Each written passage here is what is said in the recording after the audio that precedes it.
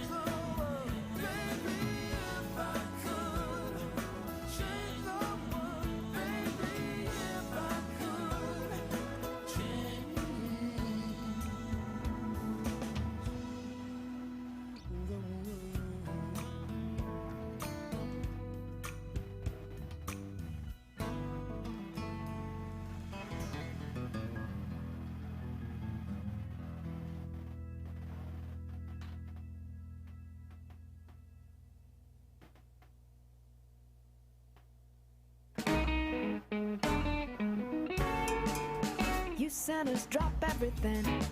Let that harmony ring up to heaven and sing, sing you sinners. Just wave your arms all about.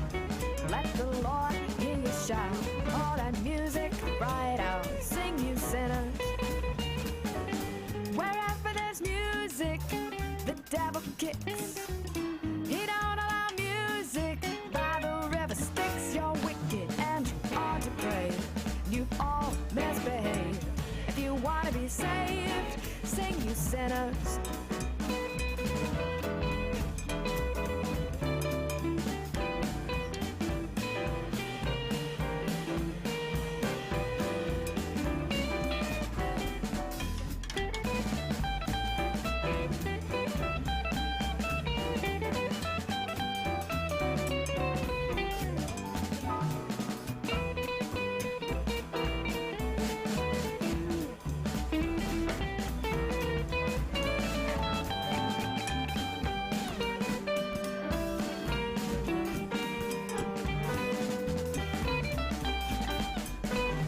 Sinners, drop everything.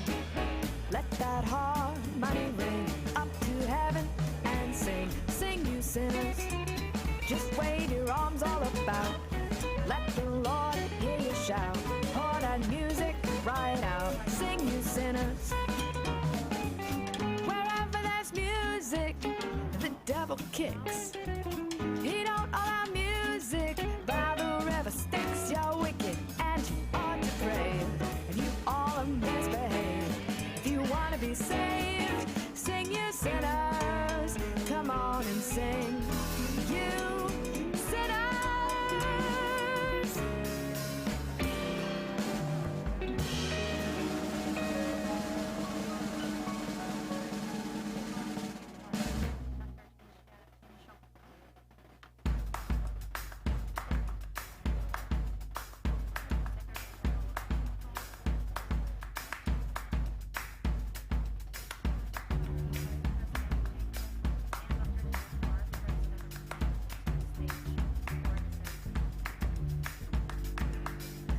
Only a paper moon sailing over a cardboard sea, but it wouldn't be make-believe if you believed in me. It is only a canvas sky sailing over a muslin tree, but it wouldn't be make-believe if you believed in me.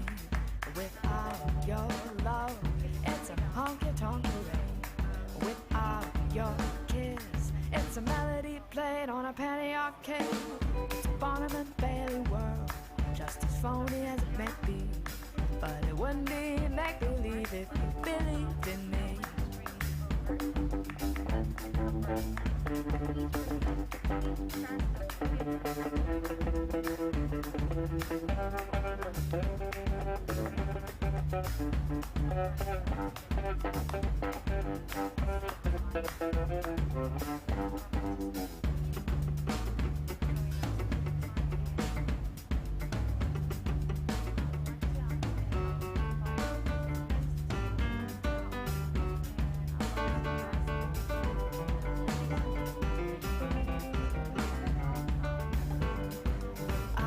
Your love, it's a honky-tonk parade. Without your kiss, it's a melody played on a penny arcade. It's a Barnum and Bailey world, just as phony as it may be, but it wouldn't be make-believe if you believed in me. But it wouldn't be make-believe if you believed in me. But it wouldn't be make-believe if you believed in me.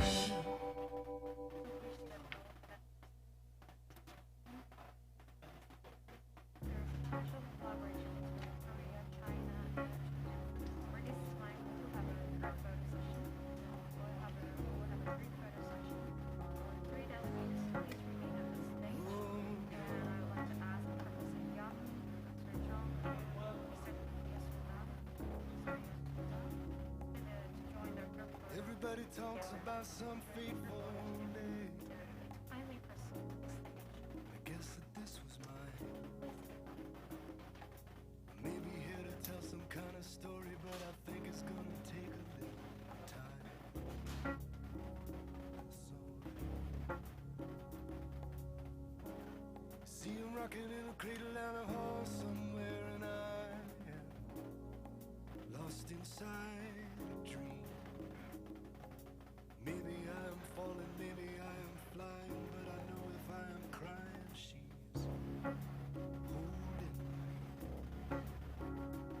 And then the sky woke up, and then the rain came down, and it washed away everything on the ground.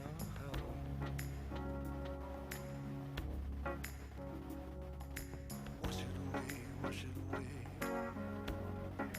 wash it away.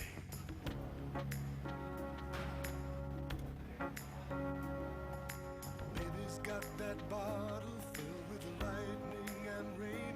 She keeps calling out for someone, but she's riding on a train, riding on a ghost train. Well, she keeps on riding. She's gonna keep on riding. Mama, keep on riding. Keep on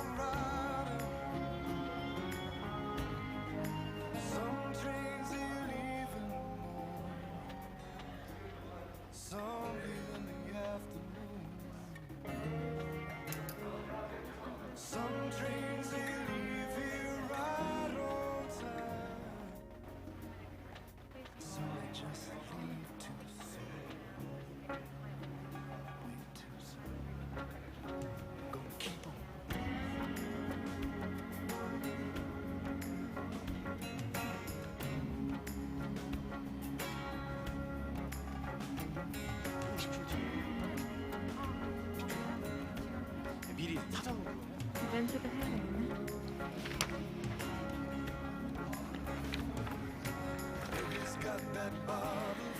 Good morning, ladies and gentlemen. May I have your attention, please? The opening session of the 11th EADC East Asian Area Dam Conference will shortly begin at 9:30. I kindly ask all participants to get inside of this conference hall, please. The opening session will proceed from the opening remarks, congratulatory remarks from the Japan and Korea, and the keynote presentations.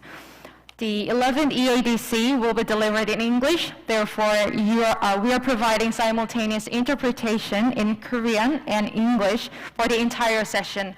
If necessary, you can use the receiver on the tables and set the channel number 1 for Korean and 2 for English. The online attendees can click on the simultaneous interpretation function to select a language. And for our convenience, I would like to ask you to turn off your mobile phones or switch them into silent mode before the event starts. Thank you very much for your cooperation.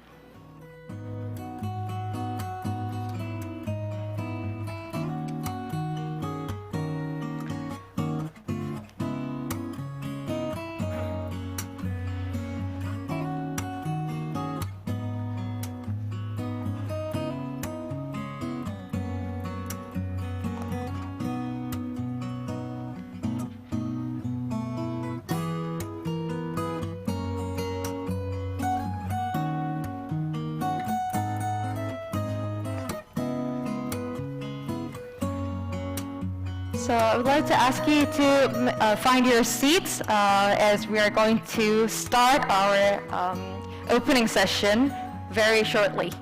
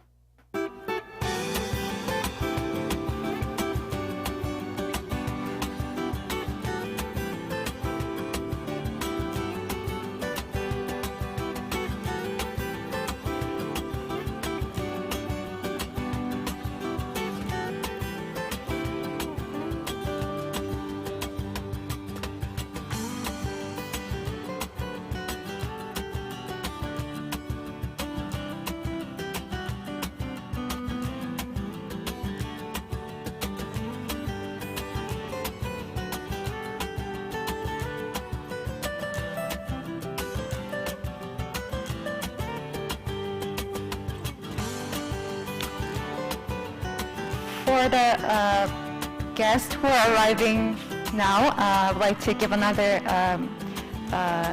introduction of before the opening session. The entire session will be delivered in English and English, so you can use your receiver on the table and set the channel number 1 for Korean and 2 for English. And for the online attendees, you can click on the simultaneous interpretation function to select a language. And for their convenience, please turn off your mobile phones or switch them into silent mode. Thank you once again.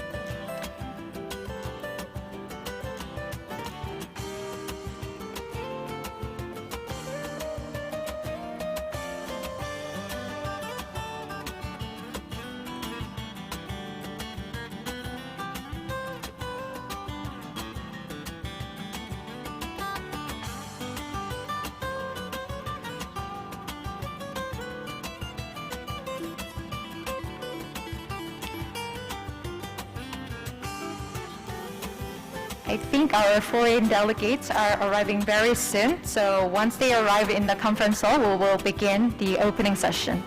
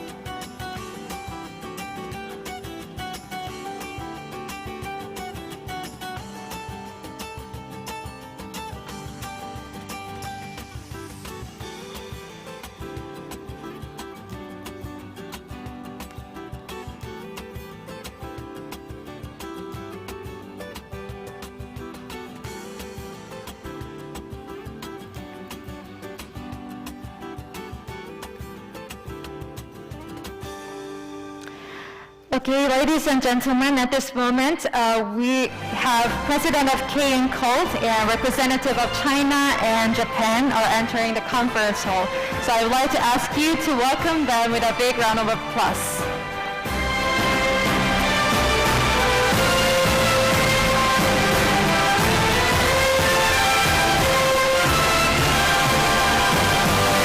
They have a very long way to come to the Daejeon, Korea, so I once again thank their attendance here today.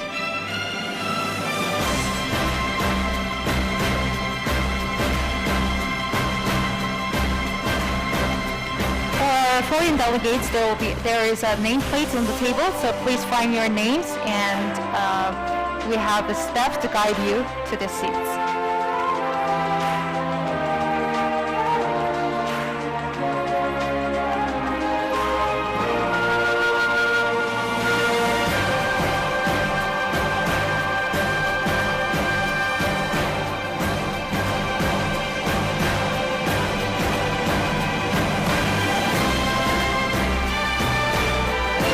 I think all our delegates have arrived in this conference hall. So we will proceed from now on. So good morning, distinguished guests, ladies and gentlemen. Welcome to the 11th East Asia Area DEM Conference. Please allow me to introduce myself. My name is Hyunjung Lee, and it is a great honor to leading you throughout this conference today.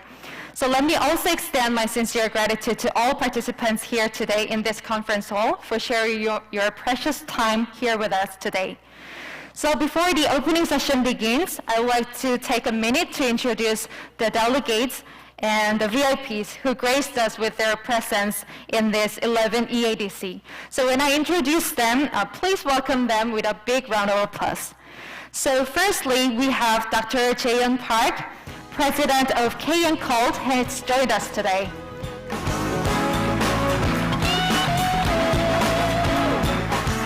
Next, we have Professor Jin Seung-ja, former President of EADC and Secretary General of CHINCOLD, has joined us. And for your information, we have Mr. Hiroyasu Sugiyama, president of JCOLD, but he is currently on his way to Korea, so we will introduce him at the welcome reception. And next, let me introduce Mr. Takashi Tada, vice president of JCOLD. Next, we have Professor Kyung-taek Yeon from Cheonggyeong University and the former vice president of ICOLD. And we also have Professor Soo-in Jung, Deputy Secretary General of CHINCOLD.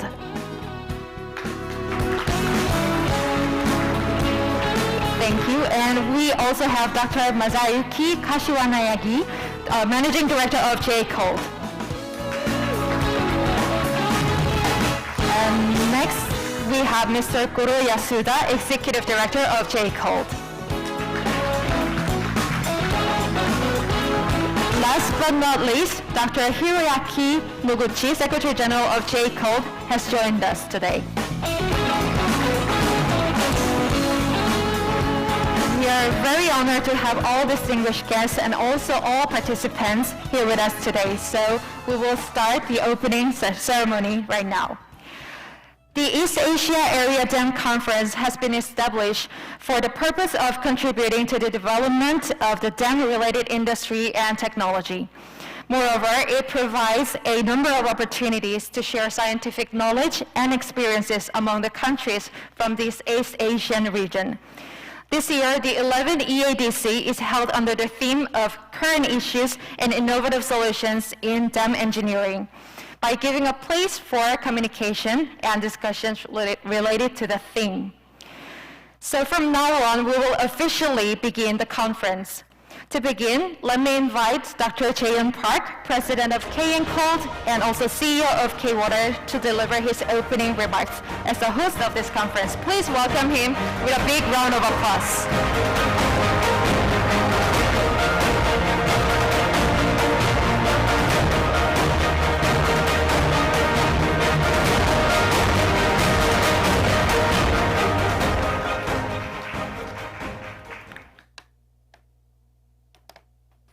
Good morning, distinguished ladies and gentlemen. Dr. Jiseng Jia, Secretary General at CHINCOLD. Mr. Tada Takashi, Vice President of JCOLD. Members of CHINCOLD and JCOLD, and all participants here, welcome to Daejeon, a city renowned for science and technology. Based in Daejeon, K-Water plays a key role in the development and management of water resources in Korea. And we are honored to host the 11th East Asian Area Dam Conference, EADC, here in Korea. Due to the COVID-19 pandemic, this is our first face-to-face conference in 3 years. Unfortunately, our last scheduled meeting was postponed, and during that same period, the scale and scope of climate change has rapidly intensified far beyond our expectation. Across the globe, people are being affected by unprecedented changes in weather patterns and intensified natural disasters. The frequency and severity of flooding and drought has resulted in massive damages and loss of life. Governments and international organizations around the world realize the implications of environmental changes and have prioritized these as the most important agenda. To this end, ESG and RE100 have become new global standards. Based on these standards, countries around the world are committed to transforming their economies to achieve carbon neutrality and adopt green technologies. Furthermore, many experts have stressed that the distortion of water circulation is increasing worldwide, and that the climate crisis will get worse. The severity of our floods and droughts are beyond our control. This crisis has created a chain reaction that affects food, energy, and society. Thus, the importance of water management is greater than ever before. To cope with the ever-increasing climate crisis, we must dramatically increase our water management capabilities. This symposium, which is being held in the midst of this crisis, is aimed at solving the climate crisis and the water issues we face. This is a valuable opportunity for us to open a new era of dams. From carbon neutral technology to climate change adaptation, to structural performance improvements of older dams, to smart dam conversions, to the convergence of dam management innovation. Each and every topic is of a great importance. We hope that through in-depth discussion and organic cooperation from East Asian water management leaders, innovative solutions to address the problem we are facing will be drawn. In addition, I have no doubt that the dissemination of experiences and knowledge, as well as discussion through this symposium, will be a valuable stepping stone to raise East Asian water management capabilities to the next level and save humanity from the climate crisis. If the international community focuses on a common goal and achieves water management innovation through solidarity and exchange, we can turn the crisis into an opportunity. In closing, I would like to take this opportunity to express my appreciation to the representatives from CHINCOLD and JCOLD for their cooperation and commitment to pursue fruitful and successful dialogue here in Korea during the 11th EADC. Lastly, I would like to express my deepest gratitude to the secretaries of each country and related delegates who have made great efforts to prepare for this event. Once again, welcome to the 11th East Asian Area Dam Technology Exchange Conference. I sincerely hope that our discussion and concerns will strengthen innovation in water management technology and the growth of dam-related industries. Thank you very much. Thank you, President, for your warm and hospitable remarks that welcome all our guests today.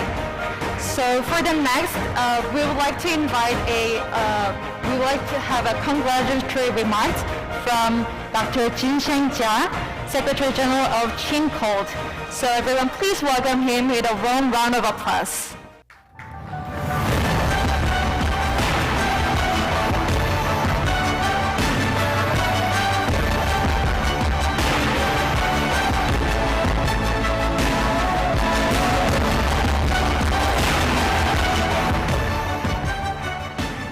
Distinguished President of KNCOLD, Dr. Park, distinguished Vice President of JCOLD, Mr. Tada Takeshi, dear close friends, Professor Yun, past Vice President of ICOLD, and very happy met with Professor Kim, past the Secretary General of KNCOLD. On behalf of the Chinese National Committee on Large Dams, I would like to extend my warm congratulations to the opening of the 11th East Asia Conference, jointly hosted by KNCOLD, JCOLD, and CHINCOLD, in the very difficult period for the COVID-19. It's it's not easy. Usually we can organize about 40 Chinese that many years to come. And in the history, we have so many successful EADC meetings. But even for this special period, we can organize this meeting. We can benefit the good ideas, innovations, progresses. So I think it's a very, very good corporate opportunities. In the recent years, extreme weather events caused by climate change have brought severe challenges to the water security. The Ministry of Water Resources, People's Republic of China, has put forward the requirements for high-quality development and utilization of water resources. The overall goal is to improve the capacities of national water security, including the capacity for flood and drought resilience, the capacity of intensive and economical use of water resources, the capacity for optimal allocation of water resources, and the capacity for protection of river and lake ecology. 6 implementation ways are focused on reach the goal. First is to improve the river basin flood control system. Second, develop the national water network. Third, promote the restoration of the eco-environment of rivers and lakes. Fourth, implement the smart water management. Fifth, improve the water-saving systems and policies. Sixth, strengthen the legalization of water resources management. Dams and reservoirs are important infrastructure for water security and play important roles in resistance against the floods and the droughts, regulation, storation, and utilization of water resources, restoration of water ecology and the environment, supply of clean energy, and the response to climate change.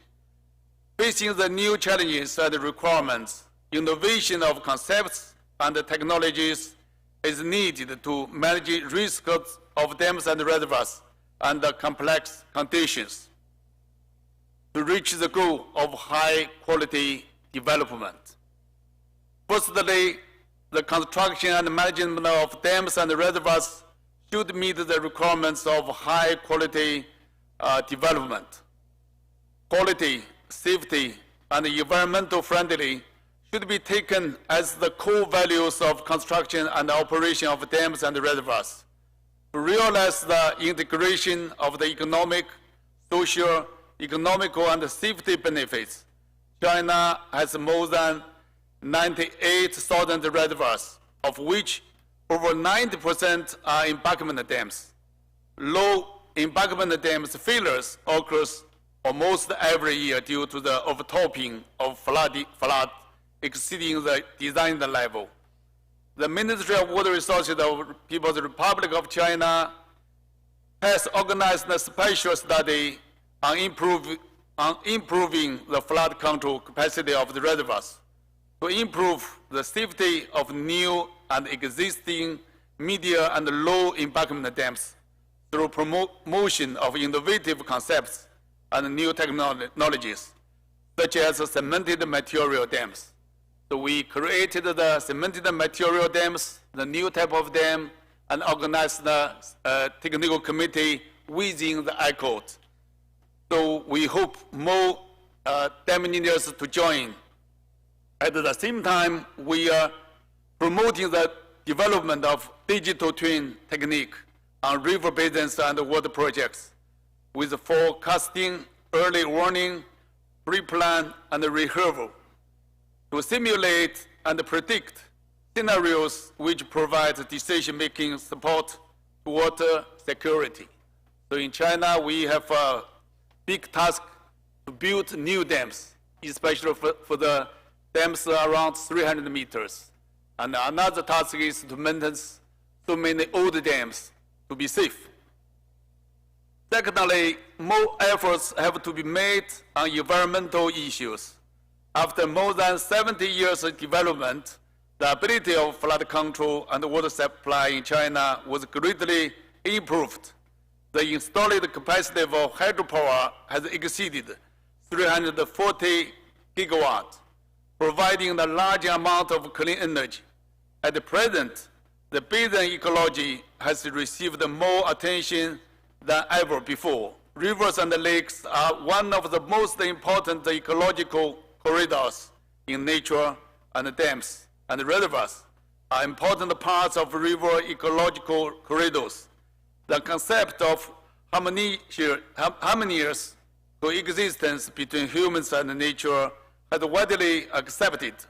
More attention has been paid in China to the protection and the improvement of river ecology in the construction and operation of dams and reservoirs, and the maximization the function of reservoirs in the ecological regulation and restoration of basins to realize the sustainable utilization of river and lake.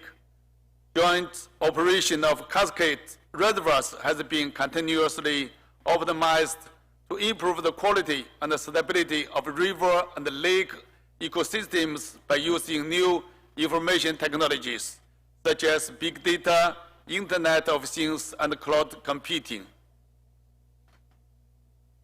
Thirdly, dams and reservoirs are required to play an active role in realizing the carbon peaking and neutrality goals.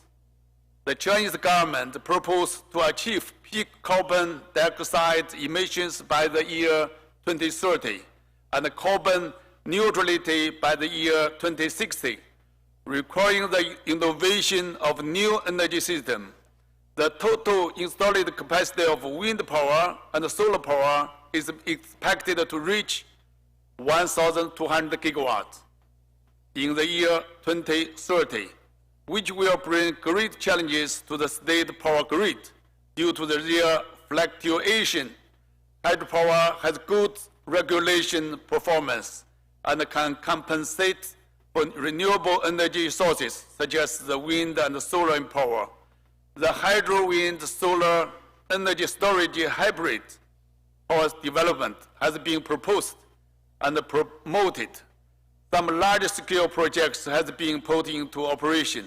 The role of hydropower will be changed from the power generation to regulation of comprehensive development of new energy. Therefore, the regulation capacity of the existing hydropower spaces will be given full play. At the same time, the installed capacity will be increased and the pumped storage power stations will be rapidly developed to improve overall regulation capacity. At present, the total installed capacity of 32 gigawatts of pumped storage power plants have been put into operation, and 55 gigawatts are under construction in China. It is expected that by the year 2030, the total installed capacity will be 120 gigawatts. Korea, Japan, and China are all located in the Northeast Asia. We are facing common challenges under the background of global warming. This conference focuses on current issues and innovative solutions in dam engineering. I believe that it will promote the sharing of the idea and the technology and promote future cooperation to build dams in a better way. Here, I would like to express sincere appreciations to the KNCOLD for all efforts to organize this conference. Furthermore, on behalf of CHINCOLD, I would like to extend the congratulations to KNCOLD for the 5th anniversary, including the 28th EADC Congress and the 93rd annual meeting will be held in Chengdu in China in the year 2025. We look forward to your suggestions on the topics and the study tours, and hereby invite all of you to attend the meeting in the year 2025 in China. Thank you. Thank you very much, Dr. Jia. I think his remarks reminds us how thankful we are to get together in person after the COVID-19. So considering that importance, I hope all our participants will have a constructive dialogue today. So for the next congratulatory remarks, we would like to welcome Mr. Takashi Tada, Vice President of JCOLD. So everyone, please welcome him with a huge round of applause.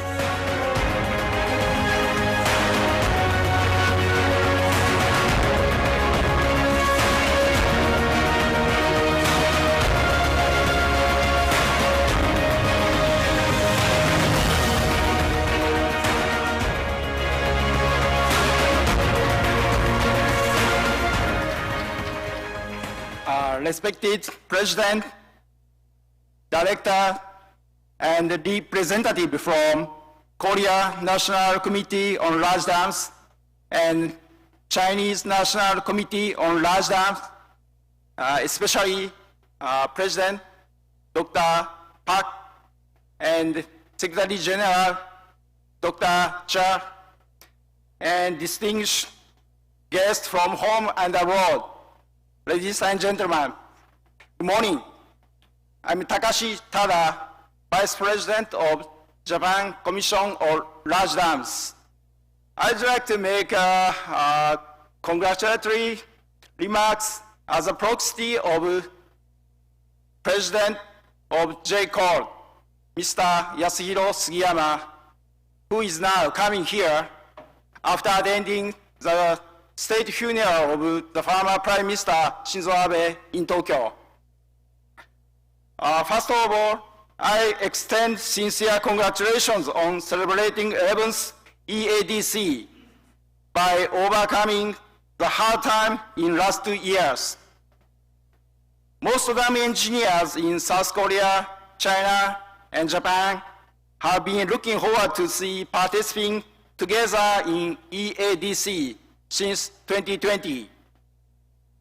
I really appreciate strenuous effort made by KNCOLD to hold this conference this year. So recently, expectation to dams has been increasing worldwide. There are some aspects of this reason for this. The first is flood control against intensifying extreme weather. And the second is the hydropower for decarbonization of energy sector. The first, about flood control. We heard that there was a record high precipitation in Seoul this August. There were many casualties, including some deaths. And many facilities in historic and cultural sites were damaged.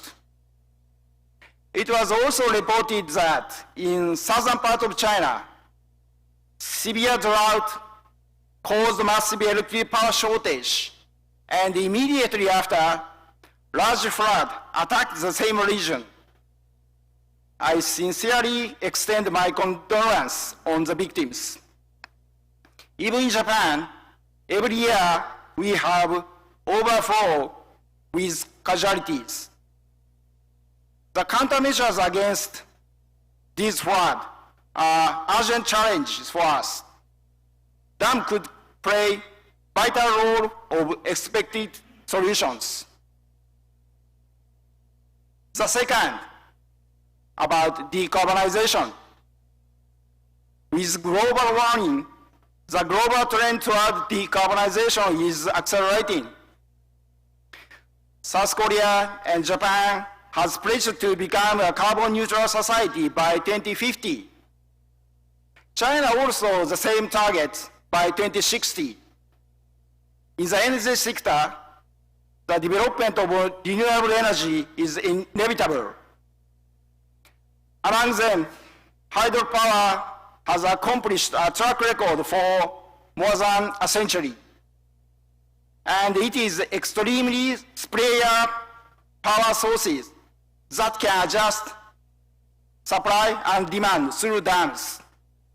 Unlikely other renewable energy that fluctuates naturally, as Dr. Cha said. We'd like to share with you some of Japan's recent effort to work on these topics. To deal with such extreme flood and realize carbon neutral society, we believe that highly integrated utilization of dams is one of the key solutions. In Japan, by utilizing advances in weather forecasting technology and modifies the dam spillway structure, we are considering improvement of dam function, which is compatible with both enhancement of flood control and increase of hydropower generation. In line with this concept, JCOLD has organized a technical committee to study these issues in the last 2 years. The study, including effective use of existing hydropower dam for mitigating flood, and also vice versa, existing flood control dams for increasing hydropower generation. We will report this result in the CHINCOLD Symposium 2023 in Sweden. However, all dam engineers here already know that dams also face safety risks due to increasing torrential rainfall events. In order to meet expectation and reduce safety risk of dams, I believe that technical exchange among dam engineers in 3 countries should be meaningful. So finally, we, JCOLD, again, would like to pay tribute to Korea National Committee on Large Dams for holding this EADC conference amid very severe global situation. Thank you very much. Thank you very much, Mr. Tada, for the sincere remarks. So while listening to the opening remarks and 2 congratulatory speeches, it is firmly believed that today's conference will be successful and very meaningful, thanks to the warm hospitality of the host and also great preparedness and strong willingness from all participants. So thank you once again. So it is time for us to move on to the keynote presentations. Firstly, we would like to invite Professor Kyung-taek Yum, who is the former Vice President of JCOLD, will deliver a presentation on the theme of opening the sea dike, the better ecology and carbon neutralization. Ladies and gentlemen, please welcome Professor Yum with a big round of applause.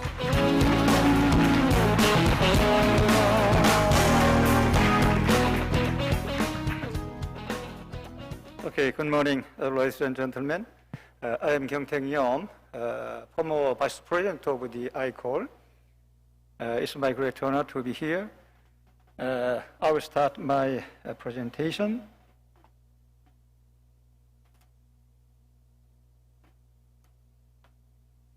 Okay, today's topic is the opening a sea dike for better ecology and carbon neutrality. This is the content. First, I will introduce what's going on, Korea water policy and its direction.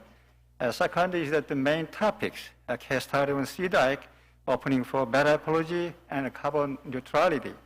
And third one is the result, lessons learned from this project. Let's see the Korean water policy and its directions in nowadays. As of now, total population was about 52 millions, and most of them are living in urban area. And then the GDP has exceeded about $30,000 US. Korea, regarding the dam number, Korea has almost 18,000 dams, and among them, 20 multipurpose dams are in charge of water supply. About 60% of the national water demand comes from the multipurpose dam. So that means that it has contributed a lot for the prosperity and welfare of the Republic of Korea. As you know very well, most of large dams of Korea are located in the western part because of where a mountainous area. That's why most of big dams originated from the eastern side and flow, direct flow toward west and south across the country. Regarding the water supply capacity here in Korea, as you can see, during the period of 1971 to 1990, most of multi-purpose dams had been developed, constructed to meet the water demand for the economic development. Total annual water supply capacity is about 25 billion cubic meter. And then the multi-purpose dam has covered mostly 20 billion cubic meter annually. But since the early 1990, dam policies has been changed. That means that the government no longer give a priority for constructing new dams. As a result of that, the available water supply capacity is reached at the flat, as you can see.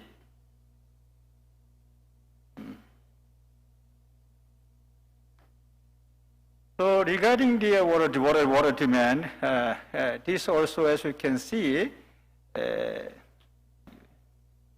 since 2000, the demand has reached almost the peak. That means that the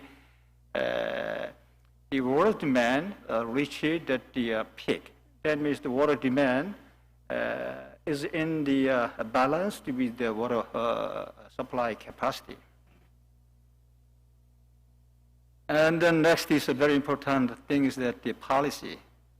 Recent water policy is being changed from economic aspect to how to adapt to climate change, how to mitigate carbon, and then how to enhance ecosystem environment as well.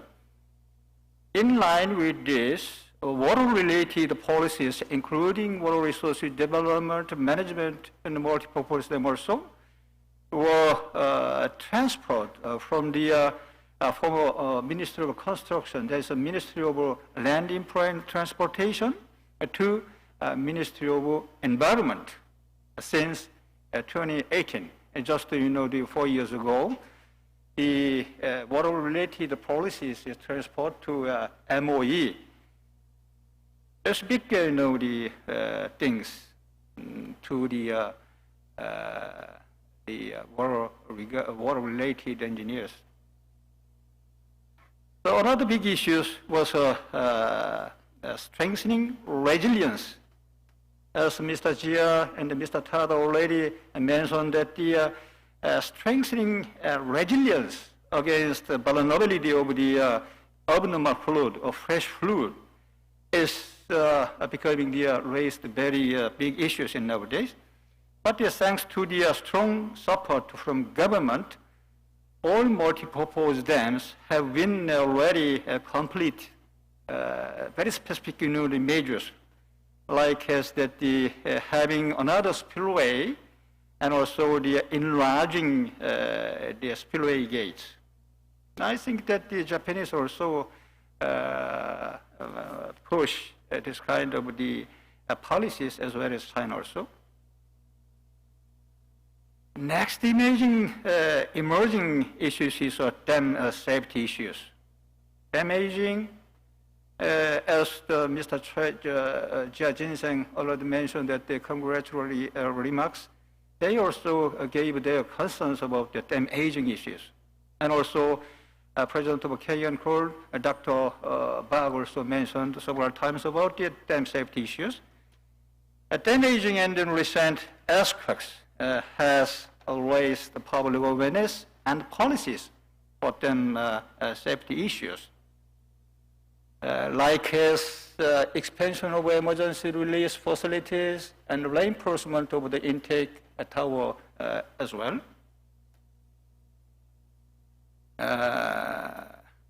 But I think that there should be lots of the hurdles to be tackled, because for the dam safety, we need somehow to evaluate how to assessment the risk analysis is a very, the basic acknowledgement. So I think that there should be many things to be introduced and learned. So that's why I think there should be lots of hurdles to tackle in future. And another is the dam safety strengthening. In this context, as I mentioned, of dam safety, smart dam safety management using the technology of the fourth industrial revolution now being introduced in recent, such as real-time monitoring and drone-based safety inspection, something like that. Yes, so we need to focus on these topics together with that the East Asian area dam countries. So yes, so we EADs can collaborate with each other on this field in the near future, I think. Next also is a very hard issues, very hard issues. That they are unifying water-related policies under the Ministry of the Environment. Finally, the law was passed by the National Assembly in June 4 years ago, 2018. The goal was to ensure that the quantity, quality, and disaster prevention can be controlled, should be controlled, and balanced under the one single command. That means that the Ministry of the Environment. So but another remaining part of the agricultural and the hydropower functions will also be transferred to Ministry of the Environment in near future, I think. Next is my main topics about the sea dike opening for ecosystem and tidal power generation. Today, at the time of the congratulatory remarks, the three countries emphasized a lot about the renewable energy and the carbon neutralization, and then something like that. So this is a very good, case history here in Korea. The content first is background, and the second is how we worked for this project, and the last one is the result, its effectiveness about this project. Yes, Shiwa dike. There are Shiwa dike and the Shiwa lake. Shiwa dike is located in the southern part of the Seoul and is near to Incheon International Airport. The length of this dike is almost 13 kilometers and in length, and also it was built during the 1987 to 1994. The lake, the goal of the lake inside is to provide securing fresh water to meet the demand from the landfill areas. This was the most, the challengeable project in history at the moment. Such a long length, about 13 kilometers, and the high differences of tidal flat between the inner and the outer side, that causing a high flow velocity at the channel, especially when closing the dike, the velocity is very high. So at the moment we met very difficulties how to close and how to overcome the very high velocity internally at the time of the closing the dike. Nevertheless, a dike was successfully built, but water quality becomes deteriorate sharply due to lack of environmental facilities at the upstream areas in the industrial complex, as well as the broken by dike. So it couldn't circulate the water in the sea and inland. So the water quality becomes deteriorate like a COD from the 6 COD ppm to almost 18 COD ppms. This naturally caused a strong protest from public and NGOs to make the ecosystems as it was before the dike construction. So, consequently, at the moment, the government make a very big decisions was made that they're changing its original goals. That means the government declared to open dike again to be able to circulate water and to give up the fresh water. It's very, the difficult and very important decisions, but they did. Give up the amount of the almost 300 million cubic meters they have to give up the fresh water. That means that they let the seawater in and out for the water quality.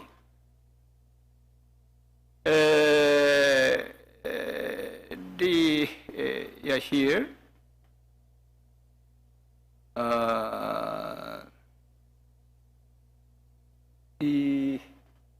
They finally decide to open the dike. Then, after decided the opening the dike, then they some argues, controversy about that how to open the sea dike, how to see the dike. So lots of discussions was made to come up with to select various alternatives. At the moment, there are many, the alternatives, how to select that how to open. So, after long discussion, construction of a tidal water plant was finally selected. So, the capacity of generator is 254 megawatt, and then it cost about the 560 million US dollars. This is, the very simple mechanism. The seawater at the moment they generate, yes, and then in the tank generate, starting to operate, generate, and next, at the time of the app, they also the water, they started to dewatering through the tank generator and then the gate. So they generate twice a day. Yes. So thanks to this decision from the government, together with the NGO and the citizen groups, water quality of Sierra Lake has been improved not only by cutting pollutant from the upstream in the industrial complex, but also circulating through a tidal power plant. As you can see, at the moment, the water quality becomes very worse. But after after opening the dike, as you can see, the water quality was getting better and better. Again, thanks to those very difficult decisions and the endless effort, ecosystems in both outer and inner side of the lake has been enhanced remarkably. So now the number of lake species has been quite increased. Yes, then that means the ecosystems has been enhanced dramatically. So not only the ecosystem enhancement, but also the on top of that, we can get renewable energy as much as 552 gigawatt hour per year, which replacing 862,000 barrels of oils. We can reduce, that means that 315 1,000 ton CO2 equal. So I think that in these days here in Korea, this project, this is a first tidal power plant, and become a very symbolic project as a good example for carbon reduction and carbon neutrality. Yes, based on the strong support from the government, renewable energy cost around the Shiwa Lake, this is Shiwa Dike and the Shiwa Lake, the water circulate out and inside. The water quality is very nice. So, renewable energy cluster is being provided around the Shiwa Lake, along with nation's carbon neutral strategy. The lake has become the treasure of ecosystems compared to, this is a 998, this is 204. So you can get the evidence of how the opening of sea dike improves the lake ecosystem as well as, the getting renewable energy as well. Also. Another side effect is that the now Shiwa Lake has become the landmark for tourism. So about 1.5 million tourists per year visit the Shiwa Lakes with their families and friends, etc. The Shiwa Ecological Park is very scenic place, I think. And also another green growth city nearby the Shiwa Lake is under construction. So finally, I would like to share some the lessons learned from the Shiwa project is that considering the environment, ecosystem, and the social consensus is the right way to go success. And the final, carrying out developmental works without sufficient technological and environmental consideration, as well as the compromising with the NGOs and citizens, we must pay a large amount of social cost. The third one is that hearing the opinion of out of the water box with the patience, we can get more than what we anticipated. So even if the time and the cost spent is more. So this is my end. Lastly, my credit goes to persons for these good materials and information. Thank you very much for your attention. Thank you. Thank you very much, Professor Young, for such an informative presentation. I believe that you have better understanding on Korea's dam operation and management and also the water resources policy. And for the next presenter, I would like to invite Professor Soo-in Chung, Deputy Secretary General of CHINCOLD, to give a presentation with the theme of investigation on dam safety and progress in cemented material dams. So everyone, please welcome her with a warm round of applause.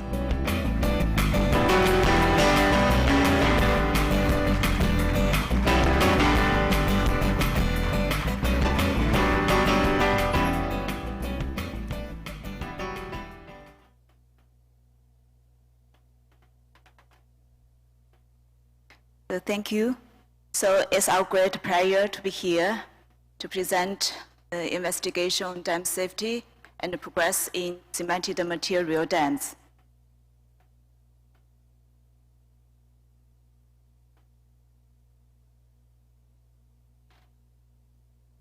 Okay. So my presentation includes 3 parts. Firstly, so statistics show that most dam failures are embankment dams. In China, more than 19% of dams are embankment dams, and more than 60% are lower than 50 meters. So the biggest challenge to dam safety in China is the safety of embankment dams, especially when encountering overtopping. The fact is that dam failure happens almost every year. So these are two dam failures in Brazil last year. This is two dam failures, Yong'an and the Xinfa dam failure in China last year. And this is Edenville and the Sanford dam failure in USA in 2020. So the common features of the above cases are a small earth-filled dam failed due to extraordinary flood caused by heavy rain, and its failure led to the break of the other dam downstream. So according to the analysis of failure mode for embankment dams, about 80% are internal erosion or overtopping. So the main reason is particles of earthfill are washed away under the action of infiltration or overtopping flow. So how to improve it? So we are thinking about this. If all particles could be cemented like concrete, so maybe the problem will be solved. So we proposed to build a dam with local material, cheap and safe. The cemented material dam was proposed in 2009. The basic idea is to cement local material to build a dam based on new design principles. So soil and sand gravel in riverbed, excavated rock, or the mixture of above, without washing and screening, can all be raw materials. Cement, fly ash, and admixture are added and mixed together to build a dam by rolling, compacting, or vibrating. The dam can be located on non-rock foundation, so this is quite a big difference from concrete. Treated soil has been used for long history, while for using cemented local material, a new material with large dissipation and low strength to build a dam, so we need to develop a new system to determine the mixed proportion, properties of material, design criteria, construction technology, and etc. The dam cross-section is basically between a CFRD and a gravity dam, so that the requirements on strength of material and the requirements on the foundation are both reduced. And enriched or garroting vibrated cemented material could be used to construct a face to anti-seepage. We have done a lot of lab experiments to study the material properties. And the mixed ration design method and the digital mixing control system have been developed.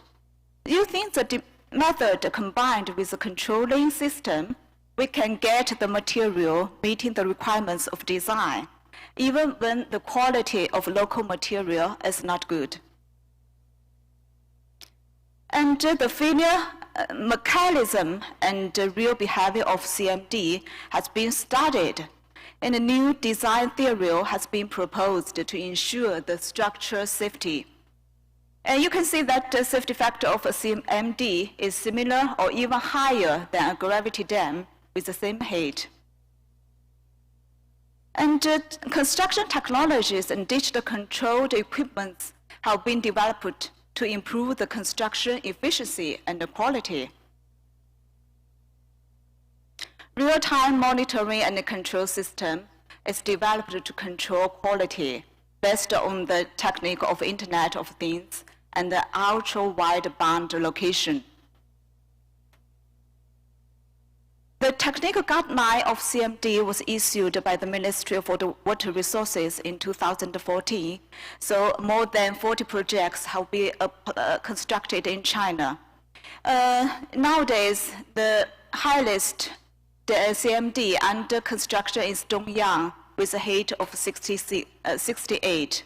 And many CMDs are under design, and the highest is 88 meters. So now I would like to show some example. So this is a Shenzhen CMD completed in 2016. This is an overflow dam located on the gravel foundation. It's not very high, 11.6 meters. Sand gravel were excavated from the riverbed as raw material and mixed with cement and fly ash to build the dam. And the construction completed in only 50 days, and with cost saving by 27%. It has operated for 6 years since its first filling, with good performance and normal operation condition of overtopping by 20 centimeter water. This is the Qianwei CMD dike.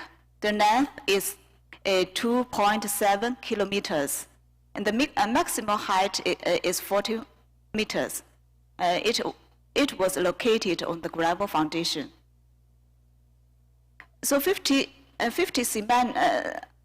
centimeter thick rich mixed CMD cemented material was used as anti-splash phase, and we have developed a new surface water stop. It was installed to adapt to the deformation.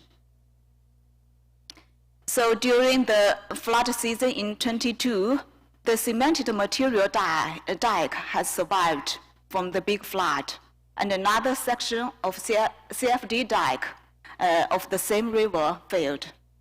So it is quite safe. And this is the JCOLD dam built with cemented soft sandstone aggregate. The height is 33 meters. And over 50% of soft sandstone were mixed with riverbed gravel. So for the for the lower part of the dam, the mixed percentage of soft sandstone is 50, and for the upper part is 60%. So we have carried out in-suit rolling test. So the compressive strength and the performance of cemented sandstone aggregate and riverbed gravel can meet the design requirements, and the mix ratio was reasonable. And also the in-suit shell test was conducted, and it can meet the stability requirements of the dam. The dam was finished to impound in 2020 with good performance. So another example is the Shijiang Dam, built with cemented weathered aggregate. During the construction, it has encountered 2 days flood overflow. The dam was finished to impound last year successfully. These two cofferdams built with cemented material has experienced overtopped flow with max flow of 5,500 cubic meter per second. So it has enhanced confidence of building dam of this type. So the above cases is the solution for new dams, but we're still looking for the solutions to improve embankment dams to resist the overtopping failure. This is a case. In last year, the overtopping of Guojiazui Earth Dam lasted for 7.5 hours. Although the downstream slope was seriously scarred, the dam did not fail due to the earth-fed concrete pavement on the dam crest and the concrete steps on the downstream slope. So that is the protection of dam crest and the downstream slope is effective. We have conducted a model test. The top and downstream slope of the dam model is covered with cemented material by 30 meters. So this is This is the section. And the half-meter higher overtopping water was lasted for 50 hours with maximum flow velocity of 4.7 meter per second. After 50 hours, you can see that the condition of the earth dam remains good. And therefore, this structure was applied in Ponto-Paul levee with cemented soil, treated with cemented soil. So Ponto-Paul earth levee suffered from erosion due to the long-term operation in the cold area. Cemented soil is used to repel the downstream slope with a treatment depth of 30 meters. And these are the construction process. A 2-year service indicates that the reinforcement is a success. So that is a loose solution. We think we could improve the safety of the existing embankment dam. And now the last part is underwater rehabilitation. With the increasing demand of water, many dams are often required to be rehabilitated with a full reservoir. So underwater rehabilitation brings great challenges in China. We have developed new technologies to meet the requirements. So I would like to give a brief introduction of our work in Venture project. It is a 15 high overflow concrete dam with serious linkage. So the rehabilitation plan is pouring 40 centimeter thick reinforced concrete slab on the upstream surface. So the main construction water depth is 38 meters.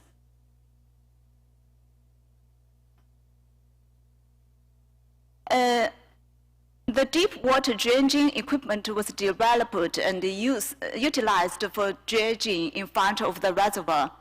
As for the equipment, the maximum dredging depths can be 120 meters with high efficiency for dredging sedimentation and also debris. And also 3D flow velocity vector sonar detecting system was developed to carry out underwater seepage detecting.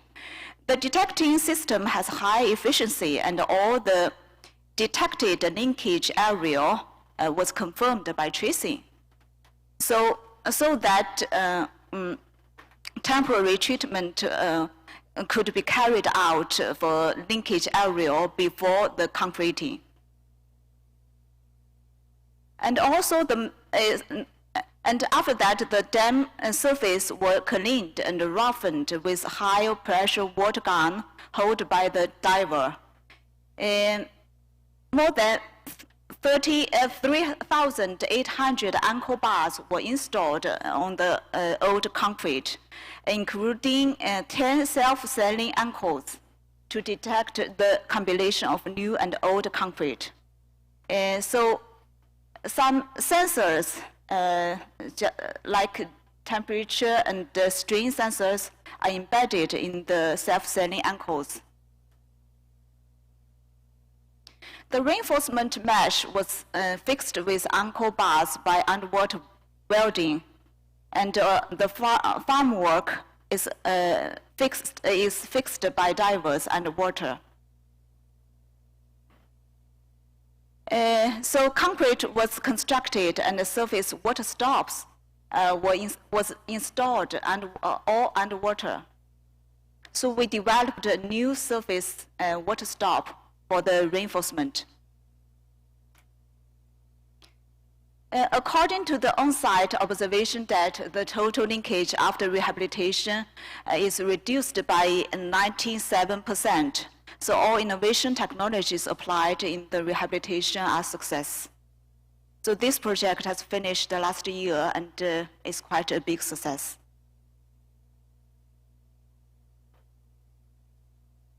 So And nowadays, we're still trying to innovate and to find these new solutions for the challenges we are faced. And the best doctor infrastructure hospital was proposed in 1917 by China academician Professor Wang Fuming. It aims to provide technical service, including health detection, disease diagnosis, reinforcement, and emergency treatment for infrastructures. So it's just like a hospital for instructors. It consists of 50 branches hospital in China, and now it is open to welcome new branches in other countries. We also hope that maybe some organizations from Japan, Korea and Japan could join us. As part of the hospital, a full-scale test base is under construction in Pinyu County, Henan Province. So it's in this area. You can see the building. As part, we will build a 10-meter high and a 5-meter wide dam model in the test base. So solutions to improve the capacity for embankment dams to resist overtopping failure and the measures of reinforcement can be all tested in the test base. So we still keep on trying to find new solutions. And last, I will go to the conclusion. So as mentioned in the above remarks and the presentation, with the development of social economy, dam safety has paid more and more attention. So considering the risk brought by extreme weather events caused by climate change, how to improve the intrinsic safety of new dams and how to ensure the safety of existing dams are the challenges faced by all dam engineers. To meet the increasing demand of the dam safety, it is necessary to continually promoting technology innovation in combination with the practice. So some progress has been made in research and the practice of CMD and underwater rehabilitation technology. I think extension technology exchanges and cooperation are necessary for the future development. So thank you very much for your attention. Thank you very much, Professor Zhang, for the excellent presentation, especially sharing for China's lessons learned on the dam operation and management. So last but not least, please join me to welcome Mr. Guru Yasuda, Executive Director of JCOLD, to give us a presentation on recent issues on dams in Japan. So everyone, please welcome him with a huge round of applause. 안녕하세요. 이름은 이름은 야스다 고로 이문이다. 나는 JCOLD에서 일하고 있습니다. 여러분 앞에서 이야기할 수 있는 것은 양감입니다. Sorry for my bad Korean.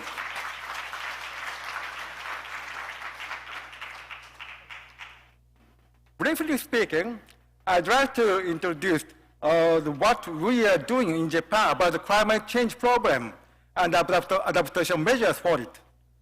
And especially about the rivers and dam management in Japan. I'd like to start with this figure.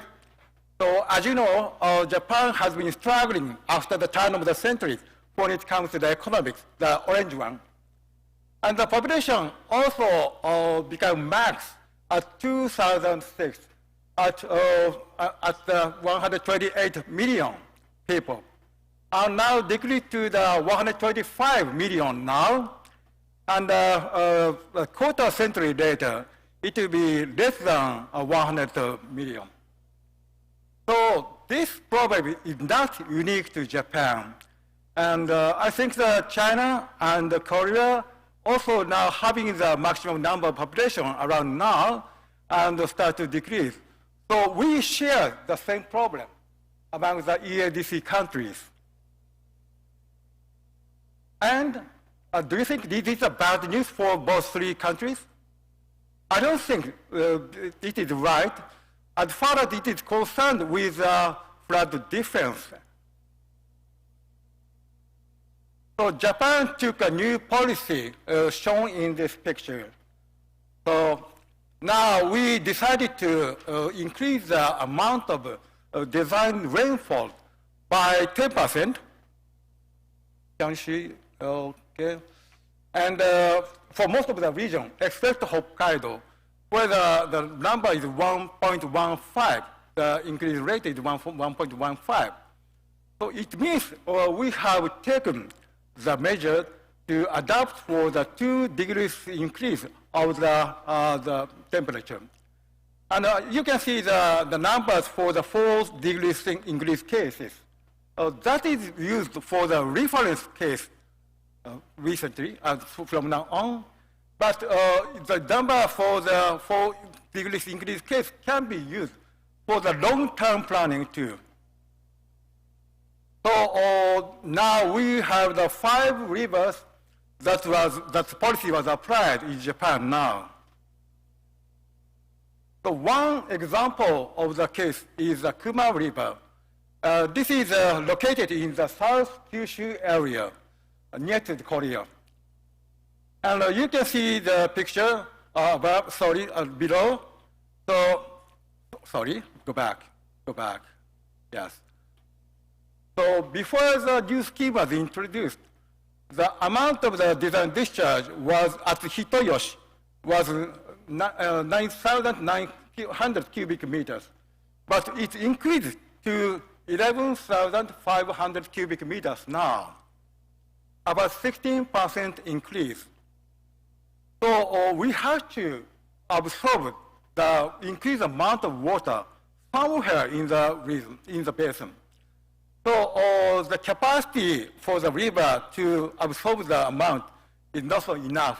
So only 500 cubic meters will be increased at the river corridor. The rest of the increase has to be absorbed in the basin. So that's the problem. And at this case, we have a candidate of the dam site that is called Kawabe-gawa Dam. That is located in the middle of the picture. So in the Kawabe-gawa Dam, that is a very big tributary of Kuma River. That is a very good site. The dam has struggled because of the opposition from local authorities, as well as environmentalists. So the dam plan was stuck during this decade. But 2 years ago, we had a big flood in Kuma River. So now they turn to the dam again. So I went to the Kuma River 5 days after the flood 2 years ago. And you can see this picture, and the bank was overtopped by 3 meters.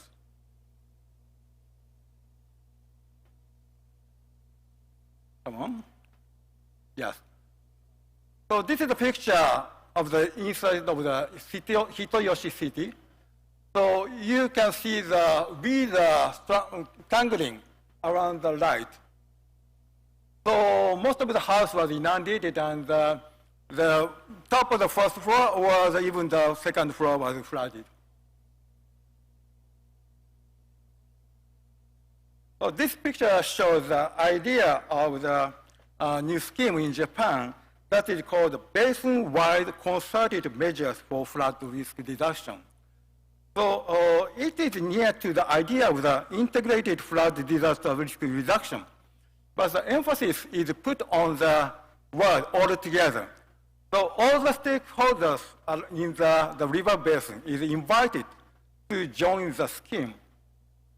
So for example, now the Minister of the Forest and Farming is very eager to proceed to house the rice fields to absorb the flooded water. Also, relocation from the high-risk area is now promoted.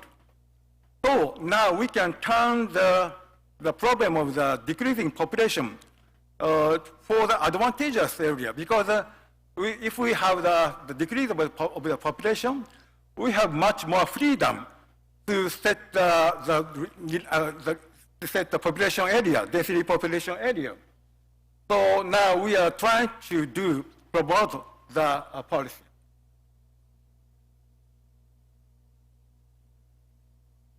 And the basic wide concerted measures for the flood risk reduction has many measures, and maybe the most important one is a concerted pre-release from dams.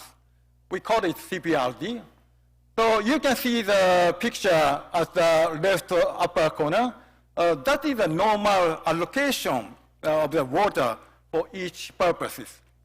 And if you can look at the one below, you can see the orange one, continuous flood control. That volume is usually used for other purposes other than flood control. But when the typhoon or something that can cause the flood happens, we decide to release the water from dams concerted manner. So you can see the picture in the right-hand side. The blue dot represents that is joining the scheme. So about now 1,500 dams are joining the scheme. You can see the QR code over there. So, and maybe you have the same one in your brochure. So if you look at that, if you use a mobile phone to download this site, you can see all the one in Japan. This is an example of the pre-release. So actually, this one was for the case of the Higashi Nihon, that means the Eastern Japan typhoon, or Typhoon Hagibis in 2019. So you can see the yellow part over there. That is a pre-release.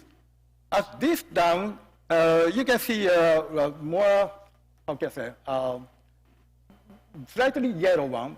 That was already done beforehand, but the yellow one was introduced with this scheme. By pre-releasing the water, we can use the reservoir much more, and we didn't need to use just the blue one, dark blue one. So such a kind of kink part was not needed for the operation at the time. So when this flood happens at the Tone River, we struggled and nearly overtopped somewhere at the Tone River. So it saved the situation.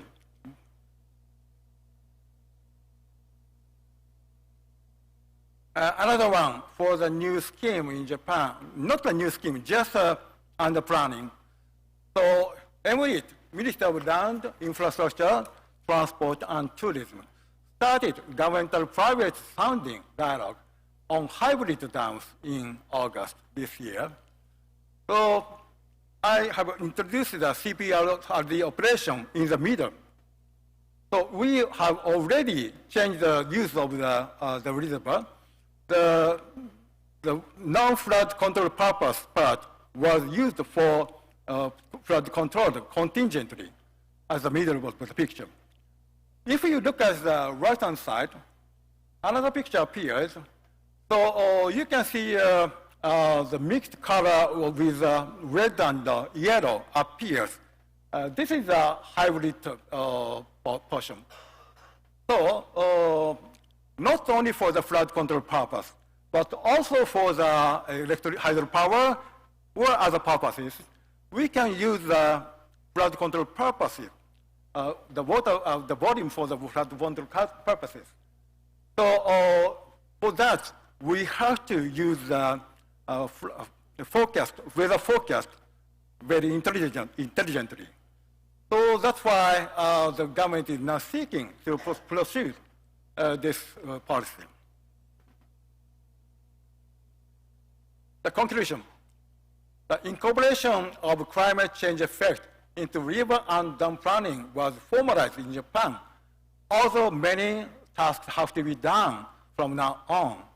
So for example, when it comes to the change of the design discharge of dams, we have to work more.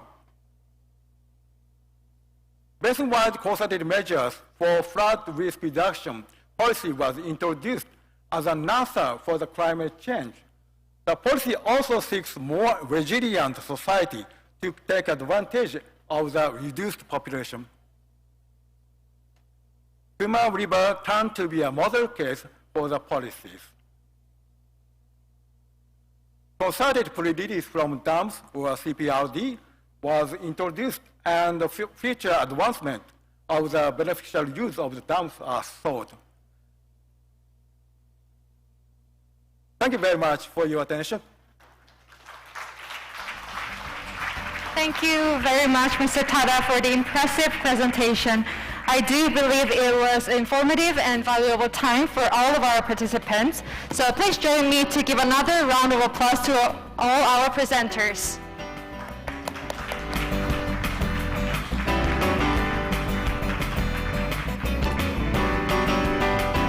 So thank you once again for your active participation and concentration. So now I would like to welcome you all to the opening ceremony of the conference. So please allow me to invite Dr. Park, Dr. Jia, and Mr. Tada on the stage. So this opening ceremony represents that the EADC will be an opportunity for mutual exchange for the development of East Asian dam technology between Korea, China, and Japan. Therefore, it is carried out with the aim to the future of East Asian dam technology development based on the cooperation among three countries. So Dr. Jia, Mr. Tada, and Dr. Park, when the countdown on the LED screen overs with the number 1, please press the podium button all together at the same time. So our participants, please join me to count down all together. So, yeah, I could, okay, 4, 3, 2, 1, press the button. And give you a big round of applause.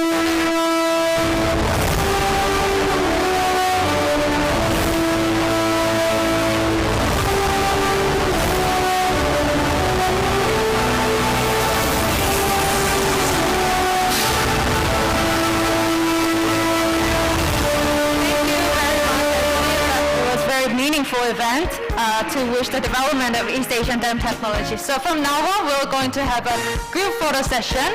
So our three guests and also Professor Young and Professor Chung and Mr. Yasuda, please join to the group photo on the stage.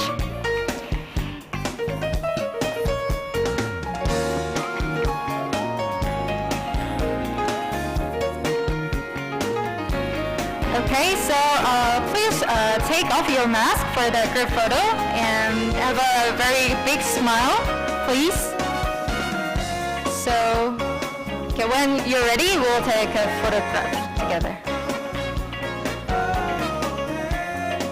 Okay, 1, 2, 3, smile. Once again, 1, 2, please give a big smile, please. Thank you very much for your attendance. So this will officially conclude the opening session, but for your information, due to the time limit we have, so we are going to proceed to the session 1 without a break. So I kindly ask your understanding. And after the session 1, we're going to have a very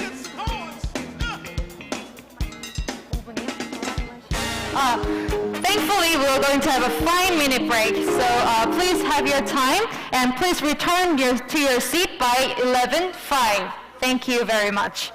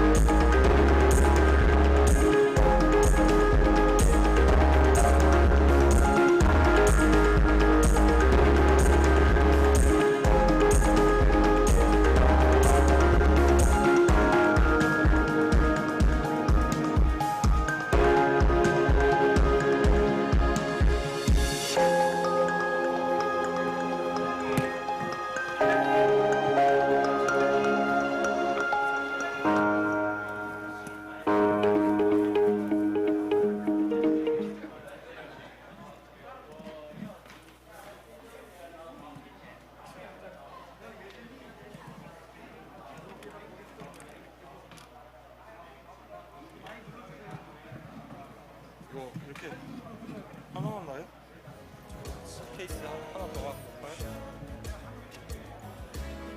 I stopped an old man along the way, hoping to find some more forgotten words or ancient melodies. He turned to me as if to say, hurry boy, it's waiting there for you. Gonna take a lot to drag me away from you. There's nothing that 100 men or more could ever do. I bless the rains down in Africa. Gonna take some time to do the things we never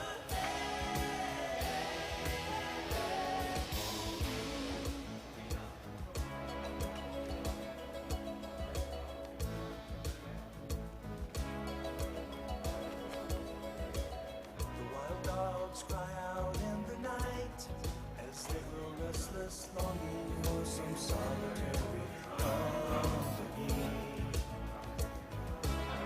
I know that I must do what's right, sure as Kilimanjaro rises like Olympus above the Serengeti. I seek to cure what's deep inside, frightened of this thing that I've become.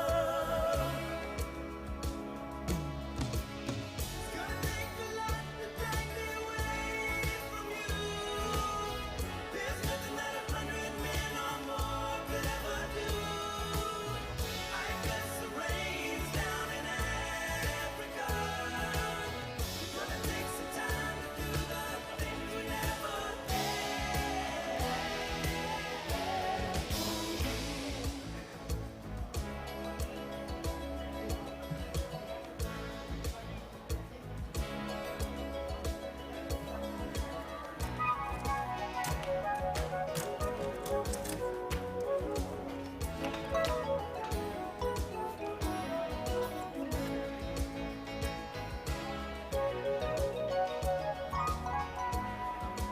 Hurry, boy, she's waiting there for you.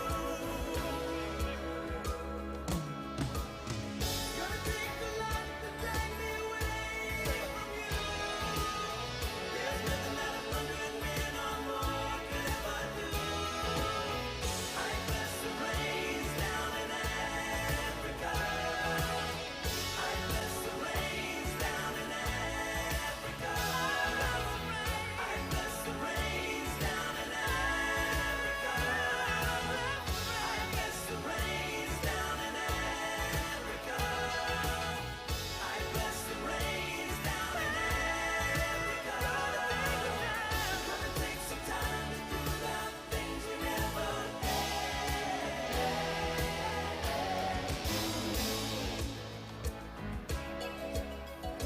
May I have your attention, please, all the participants? Our session 1 will shortly begin, so please kindly get inside the conference hall. Once everyone find their seats, we will proceed to the session 1. So our staff and the secretariat, please kindly bring our participants into the room. He turned to me as if to say, hurry boy, it's waiting there for you. Gonna take a lot to drag me away from you. Before we start the session 1, we cordially ask for your understanding due to the time limitation. So we had a very short break before the session 1, but I hope that you will have a good lunch time after the session 1, so please kindly understand that.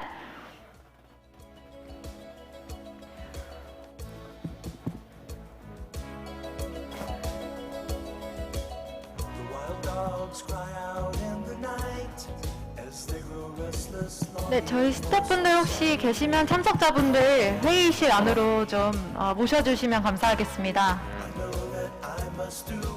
Now the time is already passing 11:07. Now our Yeah. moderator is waiting to start the session 1, so I kind of kindly ask our participants to maybe seated. Okay, so as introduced, we are going to start the presentation session. The first session is title is Carbon Neutral Technologies for Mitigating Climate Change Impacts. My name is Kang-bu Shik from KNCOLD for chairing this first session with Cheng Chi-ing, delegate from CHINCOLD. Okay. So due to the time limitation, about 10 minutes will be given for each presentation.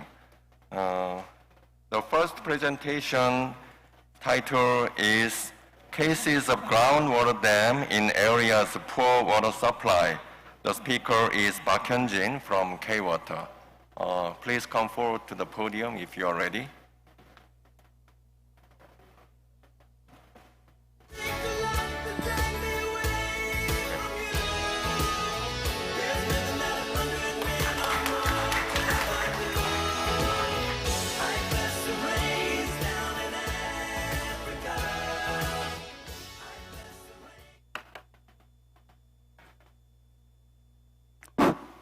Good morning.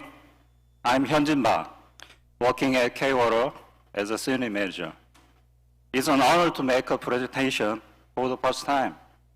I'm going to talk about the cases of groundwater dam in areas of poor water supply. There are 4 contents of this presentation. First, I'm going to introduce what is groundwater dam. Next, as main topic, cases of groundwater dam in the world and Korea. Last one is a vision of groundwater dam. As you know, these days, climate change caused by global warming is one of the serious problems. In terms of water supply, drought is the most acute disaster due to global warming. In addition, there are reduced stabilities in dam water supply, seawater intrusion, and subsidence of ground. Also, there are a lot of areas of poor water supply. For example, small-scale water supply facilities and villages, mountainous areas, islands, and so on. The areas also needed the ways to solve problems of water supply. How to solve this problem? I think the answer is groundwater dam. So what is groundwater dam? Why could it be the solution? Of course, there are many solutions, but I think groundwater dam is one of the best solutions. It is a facility that stores groundwater in the pore of strata to enable sustainable use through rise of groundwater level by installation, cut-off wall on the ground. As you can see the picture, groundwater is flowing like a river, but very slow. Groundwater level rises by impermeable wall and pumping from the well. But to construct groundwater dam, complicated requirements are needed. Swallow groundwater with high porosity, a porous layer for water storage, the surrounding base of the rock with a low permeability, and the gorge, alluvial pan, syncline, are suitable geological structure for a groundwater dam. So why groundwater dam is good to solve the issues caused by drought? First, I think the distinct feature compared with surface dam is that land is not submerged to store water. Therefore, surface area can be used in the same way, both before and after, as well as no migration of local residents. Second, securing water quantity because no loss of water by evaporation. Next, intaking water quality is good and safe. Lastly, no danger of destruction due to natural or man-made disasters. Why groundwater dam is necessary? Of course, surface dam has many merits, as you know, such as multiple purpose function, easy for investigation, and the large amount of water available at once. But advantage of groundwater dam are no submersion areas and low evaporation loss, low risk of structural collapse, clean and safe water quality. For this reason, groundwater dam can be a solution for limitation of surface water source and secure stable water resources due to climate change. To move on to next topic, more than 9 countries, there are about 1,000 groundwater dams in the world. In Japan, there are also many groundwater dams on the island and coast. There are examples in Japan and other countries. Each of them have different specs because they are constructed to suit local conditions, such as scale of aquifer, demand of water, and so on. As you can see below, sand storage dam in Kenya. It is also kind of groundwater dam. To explain simply about it, artificial aquifer with sand and gravel stores groundwater. Recently, there is a case where demonstration facilities was installed in Chuncheon in Korea. In Korea, there are 6 groundwater dams in inland. In the past, the dams were used as a city unit water supply plant for agriculture and local water supply. These are pictures Ian and Namsong and Sangcheon. There are 2 distinct characteristics of Korea territory. One is that about half of precipitation occurs during the rainy season in summer. The other is that there are a lot of islands in Korea, about over 3,000 islands. In recent years, groundwater dam is construction policy on the way. Areas, water supply is difficult, especially island.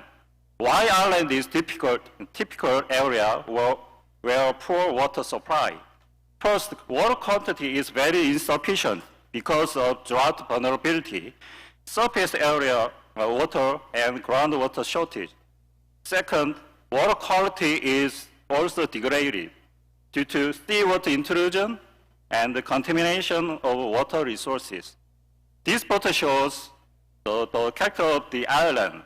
There are water tanks in the house. In every house, it is facility make a gunshot for expelling birds to prevent contamination from birds dropping. So Ministry of Environment and K-Water has constructed 3 groundwater dams in islands, such as Daejak, Amma, Bogildo. Do means island. This is groundwater dam summary. 2 dams are already constructed and operating now. The other is under construction by the end of this year. Cost of construction is depended on by length of underground impermeable wall. These 3 steps of groundwater dam to construct. First, underground impermeable wall is installed by injecting eco-friendly cement and the pasteurizer to construct the wall. Next, install intake facilities and monitoring wells to acquire ground level and quality data. Lately, water pipe and purification equipment to use and supply groundwater to people. Let me introduce Daejak-do groundwater dam in Ongjin region as a first case. Amount of water supplied is 110 cubic meter per day through 4 intake facilities.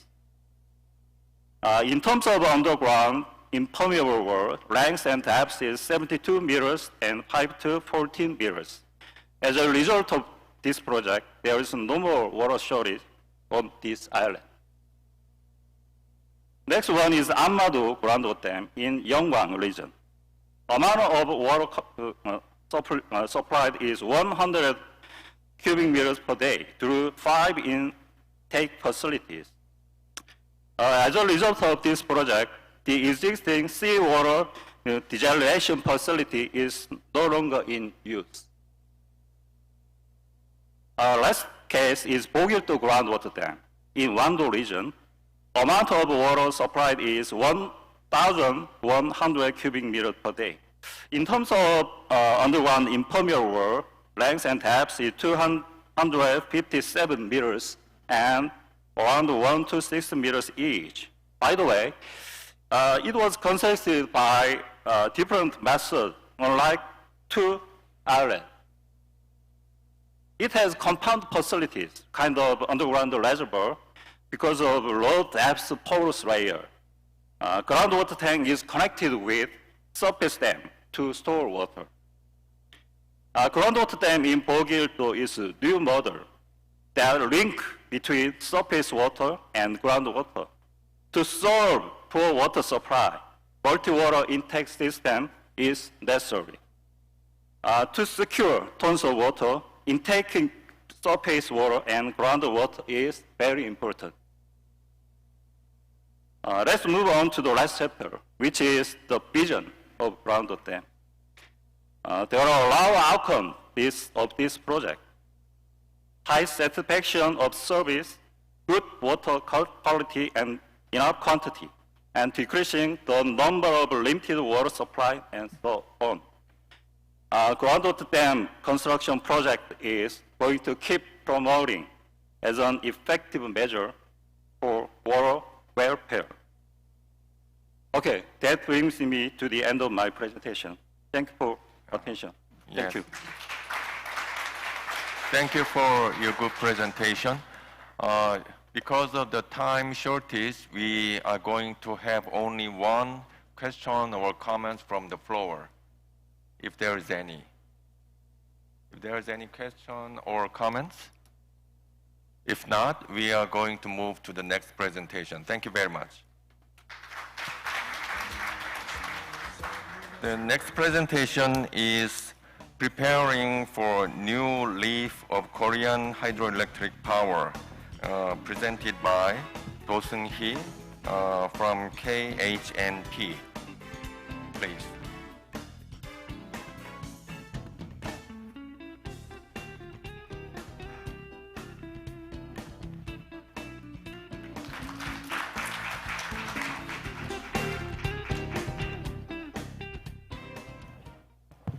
Hello, distinguished guests of East Asia Dam Association. It is my great honor to present to you about preparing for new leap of Korean hydroelectric power. My name is Seung-hee Do from Korea Hydro Nuclear Corporation. I work as a manager of dam structure and management in KHNP. Today, I would like to introduce to you the history of the development of a hydroelectric dam in Korea and the new projects currently being pursued by KHNP.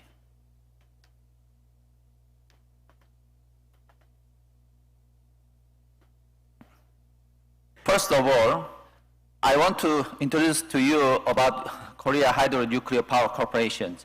KHNP is the #1 electric power generation company in Korea, which has 24 nuclear power plants and 21 hydro dams and 30 solar plant projects. KHNP supplies 30% of Korea's electricity demands.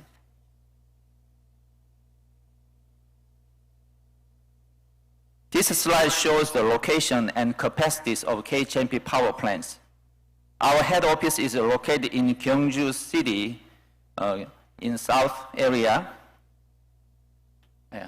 Below head office is there. And in charge of all hydroelectric plant is the Han River head office located at Chuncheon City. You can see the Han River head office in Chuncheon City.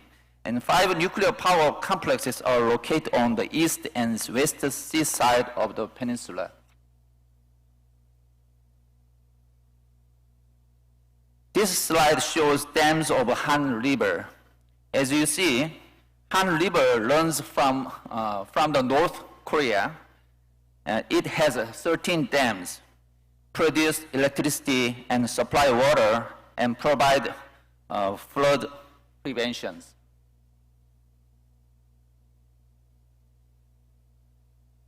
Most of KHMP hydroelectric powered dams are located north of Han River. Rest of the 7 pumped storage hydroelectric powered plants are scattered throughout the southern region of the Korea.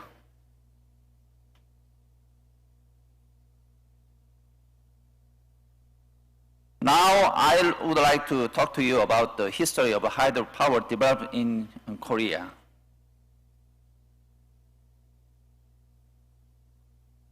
The first hydroelectric power, Unsan Dam, was built in 1905 in North Korea. This dam was built to supply electricity to Unsan gold mine. And below, the Boseongang hydroelectric power station dam, still in operation, South Korea's oldest power plant, was built in 1937 with a total capacity of 4.5 megawatt.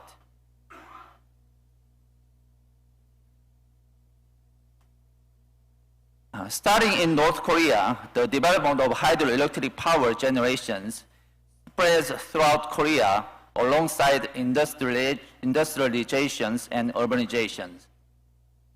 Furthermore, hydroelectric dams serve the role of flood prevention caused by heavily concentrated rainfall in summer in Korea. Initially, in South Korea, hydroelectric development gained traction in 1960s as the South Korea government constructed various hydroelectric dams on the Han River in order to supply water and electricity to the industrial complex in Incheon and Seoul City. At that time, 4 candidate sites were chosen: Hwacheon, Geumhwa, and Chuncheon and Cheongpyeong.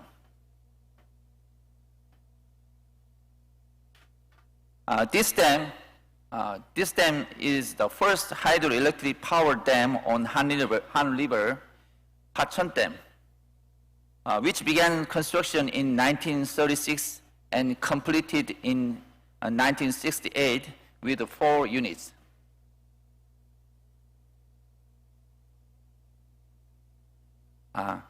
This dam is the first pumped storage hydroelectric plant in Korea, Cheongpyeong Dam, built in 1980. Total capacity is 400 megawatts.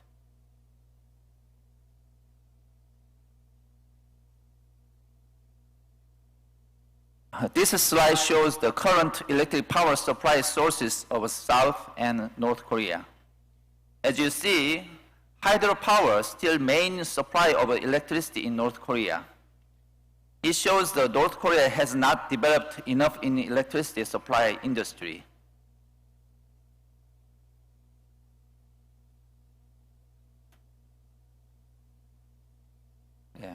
In this chapter, I introduced the role of hydroelectric and pumped storage power plants.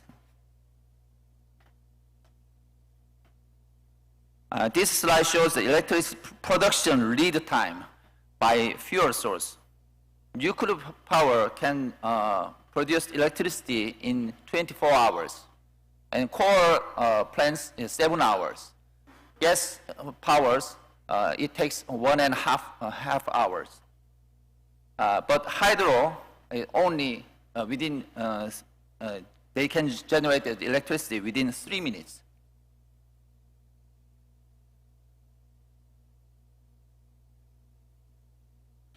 This slide shows the conceptual drawing of hydro and pumped power plant, how hydropower plants generate electricity.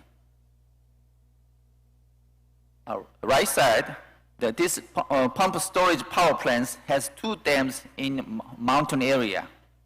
Normally in night time, pumping the below water to upper dam reservoir, and during the daytime, when the electricity demand is high, runs water into lower dam, it generates electricity within 3 minutes.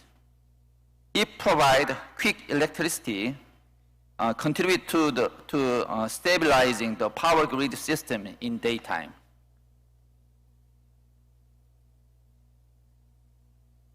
KHNP has 7 pumped power stations in Korea.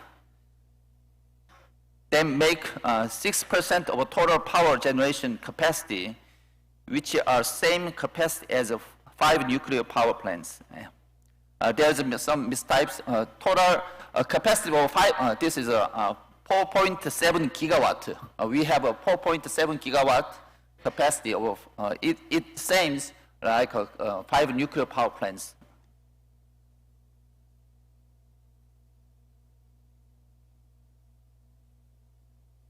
In this chapter, I would like to explain about the new roles of hydroelectric dams in the decarbonization era. Yeah. Left side tables, it shows the global energy trends. This data come from International Energy Agency. As you see, 2018 renewable energy is 26%, but after 2035, the renewable energy will increase 40%. With the decarbonization policies, the share of renewable electricity sources like solar and wind energy will increase from, as you see, the 20 gigawatt, but this will increase 77 gigawatt in 2034. As such, the intermittency, the fluctuation of power supply is expected to increase. So the role of pumping power plants will increase. As you can see on the graph, output fluctuation is expected to greatly increase. Yeah. This covers solar and wind. The daytime supply of electricity fluctuation is very high. The role of hydroelectricity as a source of rapid and stable electric generation is becoming more and more important. That's why our company plan to build more 3 pumped storage power plants. KHNP is now awaiting for construction license for 3 pumped storage hydroelectric power plants from the government. The 3 candidate sites are upper side of Pocheon and Hongcheon and Yeongdong. Yes. Yeongdong site we will finish the construction 2030, and the Hongcheon site we finish 2032, and Pocheon site we will finish 2034.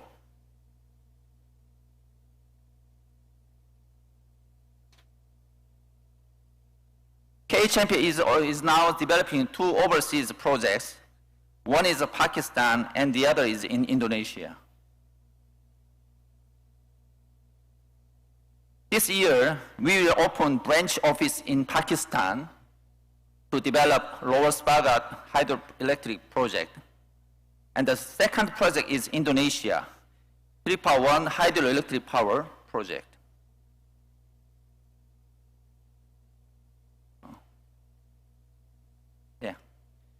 So today, I've covered from first, a brief history of hydroelectric dams in Korea, and number 2, the growing role of hydro pumped storage power as a base load energy in decarbonization era. And lastly, KHNP new dams construction plans, both domestic and international. I hope we as dam specialists can work together to construct and maintain hydro dam, contributing to a more safe and sustainable nation in East Asia. Thank you for listening. Thank you very much. Is there any question or comments? If not, we're going to move to the next presentation. Thank you very much.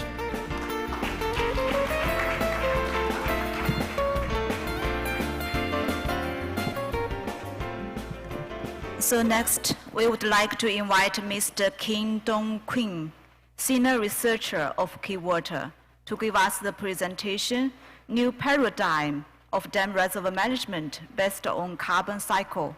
Mr. Kim, please.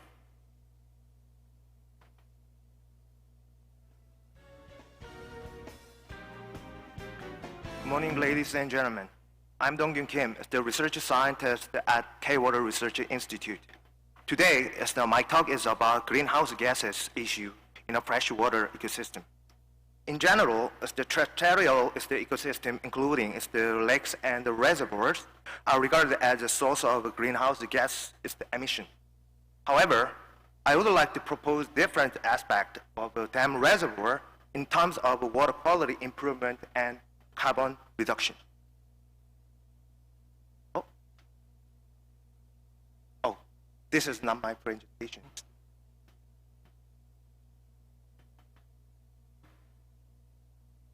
Excuse me, could you explain, could you replace my presentation file?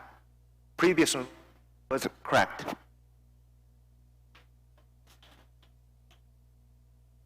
Yes.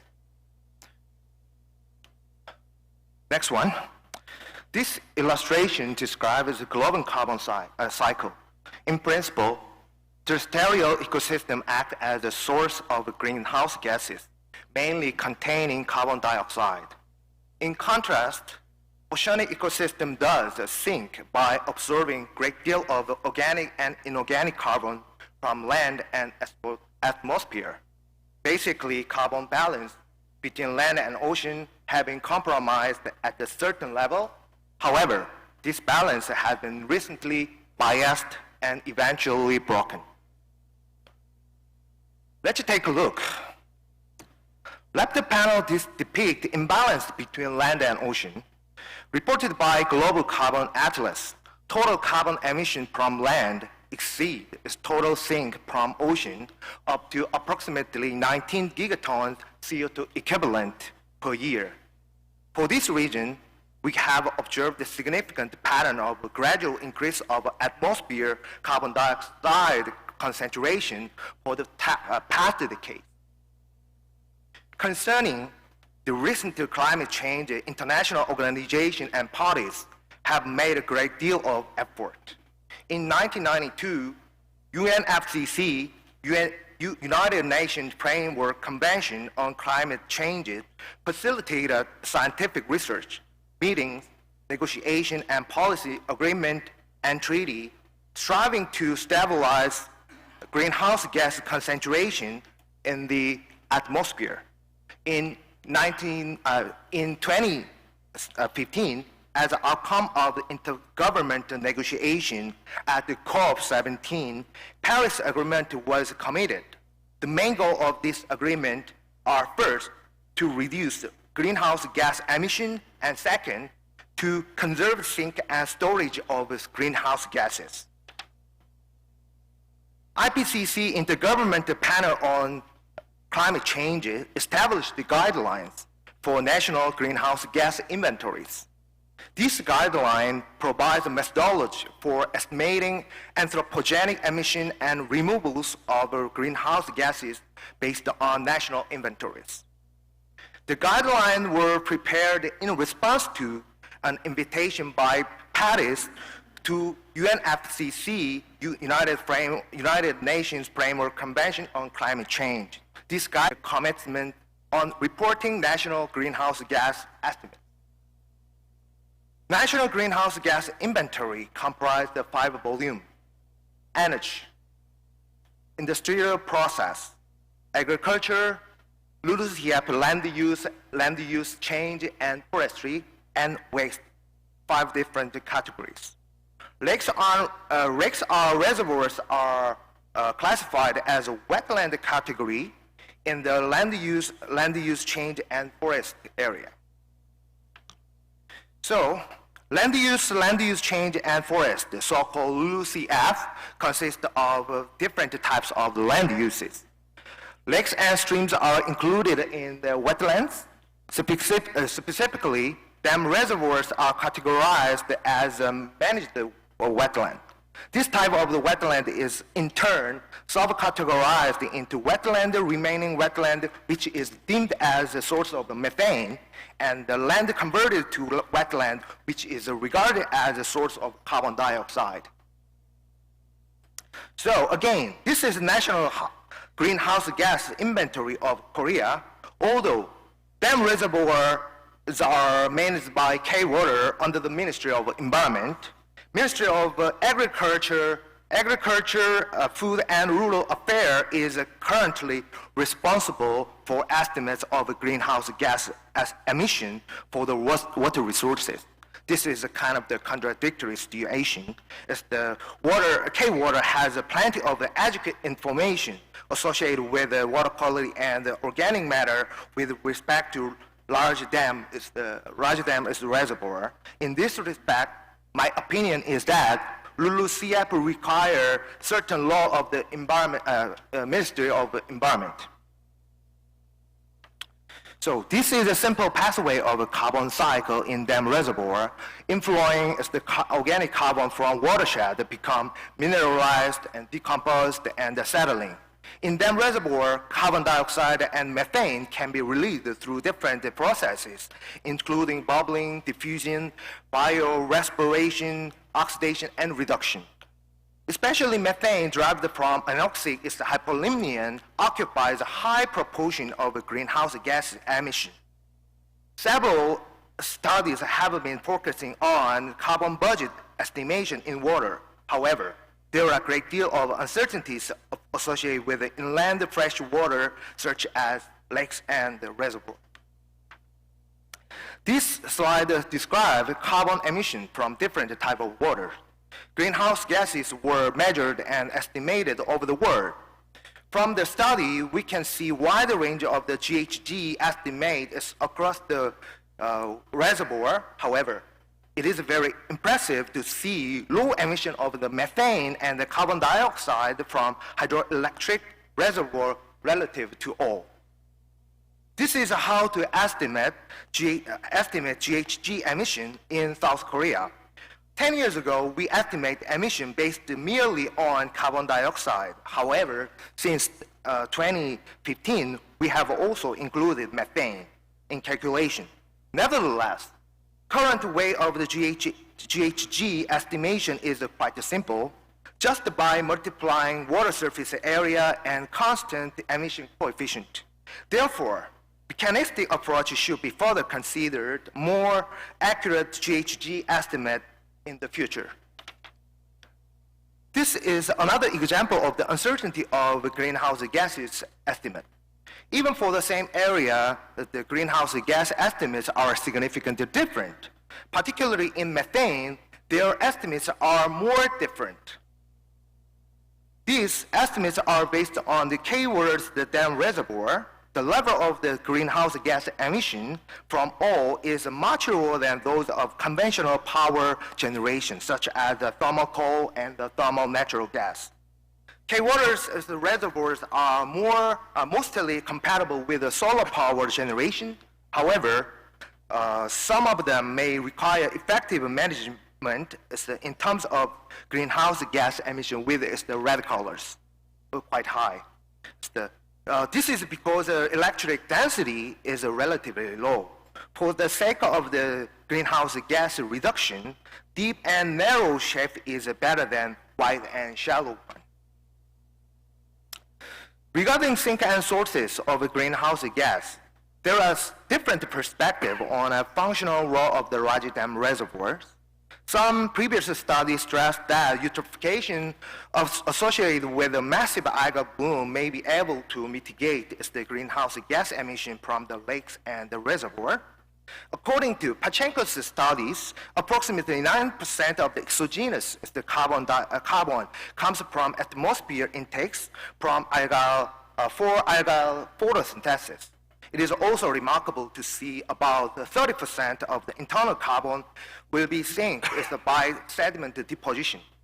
If this is true, then reservoirs have a high potential to conserve greenhouse gases. This pattern is also showing seasonal variation in relation to temperature and precipitation. However, it is quite difficult to generalize this pattern for most dam reservoirs because of the lack of knowledge in conjunction with the different geographical conditions. Conversely, some studies focused more on methane than carbon dioxide. Estimation methane emission is very important because methane is generated more carbon dioxide by oxidation processes.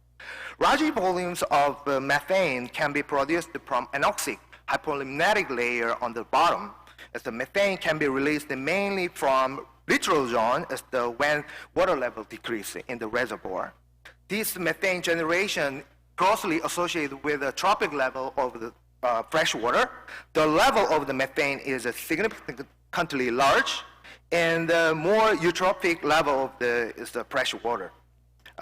Based on the global map on the right panel, high level of the nutrient concentration, especially phosphorus level, is observed in many European and East Asia countries. For reducing greenhouse gas emission, water quality improvement in terms of the nutrient concentration is critically important. So this is an example of our case study at the K-Water Research Institute. Probably tomorrow you will visit the Yeongju Dam. We assess the nutrient budget using loading estimate, roughly. Our key finding is here to reveal more than 50% of the organic carbon can be reduced by passing dam reservoirs. On top of this reduction, we think the remaining anthropogenic carbon can be additionally conserved by settling and the deposition process. In this regard, we need further research for better understanding of the internal carbon pathway. So, Mr. King, the last minute. Yeah. Okay. There is ample evidence for carbon accumulation in the reservoir compared to lake. This is the evident is the carbon barrier rate is the higher in here. And the final note is I would like to illustrate as the carbon origin, source origin from watershed. We explored a similar analysis for the different study sites. Interestingly, we found some consistent pattern that major carbon source is from plant. This result gives us a very important message because forests are mainly regarded as the only carbon sink in land. However, from entire catchment point of view, plant decomposition is also another major organic carbonic source to dam reservoir. So this is take-home messages. First, increase of the sinker capacity can play pivotal role in mitigating the greenhouse gas emission from reservoir. Second, given that oceanic ecosystem is a core element of carbon sink in global carbon cycle, river and stream continuum is essential from upstream to the estuary area. Third, water quality improve is almost equal to reduction of greenhouse gas emission. Last, assessment of the GHG emission should be considered in a more comprehensive manner from a whole system perspective. Thank you so much for your attention.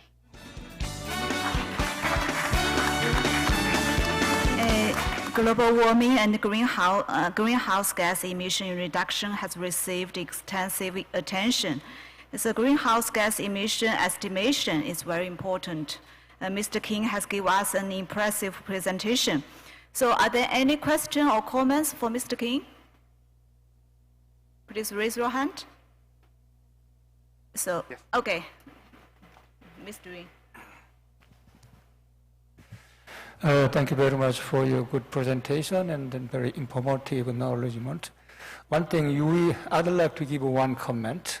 Yes, reservoir can be a role to get the carbon cycle, just like accumulation and sink, etc. But I think that if the carbon accumulate in the reservoir, they can increase that the alkalinity. That means that increase pH value. But finally, you mentioned that in the final your result, you just mentioned that the water quality will be improved, but you have to think about that the correlations between the pH value and the carbon accumulation, I think. Oh, thank you so much for your comment. Yes, yes, I basically agree with your opinion for carbon accumulation, but at the same time we need to know that my emphasis is the importance of the the understanding of the internal the process within the dam reservoir. So of course, the deposition is also important, but it's the sediment diffusion from the bottom is also important based on the ambient conditions. So we think we require some in-depth study for the area. Thank you so much. So, okay, so due to the time limit, we need to move to the next presentation. So thank you, Mr. King. So the last presentation of this session is hydrothermal energy application technology using dam deep water. Let's welcome Mr. Choi Jong-yoon, senior researcher of Key Water. So please. 한국수자공사의 최종웅입니다.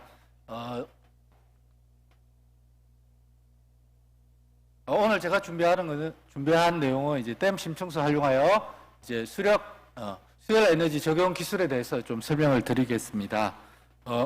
우리가 댐 심층수 댐에 갇혀 있는 에너지를 활용하는 기술은 이제 여러 가지가 있겠지만은 뭐 수력도 있지만은 우선 이제 제가 연구하는 부분은 이제 수열 에너지 쪽에 대해서 이제 좀 설명을 드리겠습니다. 발표할 내용은 이제 다음과 같은 순으로 이제 발표를 드리겠습니다. 저희가 이제 댐 심층수를 활용하기 위해서 이제 여러 가지 이제 뭐 접근 기술이 있는데 그 중에서도 이제 인터넷 데이터 센터를 냉방하기 위한 하나의 이제 기술로서 이제 적용하게 되었습니다.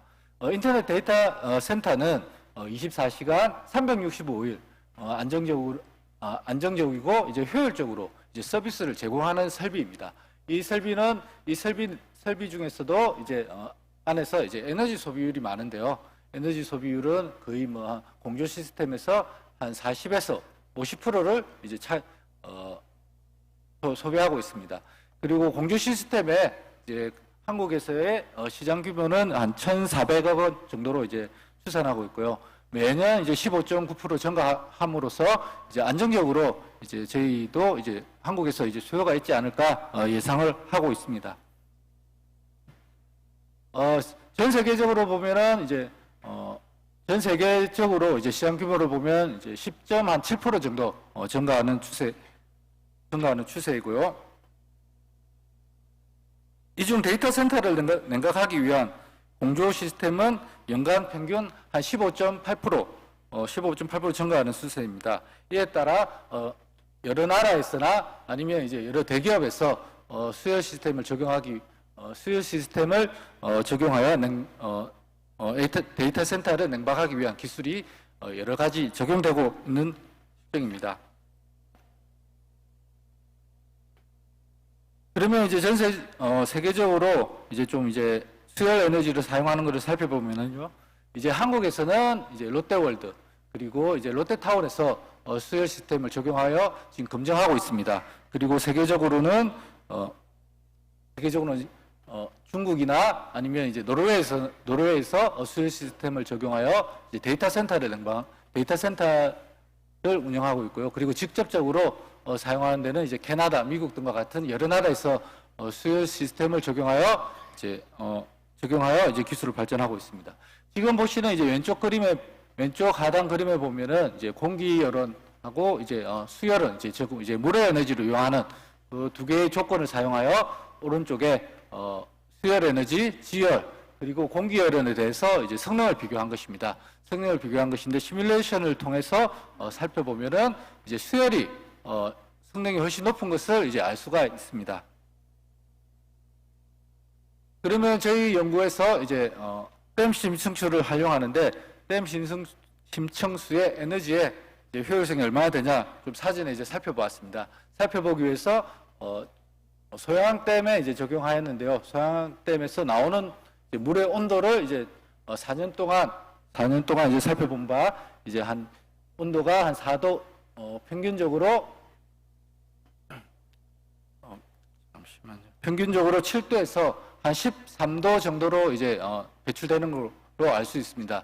이러한 온도는 이제 저온화 에너지를 사용하여 이제 수열 에너지에 적용하면은 훨씬 더 이제 효과적으로 에너지를 이제 사용할 수 있다고 판단되었습니다.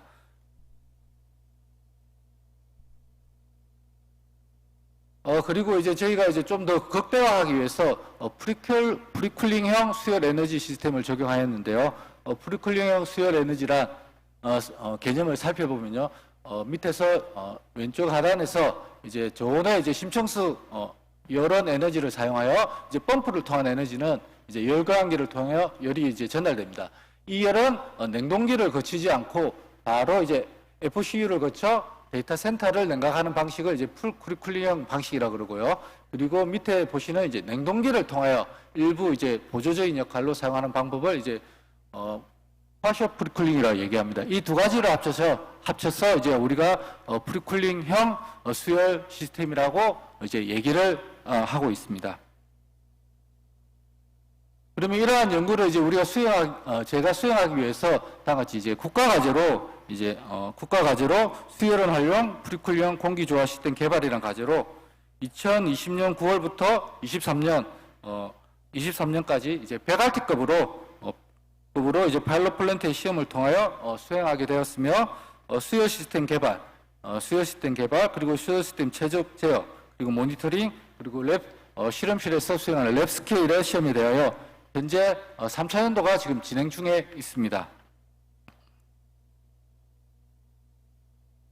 본 과제의 목표는 이제 댐 심층수 열원을 사용하여 프리쿨링형 공기 조화 시스템의 개발과 운영 최적화로서 인터넷 데이터 센터의 파일럿 플랜트 구축, 시험과 검증을 통하여 연중 전력 효율 지수 PUE 1.1을 달성하는 것입니다. 한국에서의 PUE는 지금 현재 평균으로 2.66으로 나타나고 있으며, 그리고 세계적으로는 이제 1.75로서 한국이 조금 이제 낮은 수치를 이제 보이고 있습니다. 이에 대해서 우리는 본 연구에서는 한 1.2로 좀 이제 성과 목표를 잡고 지금 수행하고 있습니다.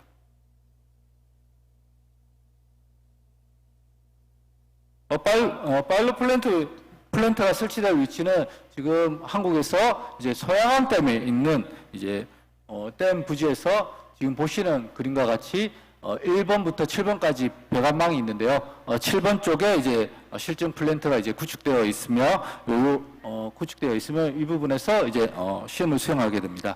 오른쪽에서 보시는 것 같이 초반에는 이제 에너지가 이제 충분히 되는지 이제 컴퓨터 시뮬레이션을 통해서 물량이 확보가 되는지 검토를 하였고요. 그리고 이제 실험을 통해서 물량이 충분히 이제 되는지 검토하여 이제 적용을 하였습니다. 지금 보시는 것은 실전 플랜트의 내부 모습입니다. 크게 이제 서버룸 1과 서버룸 2, 그리고 기계실, 모니터링 룸으로 이제 구성이 되어 있고요.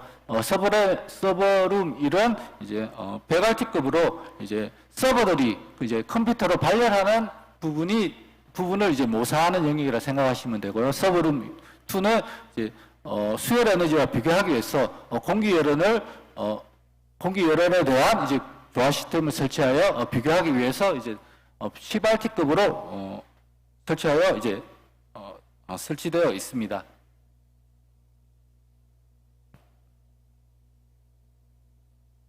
그리고 댐 심층수를 활용하기 위하여 이제 열원에 이제 들어오는 열원에 대한 품질도 중요한데요.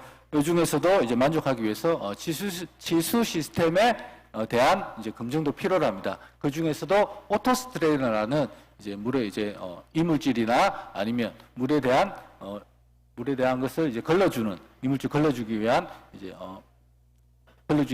연구도 이제 수행하였으며, 이제 이 연구로서 실험실 베이스로 이제 실험을 통하고, 그리고 CFE로 통해서 이제 스크린에 대한 이제 배생률이나 이런 부분에 대해서 이제 연구를 수행하였습니다.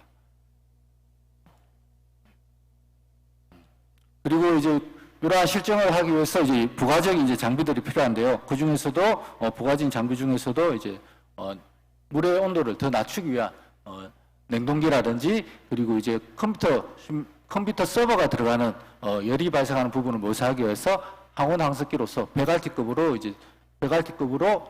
히트 펌프를 제작하여 이제 외부 기관을 통해서 이제 검증을 받은 이제 내용입니다.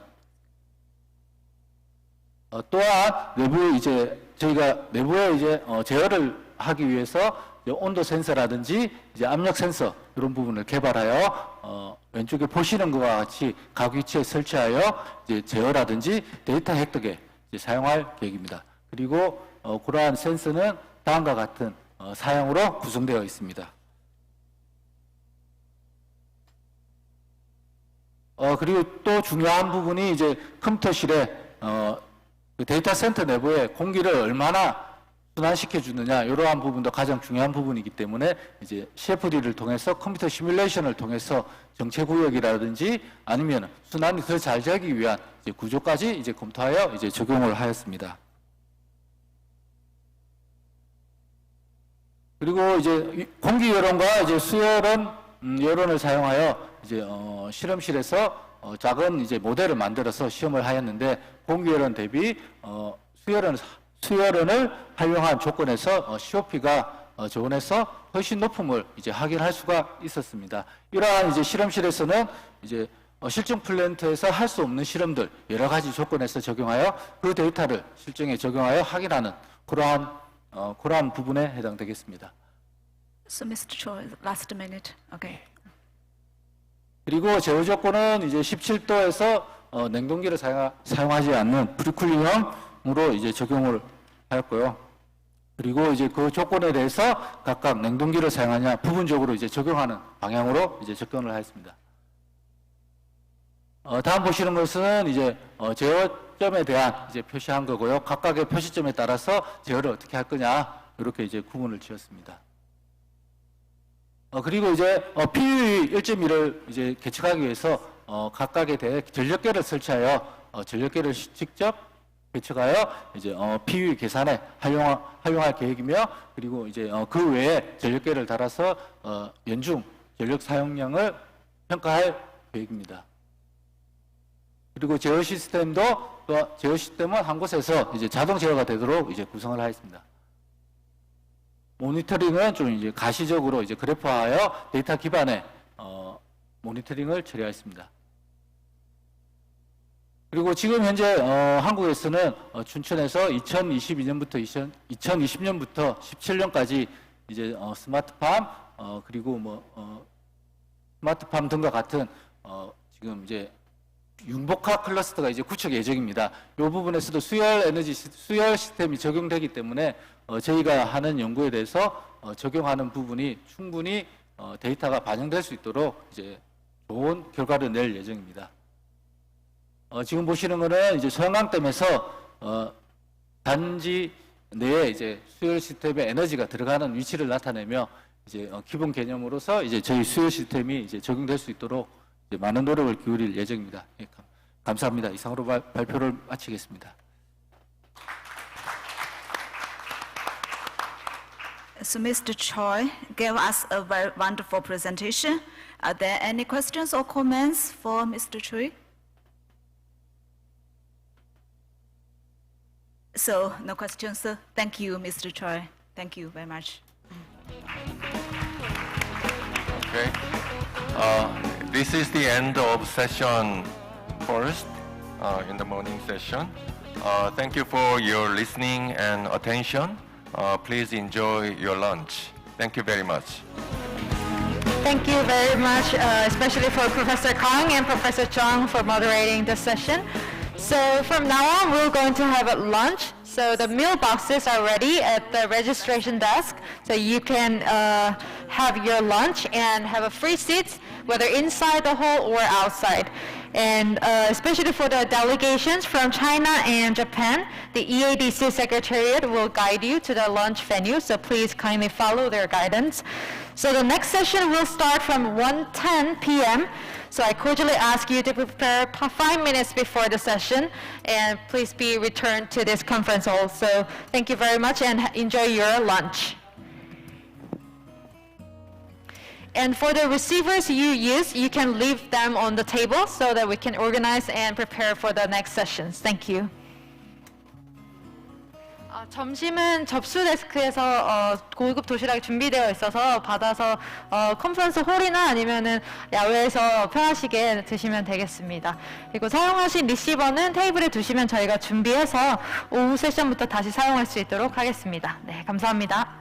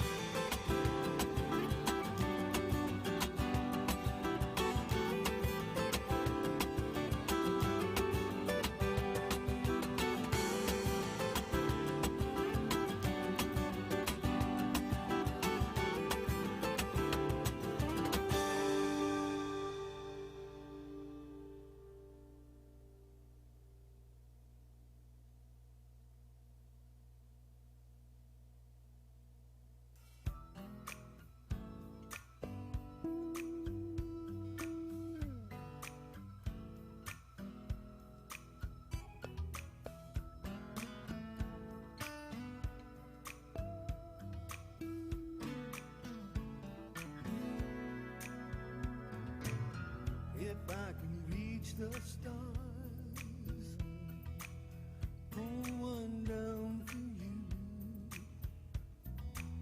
shine it on my heart, so you could see the truth. Then this love I have inside is everything it seems. But for now I find it's only in my dreams that I can change the world. I will be the sunlight in your universe. You would think my love was really something good. Baby, if I could change the world.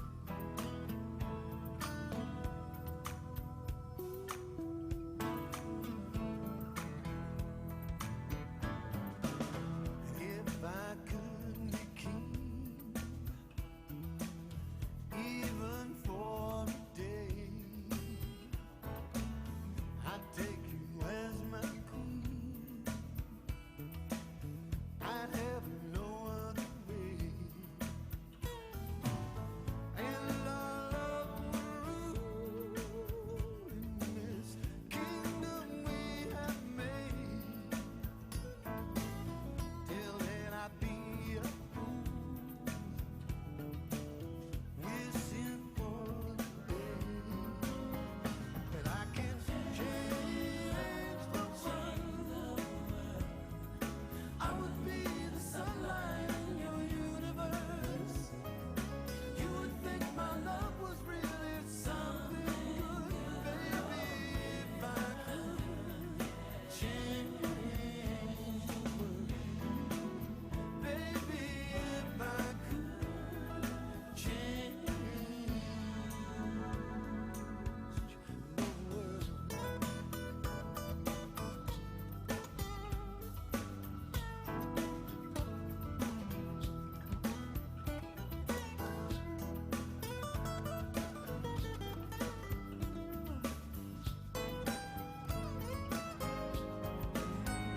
I could change the world.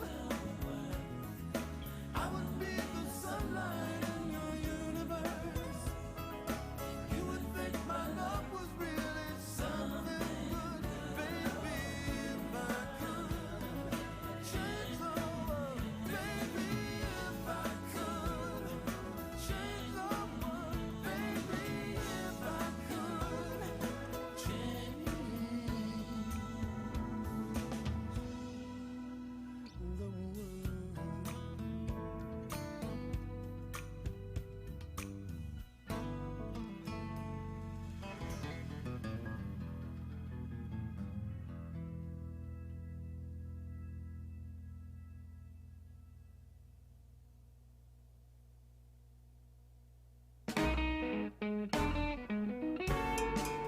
You sinners, drop everything. Let that harmony ring up to heaven and sing. Sing, you sinners. Just wave your arms all about. Let the Lord hear you shout. All that music right out. Sing, you sinners. Wherever there's music, the devil kicks.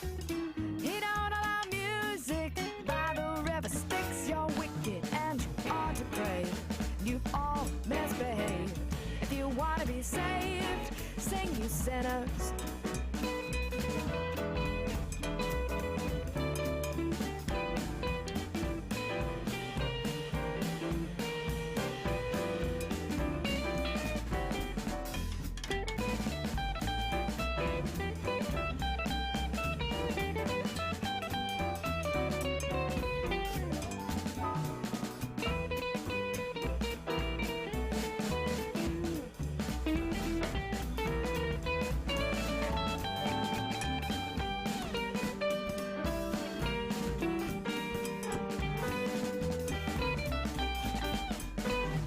Sinners, drop everything. Let that harmony ring up to heaven and sing, sing you sinners. Just wave your arms all about. Let the Lord hear you shout. Pour that music right out. Sing you sinners. Wherever there's music, the devil kicks. He don't allow music by the river Styx. You're wicked and you ought to pray, and you all are misbehaved. If you want to be saved, sing you sinners. Come on and sing you sinners.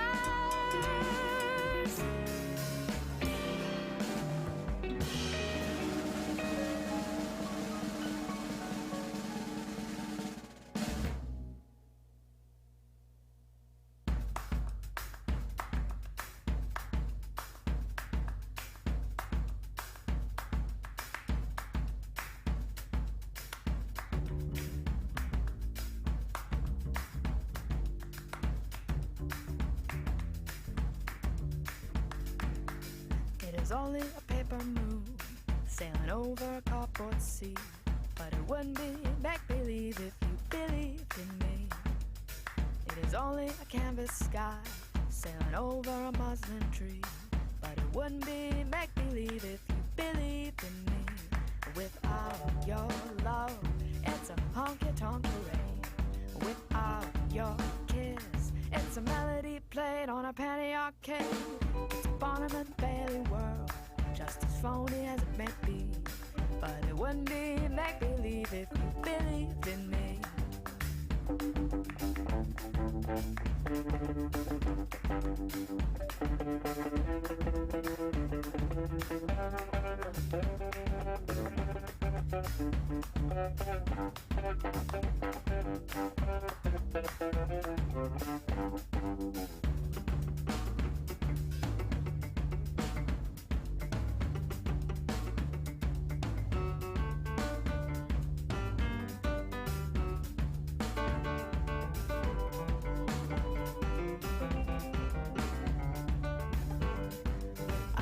Your love, it's a honky-tonk parade. Without your kiss, it's a melody played on a penny arcade. It's a Barnum and Bailey world, just as phony as it may be, but it wouldn't be make-believe if you believed in me. But it wouldn't be make-believe if you believed in me. But it wouldn't be make-believe if you believed in me.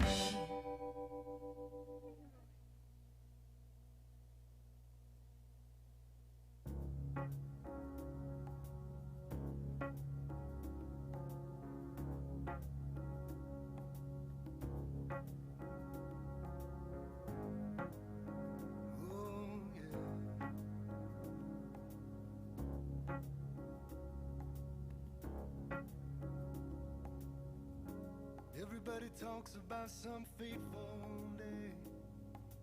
I guess that this was mine. I may be here to tell some kind of story, but I think it's gonna take a little time. That's alright. See him rocking in a cradle down a hall somewhere, and I am lost inside a dream. Maybe I am falling, maybe I am flying, but I know if I am crying, she's holding me. And then the sky broke up, and then the rain came down, and it washed away everything on the ground.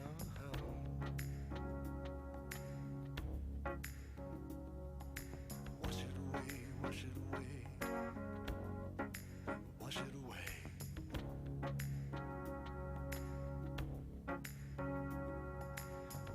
Got that bottle filled with lightning and rain. He keeps calling out for someone, but she's riding on a train, riding on the ghost train. Well, she keeps on riding. She's gonna keep on riding. Mama, keep on riding.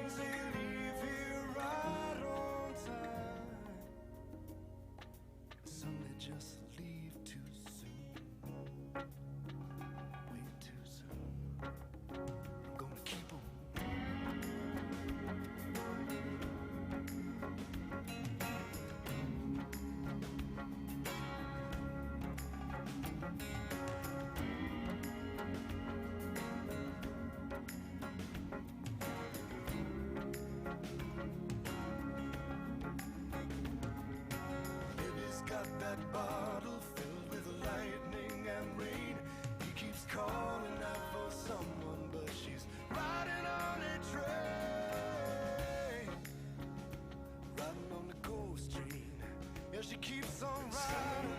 The rain came down and washed away everything on the ground. She keeps on riding. She just keeps on riding. Wash it away, wash it away. Keep on riding. Baby's got that bottle filled with lightning and rain.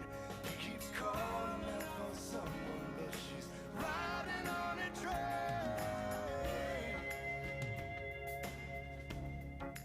Riding on the ghost train.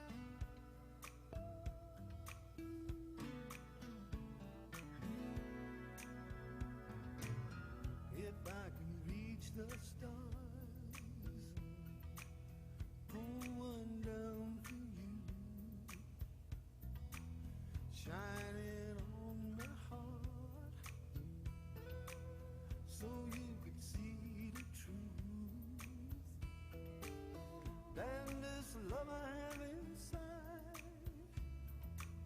is everything it seems. But for now I find it's only in my dreams that I can change the world. I will be the sunlight in your universe. You would think my love was really something good. Maybe if I could change the world.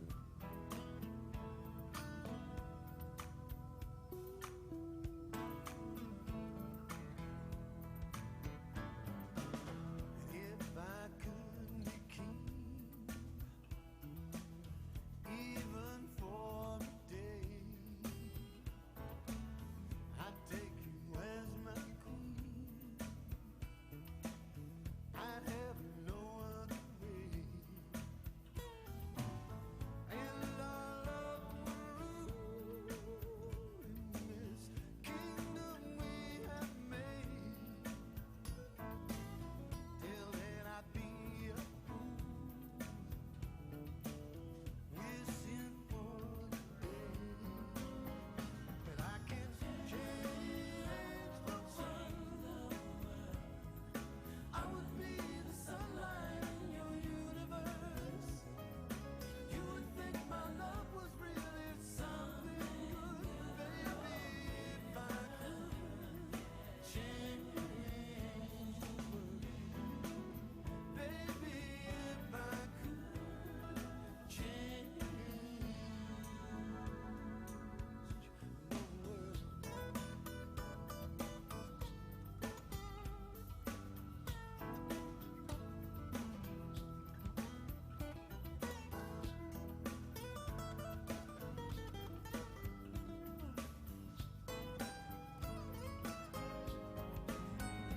I could change the world. I would be the sunlight in your universe. You would think my love was really something good. Baby, if I could change the world. Baby, if I could change the world. Baby, if I could change the world.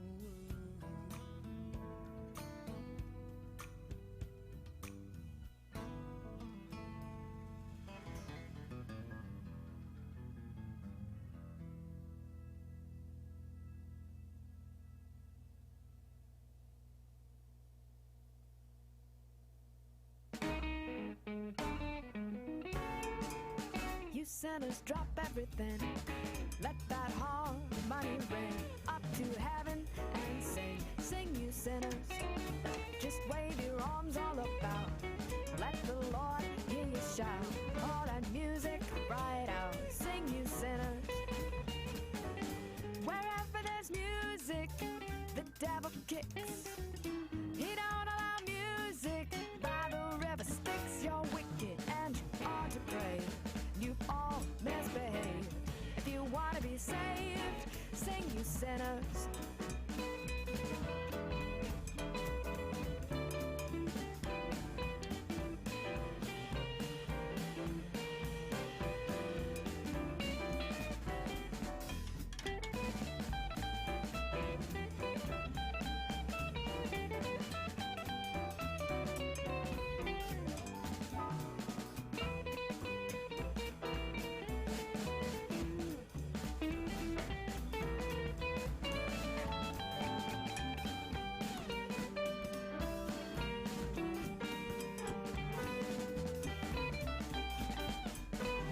You sinners, drop everything. Let that harmony ring up to heaven and sing. Sing, you sinners. Just wave your arms all about. Let the Lord hear you shout. Pour that music right out. Sing, you sinners. Wherever there's music, the devil kicks. He don't allow music by the river Styx. You're wicked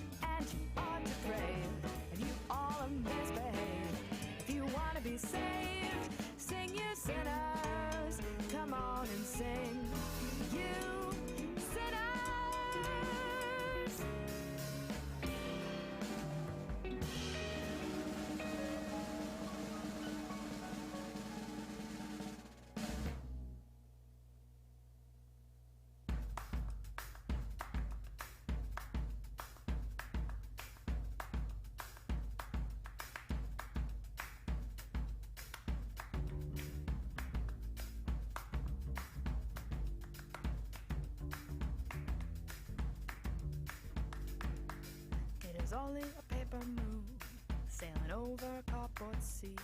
But it wouldn't be make-believe if you believed in me. It is only a canvas sky sailing over a muslin tree. But it wouldn't be make-believe if you believed in me. Without your love, it's a honky-tonk parade. Without your kiss, it's a melody played on a penny arcade. It's a Barnum and Bailey world, just as phony as it may be. But it wouldn't be make-believe if you believed in me.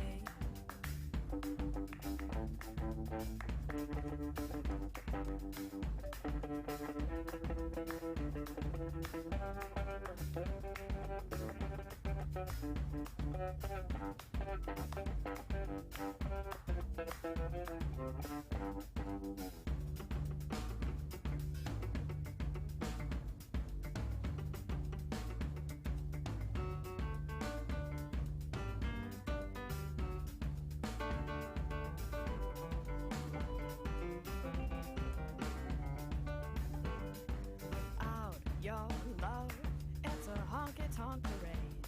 Without your kiss, it's a melody played on a penny arcade. It's a Barnum and Bailey world, just as phony as it may be. But it wouldn't be make-believe if you believed in me. But it wouldn't be make-believe if you believed in me. But it wouldn't be make-believe if you believed in me.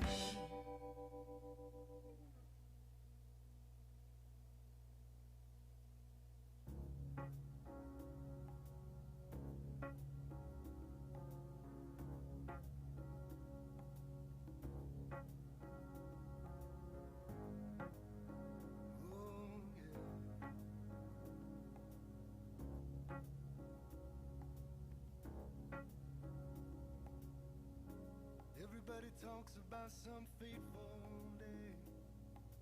I guess that this was mine. I may be here to tell some kind of story, but I think it's gonna take a little time. That's alright. See him rocking in a cradle down a hall somewhere, and I am lost inside a dream. Maybe I am falling, maybe I am flying, but I know if I am crying, she's holding me. And then the sky broke up, and then the rain came down, and it washed away everything on the ground.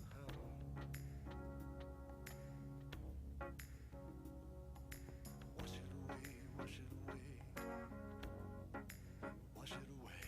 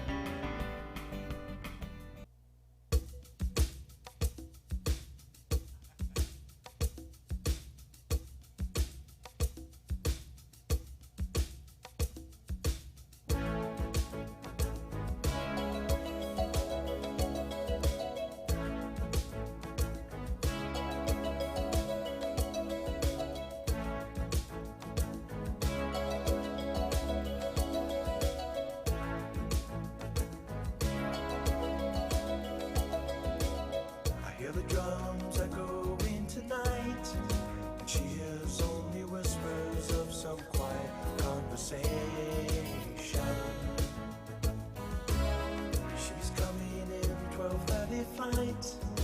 The moonlit wings reflect the stars that guide me towards salvation. I stopped an old man along the way, hoping to find some old forgotten words or ancient melodies. He turned to me as if to say, hurry boy, it's waiting there for you.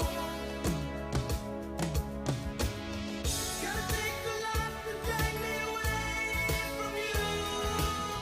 There's nothing that 100 men or more could ever do. I bless the rains down in Africa. Gonna take some time to do the things we never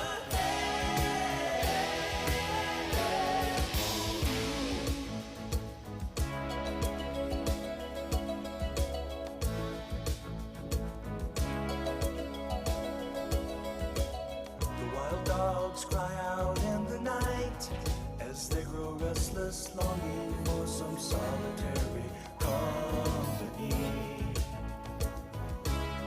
I know that I must do what's right, sure as Kilimanjaro rises like Olympus above the Serengeti.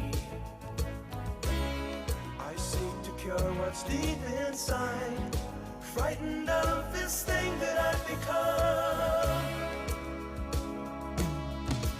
It's gonna take a lot to drag me away from you. There's nothing that 100 men or more could ever do. I bless the rains down in Africa. We're gonna take some time to do the things we never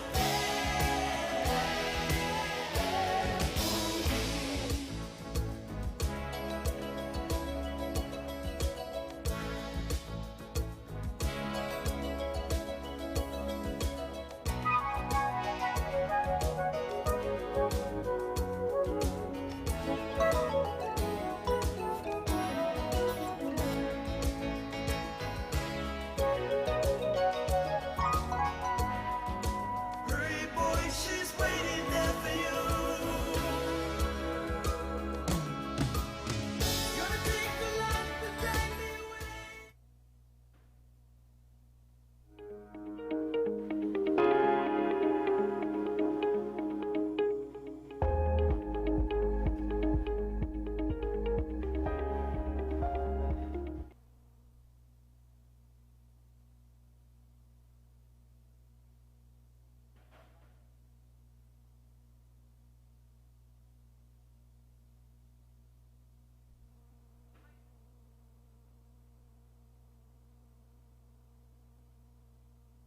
Gonna take some time to do the things we never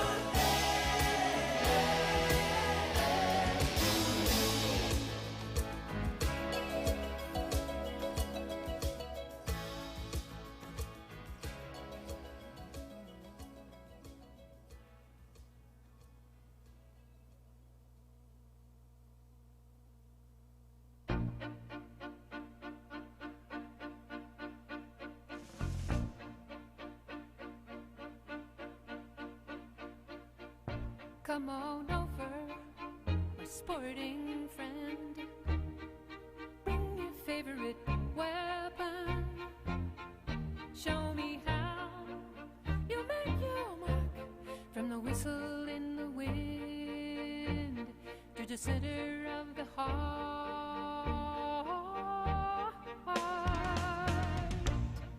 The moon is full, the night is clear. Hunting season is drawing near.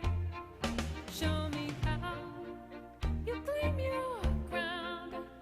Pull the arrow back, take one down, and maybe tonight, maybe you'll show what you feel behind your bow, and maybe I'll go hunting too, down in the valley with you. Ooh, ooh, ooh,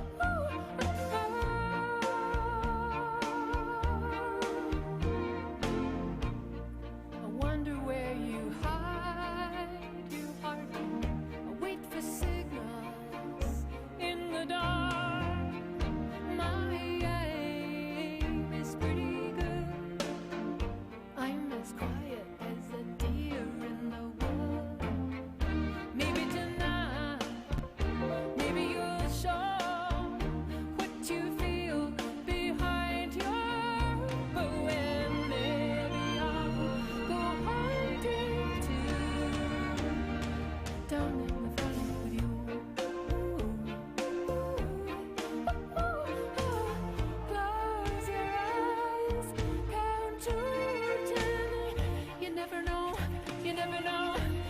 know when you never know.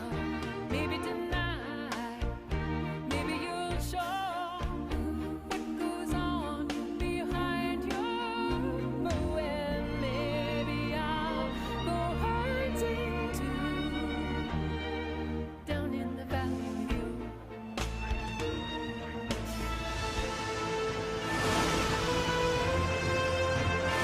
자연과 인간이 만들어낸 적이 적은 곳의 생지 관리를 생각해서 효율적인 실내 공간 활용을 고려해 설계했습니다.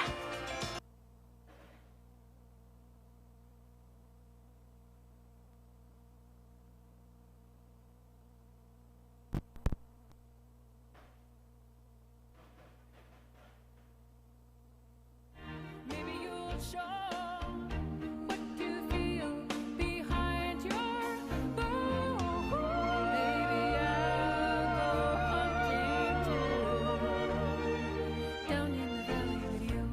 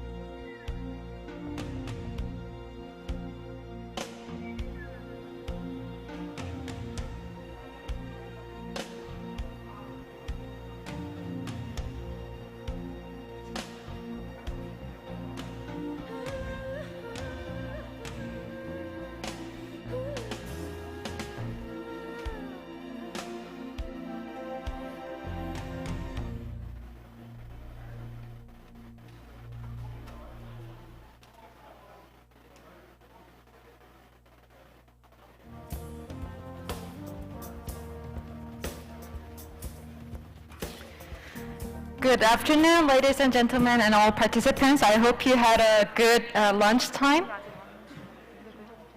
사장님, 아까 저 앉아 계시던데. 저기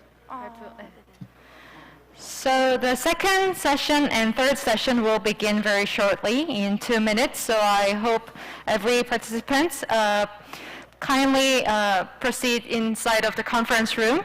And if our participants are ready, we will begin the session 2 and 3.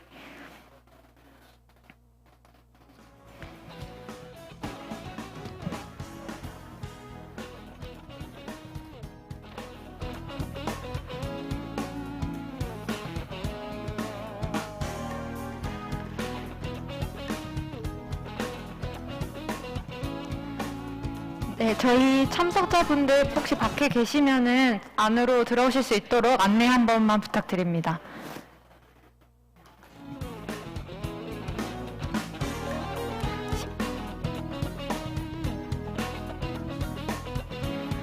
So once again, the session 2 and 3 will begin from 1:10 p.m. So I hope every participant may find your seats and be prepared for the session.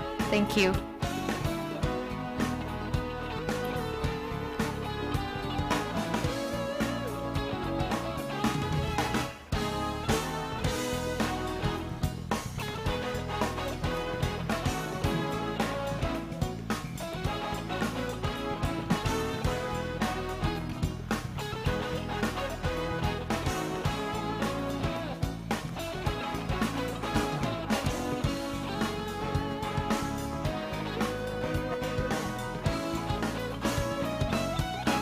All right, since we reached the 1:10 p.m., so we would like to begin the session 2 and 3.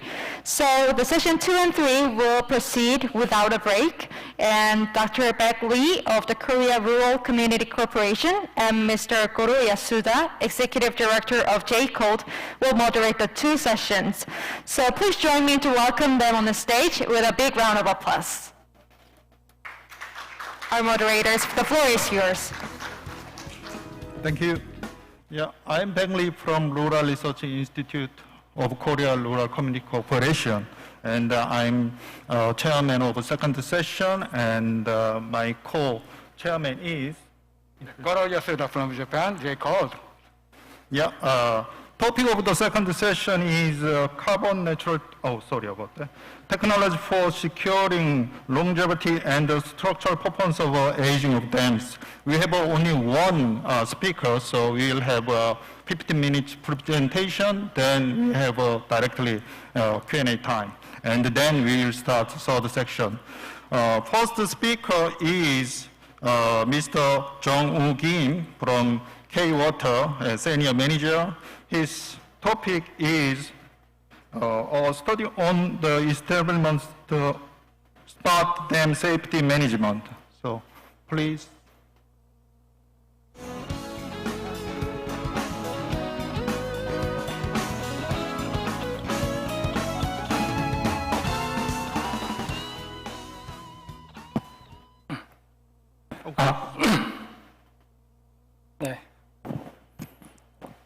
Good afternoon, ladies and gentlemen. I'm Jung Kim, working in K-Water Facility Maintenance Department as a Senior Technical Manager. Today, I'm very honored to present to you Dam Safety Enhancement Project to cope with natural disaster and climate change. My presentation starts with the project background, secondly, dam safety measures, finally show you ongoing major dam safety enhancement project. From now on, I'd like to introduce project background and need to implement. First of all, if we look at the dams that are managed and operated by K-Water, we take control of 20 multi-purpose dams and 14 water supply dams and 3 flood control dams in nationwide. That means taking 72% of water capacity, 95% of flood control, and 48% of water supply to the domestic and industry in South Korea.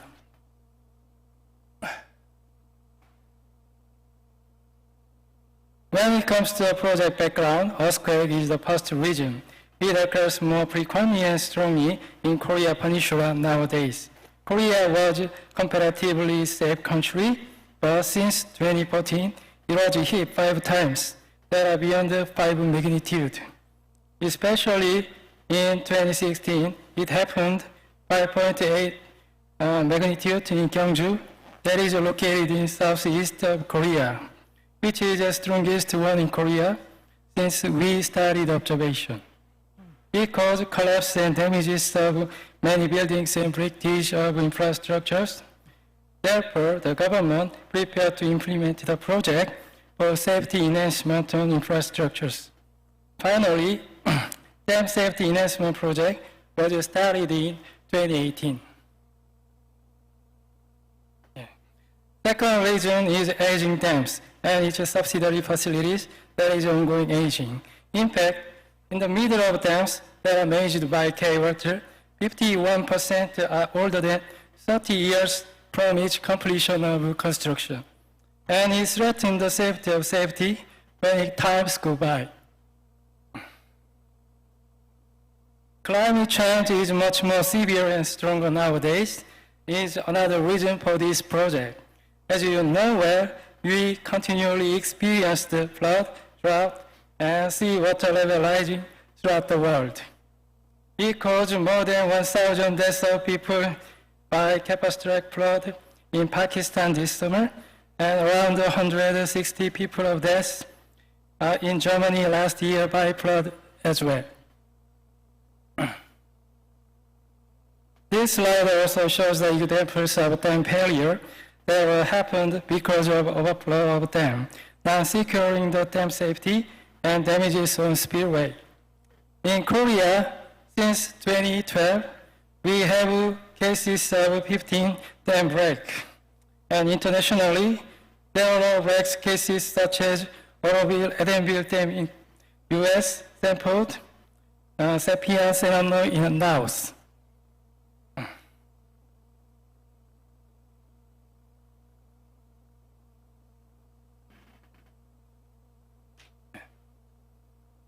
Yeah. If we summarize the needs for this dam safety enhancement project in total, it secures the dam safety against earthquake, aging of dam facility, and climate change. Dam structure is nothing to replace by nature, and it takes time to reconstruct it, more than 5 years if it collapsed. And through this project, we additionally improve the corrosion enhancement and repair the cracks on structures as well. That makes the aging dam extend its life cycle and obtain its function properly.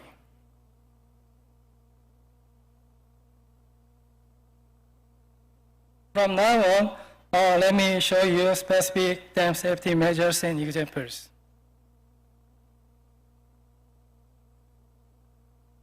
First of all, when it comes to US cases, it implemented a dam safety program since 1996 that requires the progress of conducting risk assessment in advance and setting priorities of a project.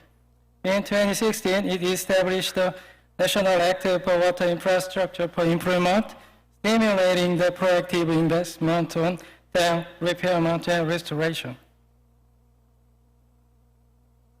If you see the South Korea section, the government established the Safety Innovation Master Plan in 2015 that allows the reviews in detail on disaster and safety management back to one square, and proposed the fundamental national safety innovation measures.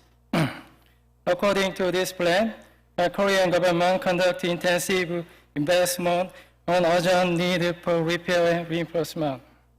And the newly elected government this year also decided to implement the project for ensuring disaster safety based on the smart technology like mobilizing drones and digital twin and so on.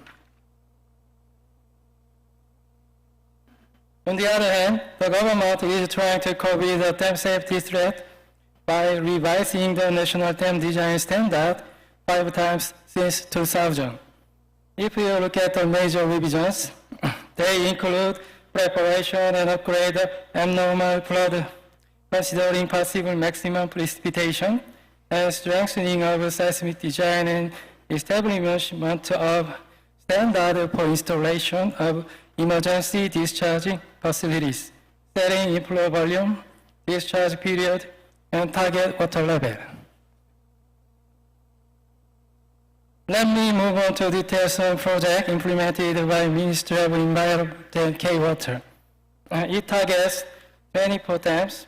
It divided into 2 tracks that are improving large-scale facility upgrade and maintenance of facility respectively.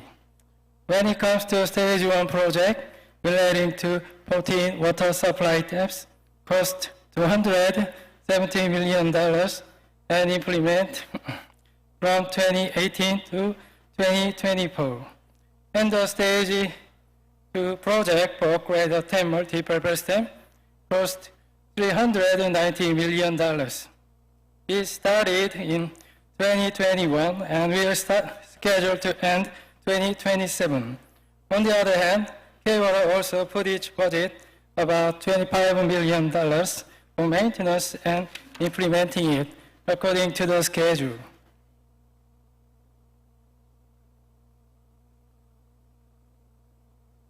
If you see the specific measures, the left side of the table, they are funded by Ministry of Environment and implemented by K-Water, is installation of expansion of emergency discharge facility, reinforcement of existing water intake, and corrosion reinforcement by penetrating grouting material. If you see the right side of the table, K-Water conduct installation and upgrade the leakage measuring facilities, modernizing the measuring instrument of dam slope displacement and slope reinforcement. Emergency discharge facility rules of releasing water that is one between bottom level of a spillway gate and level of low water. That is impossible to release from the spillway gate in case of emergency, such as signs of dam collapse as soon as possible.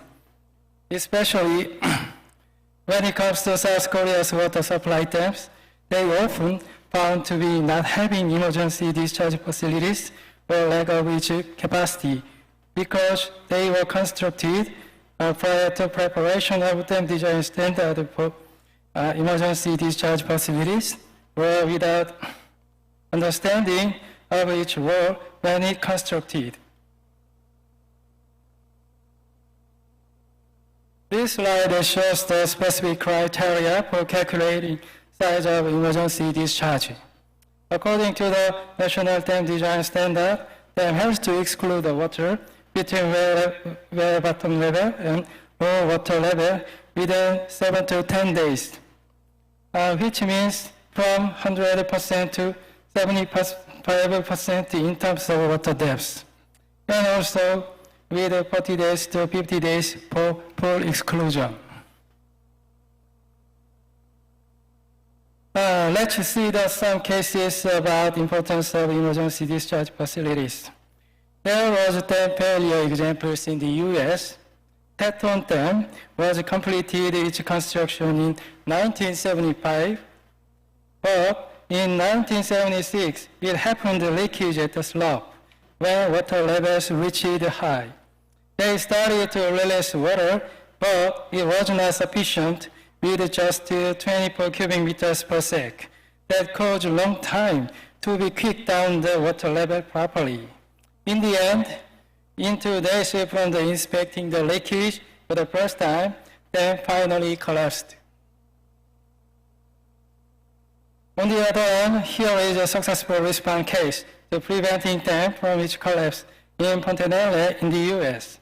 This EADC type dam was completed in 1964. It found its leakage in 1965, and the operator started to release with 510 cubic meters per sec.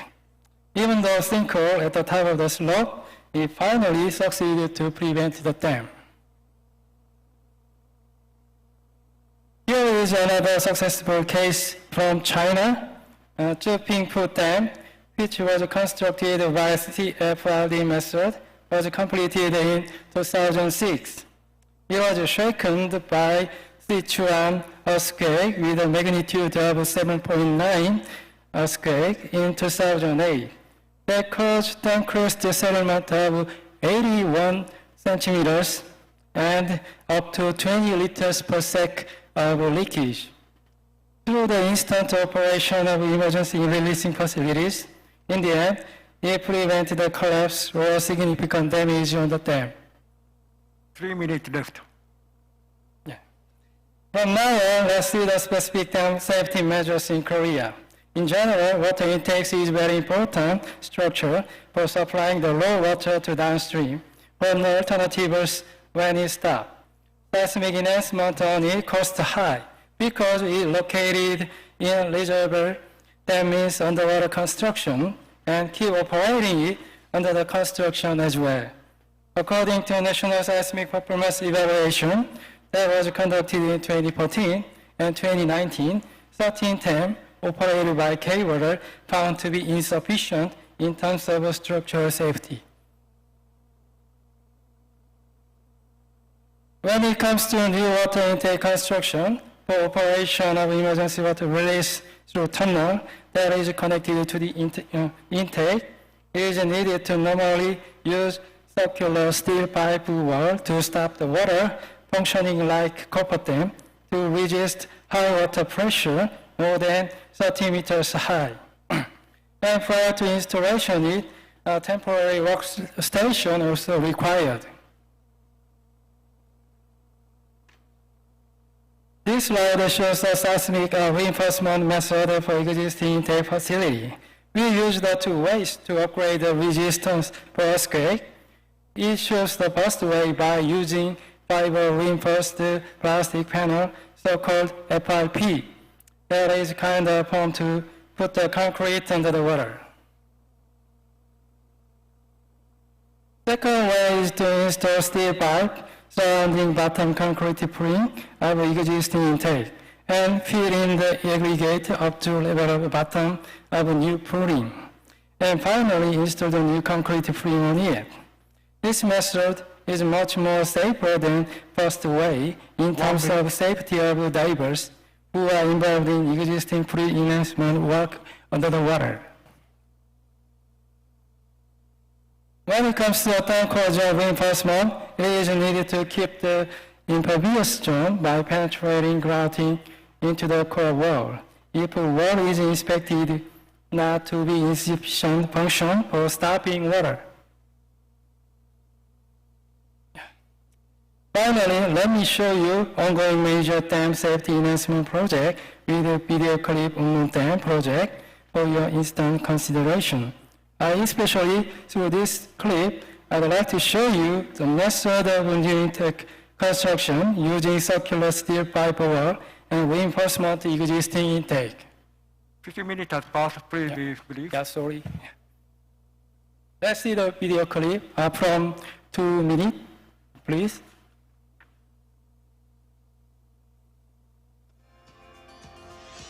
기존 1, 2 취수탑에는 내진 보강 공법을 선정했습니다.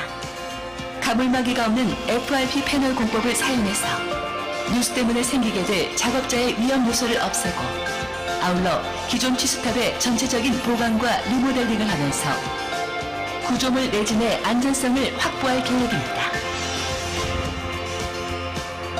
공사 중 환경 영향 최소화를 위해 다단계 저감 시설을 설치하고 관리할 것입니다. 신설 취수탑은 구유물과 토사 퇴적이 적은 능선부 그리고 깊은 수심이 있는 곳으로 계획했습니다. 이는 유지 관리가 쉽고 환경 훼손을 줄여주며 맑은 물을 공급하기 위해서입니다.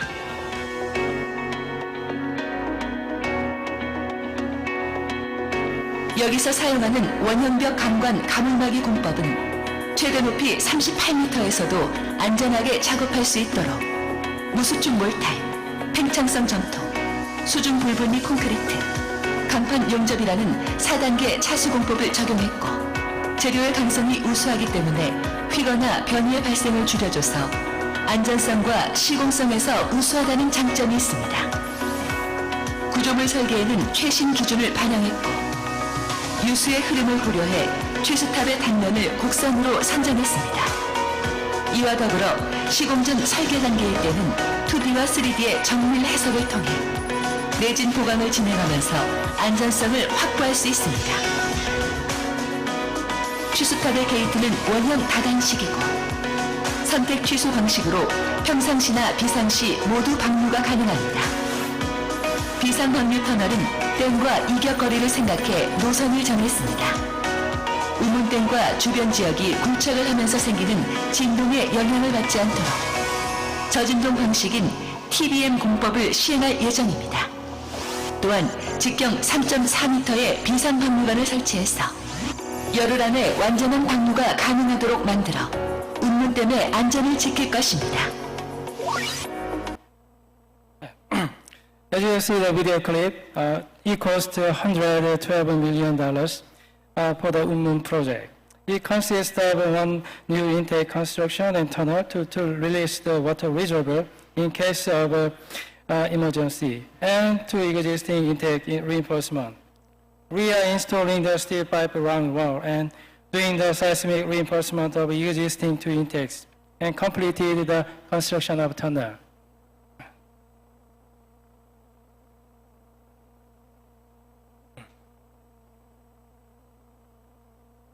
Yeah. As you see the Juam Dam, that is one of a second stage project for the multi-purpose dam, which cost $85 million. And now it's under the bidding stage for selecting contractors for designing and construction.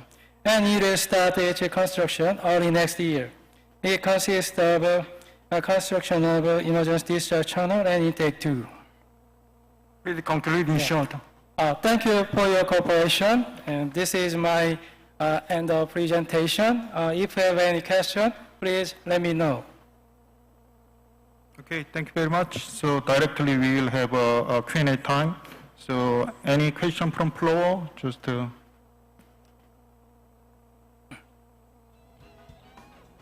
anybody?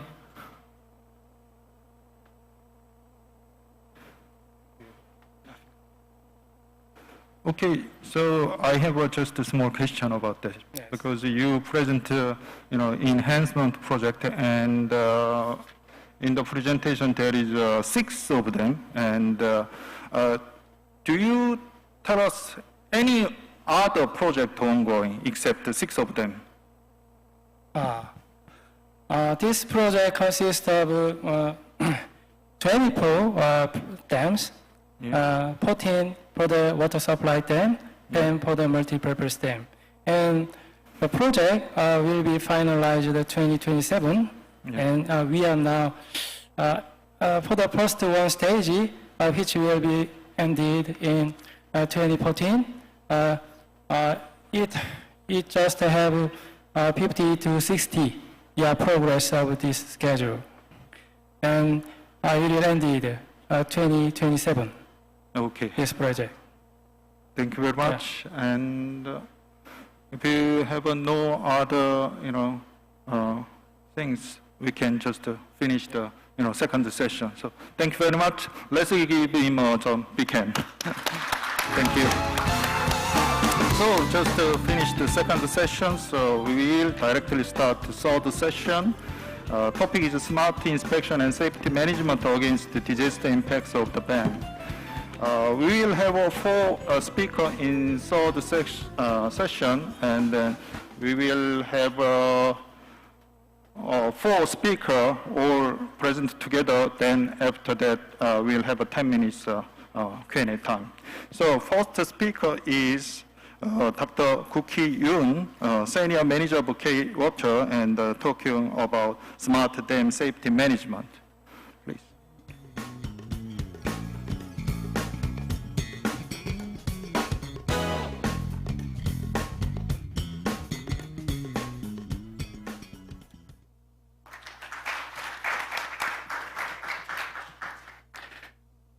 Nice to meet you all of guys. My name is Kuki Yoon, who is one of dam specialists in K-Water. I have been construction part, engineering part, maintenance and operation part. Today, we are living in Corona-19 and digital innovation era. So we need to make new technology for dam safety.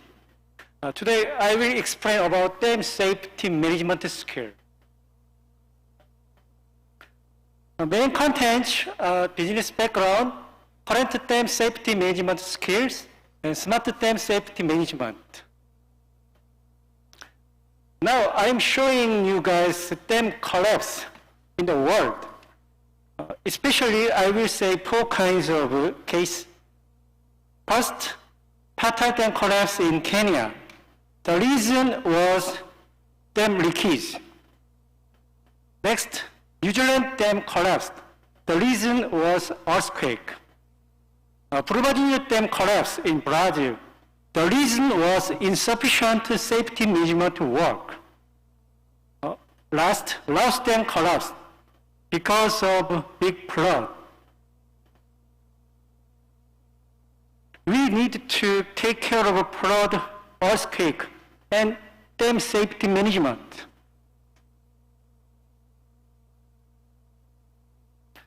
You guys are watching Brazil Brumadinho tailing dam failure video.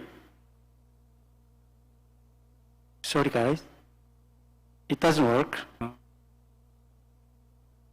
Okay, it was animation, but now it doesn't work. It shows about how much dangerous dam collapse because here was not enough people to dam inspection and safety monitoring. So they made untruth report about dam safety inspection result. And then there are nothing of monitoring scale. So I want to show you guys about the importance of dam management skill, especially monitoring and inspection. At first, a dam collapse. There are big crises, so it means serious human and property damage. Second, dam functions such as water supply and power generation are lost. That's why we need to take care of dam safety. From now on, I will show you about environment analysis. In Korea, quantity of precipitation is getting increased, but the number of days of precipitation is decreased. It means we can meet heavy rain, so we need to prepare. Third, the recent analysis of M3.0 earthquake, it happened increasing almost 71 times a year on average. The aging rate of dams are higher than other SOC facility. In K-water, half of K-water dams are outdated as more than 30 years have passed. And our government wants to use post-industrial revolution technology.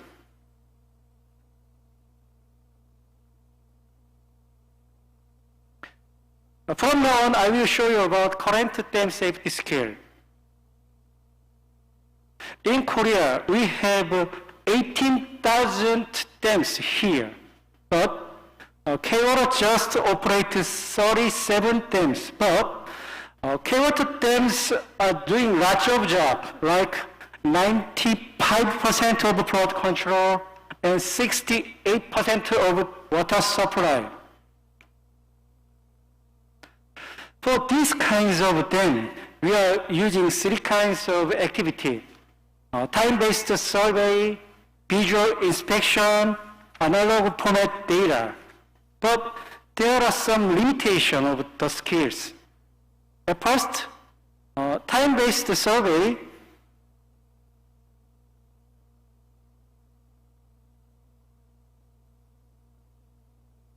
limitation of periodic survey. The data missing rate is very high because it is very sensitive to about climate change, such as fog and those things, and rainy days. And then data cycle is very long, just one per day. And then it's not easy for maintenance.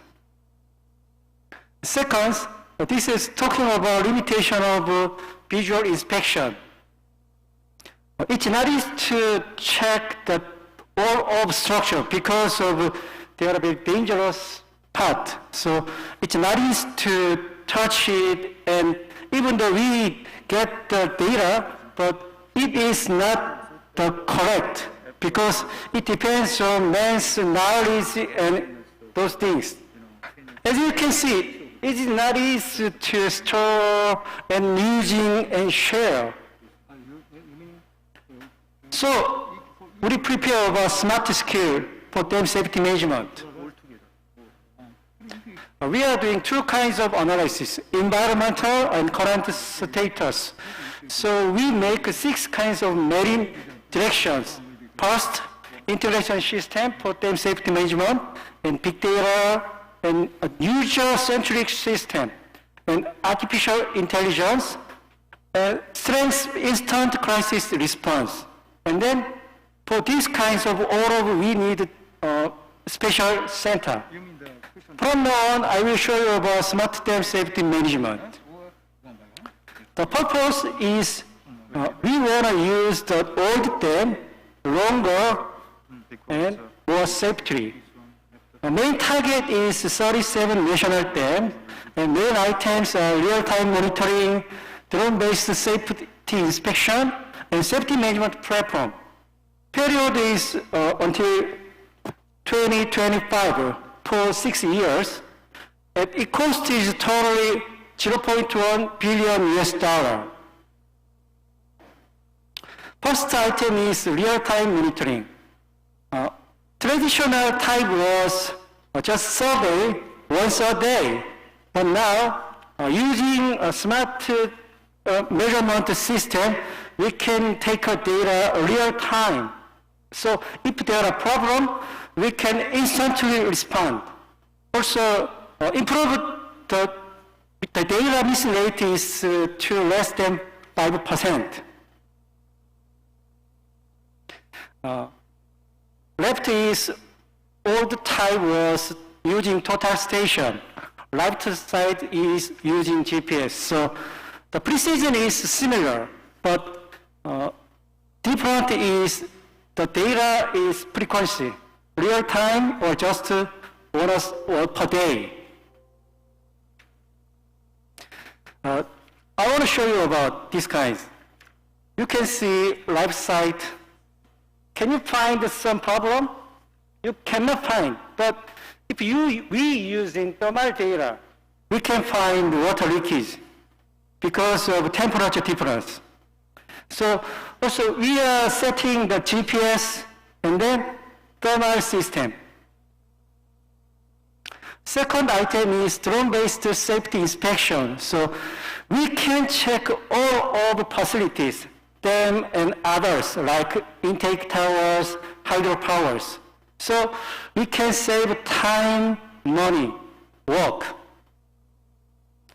In KNCOLD, we set two kinds of drone inspection system.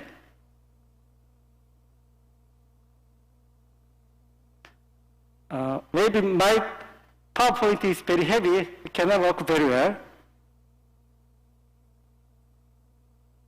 We set all branch office drones. So 10 workers using normal drone to take photo once per month. And then they find some problem. They ask us, especially Dam Safety Center, for technical support. In this case, we are using advanced drone and take a photo and then make a 3D modeling for analysis.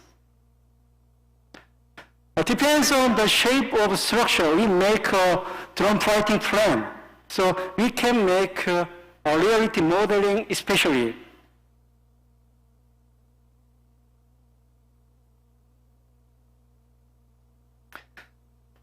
At once, we are doing like that. Men go there, very dangerous site, and checking by ruler. But now, we can do a digital job. So in our office, we can have a detailed, damaged measurement. And then we are using also artificial intelligence. So after 3D modeling, using with AI, we can find the crack and damage situations. So we can save the time.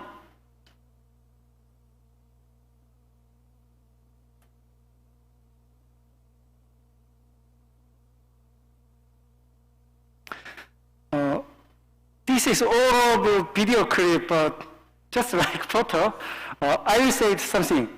Left is 3D modeling for RGB sensor, real picture. So, and then we cannot find the kind of water leakage. Using thermal sensor, so we take a photo and then make a 3D modeling, so we can confirm what is problem. Can you see different color? Different color means different temperature, so it means water leakage. Also, we can use drone data for digital twin. At first, making 3D modeling, and then we can add the water level. We can assume about the dam release. It's talking about downstream place. And then add the information of land line, land ID. So before dam release, we can check how much impact downstream place, and then make a decision. So it will help us. Final item is smart dam safety management system. This is kind of a total system. So it contains many kinds of solutions like drone system, AI system, digital twin system. So data can be saved and shared and analyzed, and then share with other ministry of people. So we can react about dam crisis easily.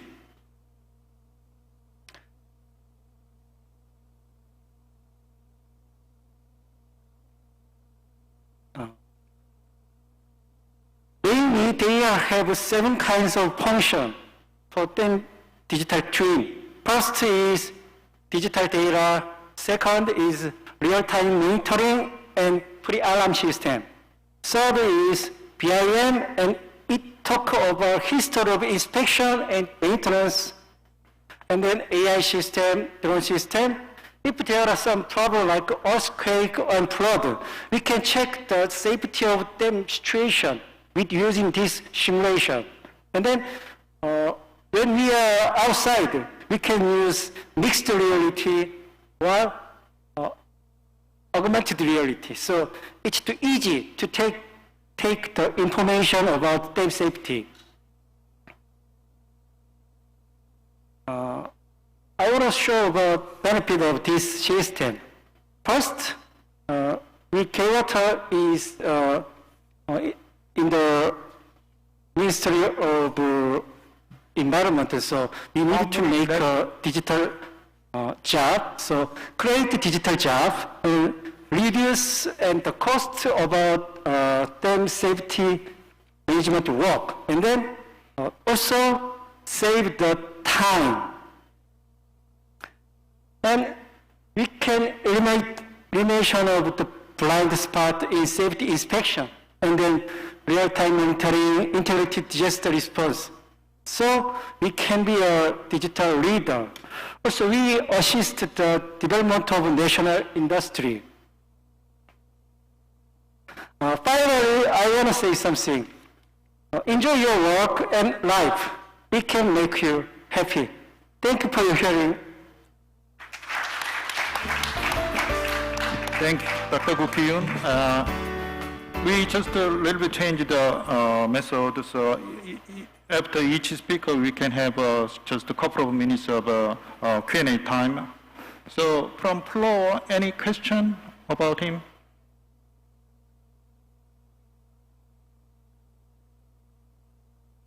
May I? Yeah. Thank you, Dr. Gukyun. Yeah. You have introduced a lot of interesting techniques. I think the monitoring and inspection area is the most advancing, rapidly advancing area for the dam management. So can you raise any specific techniques that can be recommendable to other countries, including Japan and China?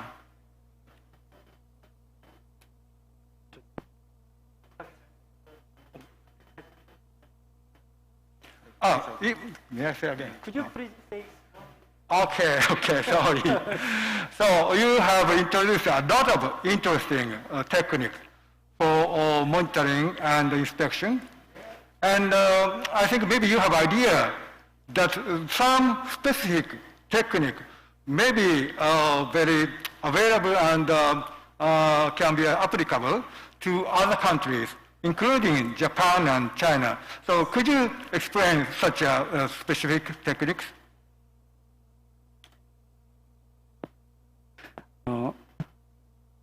I want to say short explain about my technique. So you said, I want to confirm by your opinion. So you talk to me,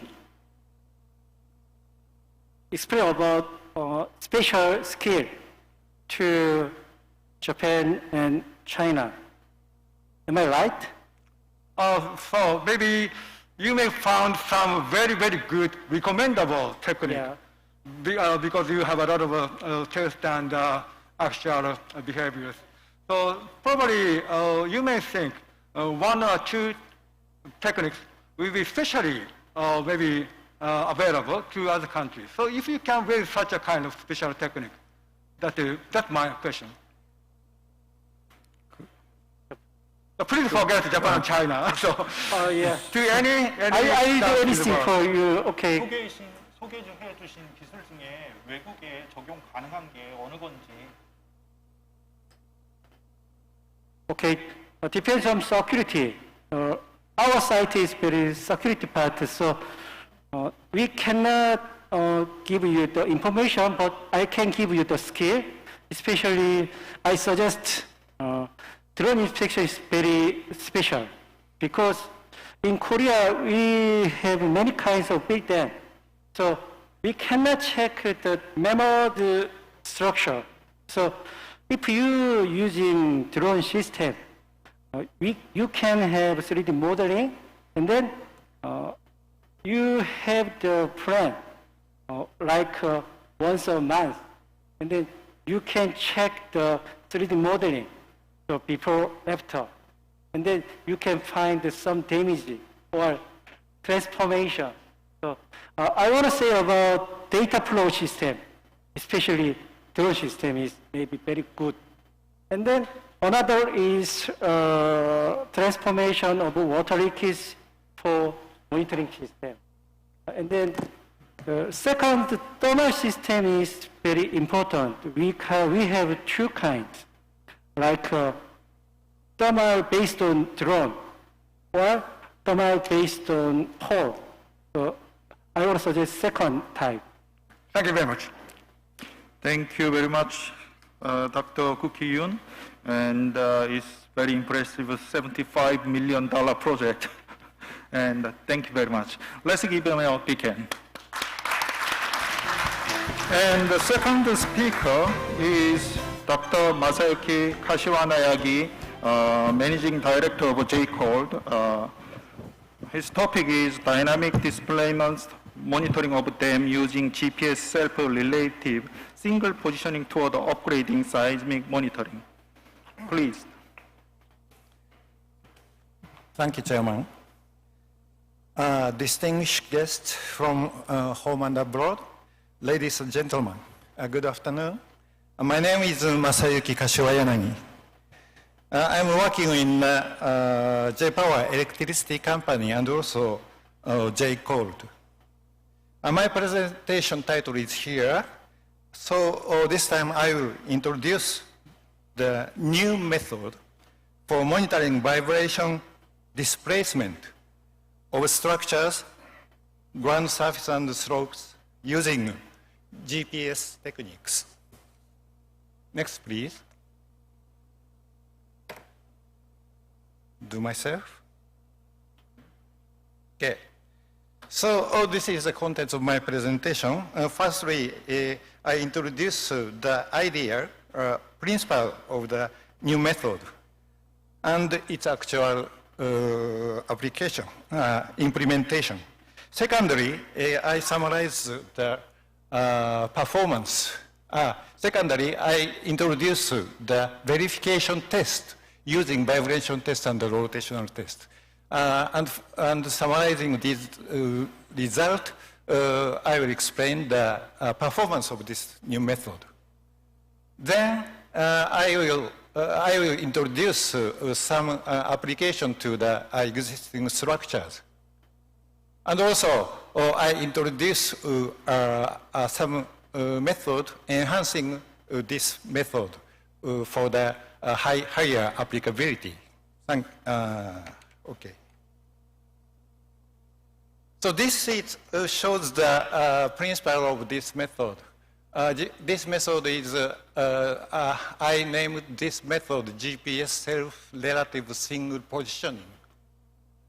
This is a new method, is characterized by a 3-dimensional dynamic displacement that can be measured with high accuracy. It is based on the carrier phase observation technique, like GPS relative positioning. It takes a temporal of the carrier phase, while it requires only one sensor, as in GPS signal positioning. So this figure shows the conventional GPS monitoring for the dam displacement. It is popular now in Japan. The long-term behavior, 3D behavior, possibly due to impoundment of the reservoir and aging is monitored, as well as the sudden deformation due to the severe earthquake. This monitoring is commonly conducted automatically once in several minutes or 1 hour. However, the dynamic behavior during the earthquake is not detected due to the low frequency of the monitoring than the one of the dam behavior during the earthquake. Another problem is that this method requires the monitoring on the fixed point shown in the black circle. So these fixed point could be possibly moved during the severe earthquake. It influences the accuracy of the deformation measurement.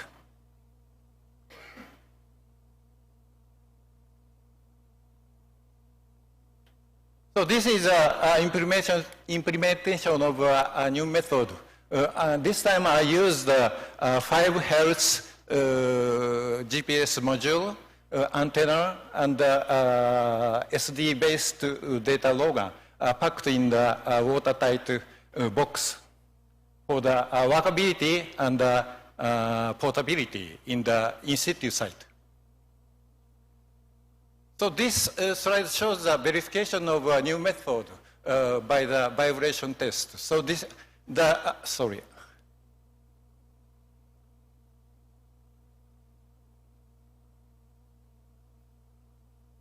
Left picture shows the condition of the vibration test.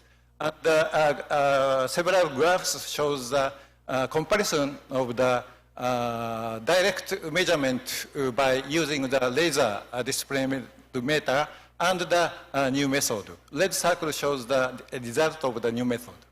So, and the middle part shows the case for the sinusoidal wave with 5 Hz. Amplitude 1 millimeter, 2 millimeter, 5 millimeter, and to 20 meter. So it is a good agreement. And so this slide shows the case for the random wave, like the earthquake wave. So also it shows a good agreement in both this method to the direct measurement. Another verification using the rotational test. Left figure shows the situation of the experiment. The antenna is located 10 centimeter from the center of the board. Then the board is horizontally rotated. Then we have the path of the antenna like this figure. It shows also the good agreement with a maximum discrepancy is 5 millimeter. So summarizing these results using the 5 Hz receiver, the proposed method provides the applicability performance of 2 millimeter to 5 meter resolution for dynamic displacement, less than 2.5 Hz frequency, which is the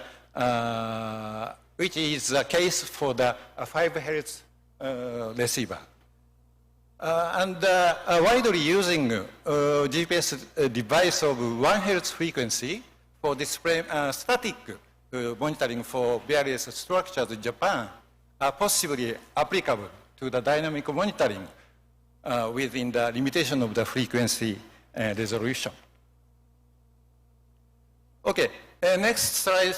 This slide shows the application to the existing structure. The situation shown in the left figure. It is a unloading pier located on the sea from 1,000 meter apart from the shore. And so this structure is 1 Hertz structure, verified by the conventional method. The middle part shows the result by the new method of the vibration behavior under a severe typhoon. So using this, based on this behavior, we can find the behavior is predominant in the 1 Hertz, like this figure. Another application of this method to the wind power facility. So it is, so you can see this is a 0.4 Hertz structure. And this graph shows the comparison between the new method and also the numerical calculation based on the acceleration monitoring. So both shows the good agreement. And also both methods are applicable to vibration monitoring of low frequency structure like the wind power facility.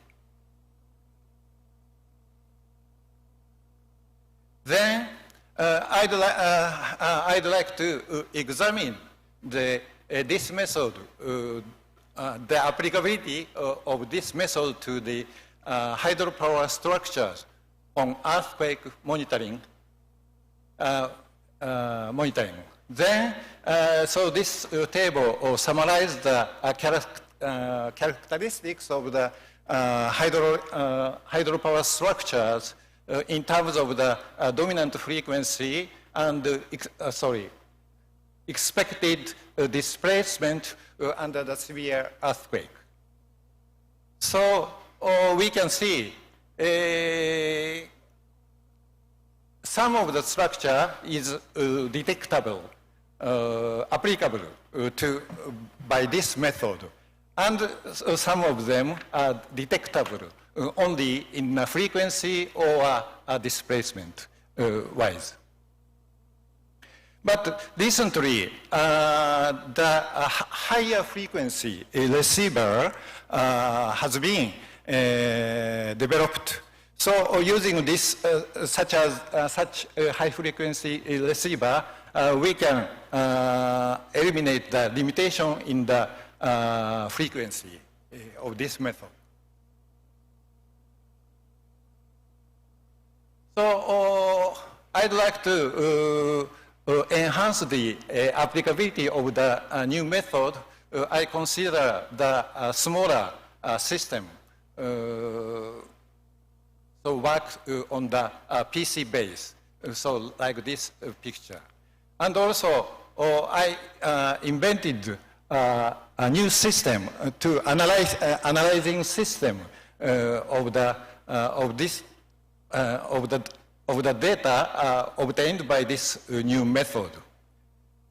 So this picture shows in the left part shows the information of the GPS satellite during the monitoring. And the right side shows input data for the calculation based on this method. And the middle part shows the result of the analysis by this method.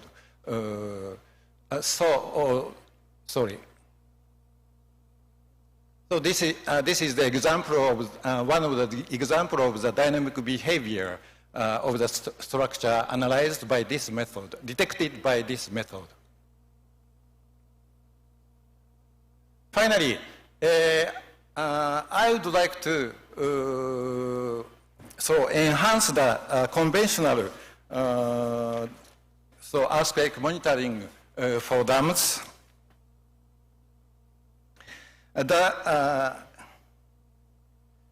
So this system is an earthquake monitoring device combining the conventional earthquake monitoring device using accelerometer with a GPS receiver functioned by the new method. The new method works as a coupling system in conjunction with the trigger acceleration monitored by the accelerometers. The DPS module working in high frequency provides the displacement behavior during an earthquake, as well as the acceleration response monitored by the accelerometers. After the earthquake, conventional GPS relative positioning techniques provides the residual displacement of the dam, if any. Then the new method provides the behavior during the earthquake. So this is just an idea. I'm not conducted using this system, but I would like to test this new system and report to the in a few years. 1 minute left. Thank you very much. So this is my conclusion. So this presentation, my presentation introduced a new method of GPS self-relative single positioning with carrier phase. It emphasized the 3D dynamic deformation monitoring, overcoming conventional GPS monitoring techniques.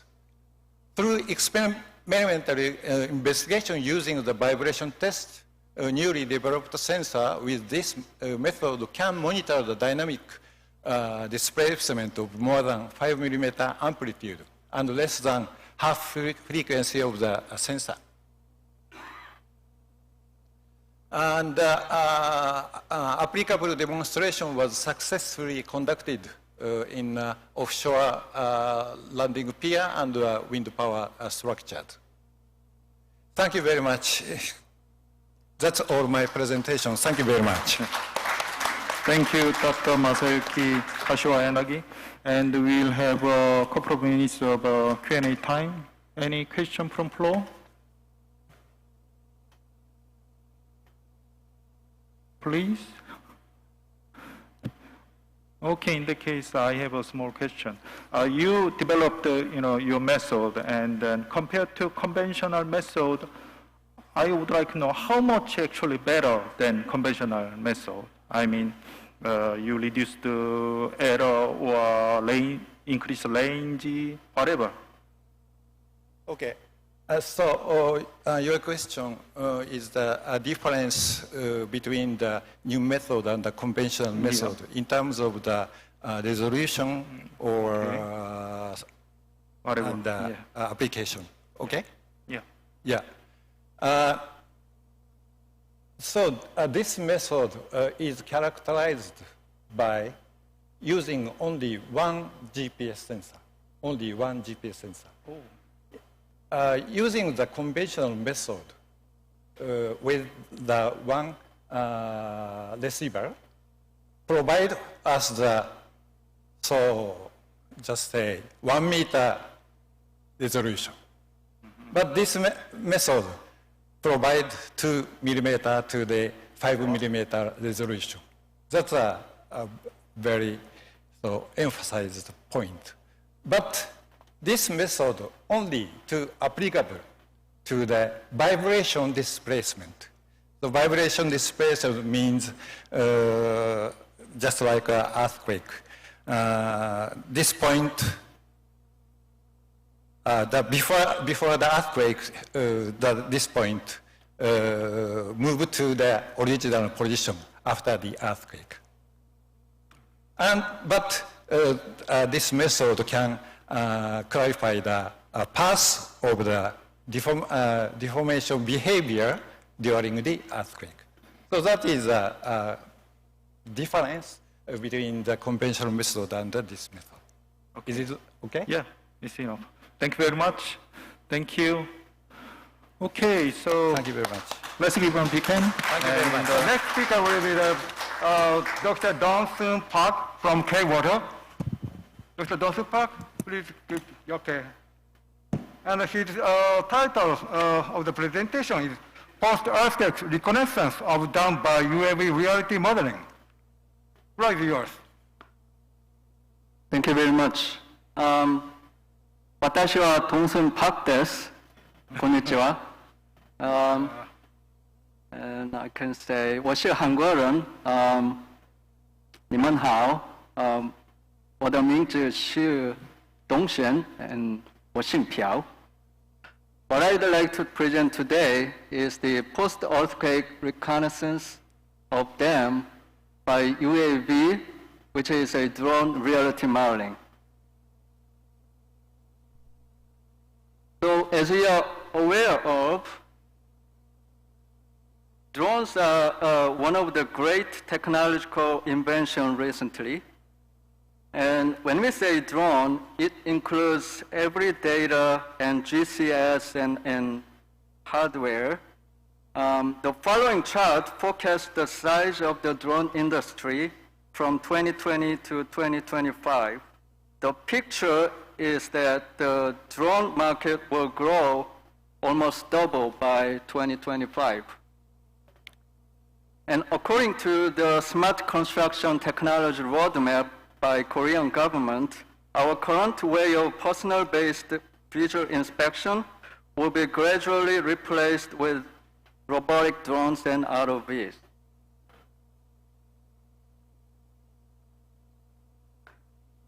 And I'm not sure if you have seen this TV show. It's a very famous TV show in Korea, but I can see many of you are falling asleep in this afternoon, so I want to share with you.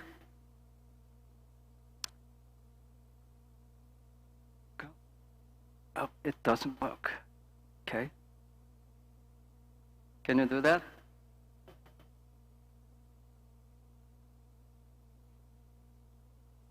Okay, it's okay. I can skip this slide. In particular, in the field of infrastructure safety inspection, drone caused tremendous changes. The picture on the left of the slide is the conventional visual inspection, and the figure on the right shows the inspection method by drone. So you can feel the difference in time, labor, and safety. So K-Water has a specific drone mapping, just like Dr. Yoon said before. Drone mapping program development plan like this. So before the drone inspection, there were many challenging places to go and investing directly. Although we are in its infancy, we realized drone inspection for limited time frame or access area or dangerous spots are surprisingly better in terms of labor and time. The purpose of this presentation is to summarize the actual activation of post-earthquake reconnaissance report in Philippines. So this dam is called Angat Dam, which is, I don't know why it is automatically changed. But the main dam height is 131 meter height, and Angat Dam was completed in 1969 for water supply and hydropower generation to the Metro Manila and other areas. Angat Dam is located in an area of very high seismicity. And on April 22nd, 2019, a magnitude of 6.1 earthquake hit this area, and which is 88 kilometers away from the dam. And Angat Dam is located approximately 88 kilometers from the epicenter. Sorry. So we conducted visual inspection after the earthquake. Generally, the dam embankment was in a good shape and good condition with no visible sign of seepage or downstream deformation. But as reported previously, longitudinal cracking were observed on the dam crest. Instrumentation data analysis were conducted as well. So there were no noticeable changes of the piezometric head due to seismic shaking. There was no noticeable change to the seepage rate due to the April 22nd, 2019 earthquake, which provided related information in terms of seismic dam safety. In order to address the post-earthquake characteristics of Angat Dam, we adopted a drone digital mapping techniques using photogrammetry processing. Drone surveying can be complementary for the dam safety in terms of labor and time. For the drone mapping of Angat Dam, step-by-step photo images were taken and obtained by drone mission flights like this table. And GCP, which is a great ground control point, are important to ensure the accuracy of the drone mapping result. So because of survey monument, we can paint these numbers on the near the dam monument survey point. A total of 1664 drone photos were taken. The following map shows the aerial photo distribution for Angat Dam. It also shows position uncertainties as well. As a post-processing software, context capture was used. This figure shows all type points with colors and representing resolution in the individual point position. The values are in meters per pixel with a median resolution of 2.3 centimeters per each pixel.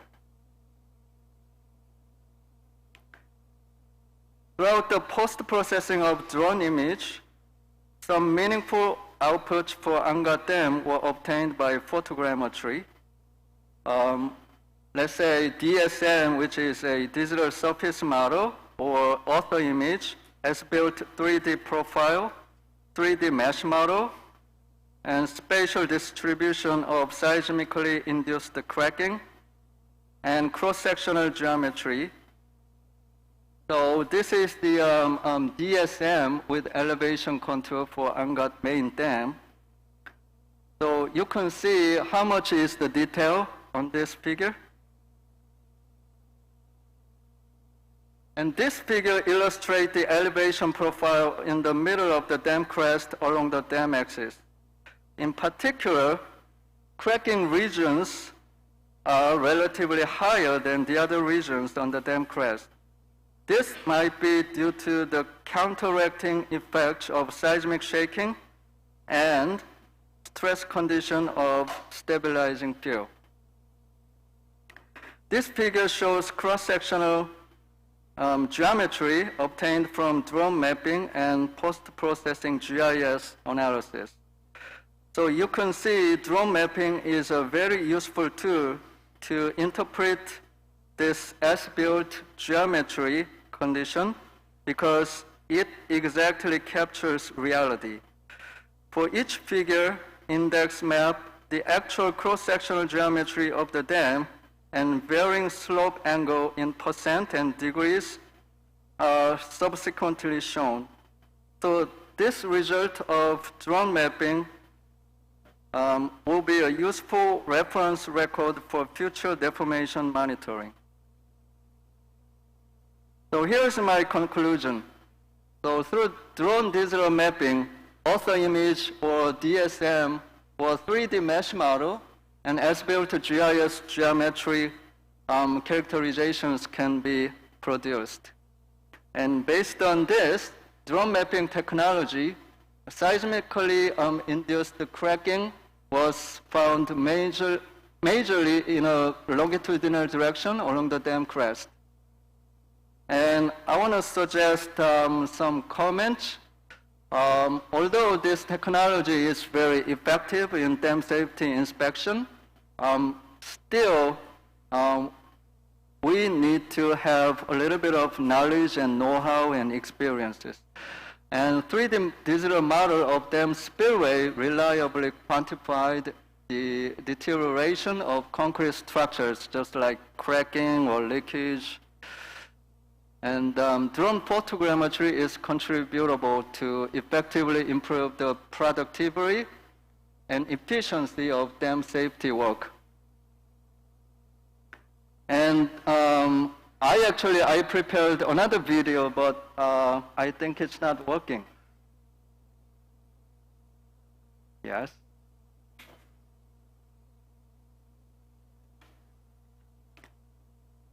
Okay, we can change the last slide.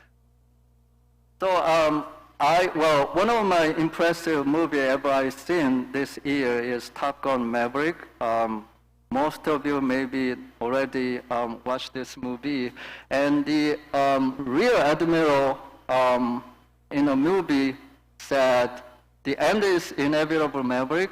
Your kind is headed for extinction because of unmanned UAV manipulation. So this kind of human experts is not necessary."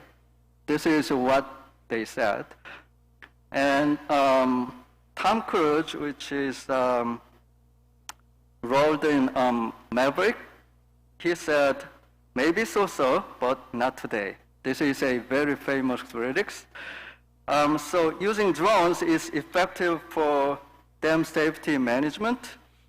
However, the know-how and competence of the pilots and engineers to understand the dam engineering or dam safety is still quite important. So we must not forget this. Okay, so this is all I wanted to say. I just shared a little experience about dam safety by drone photogrammetry. Thank you very much for your listening. Thank you. Thank you, Dr. Dong-Soon Park. Nice presentation. Now we'd like to invite questions from the floor. Any questions?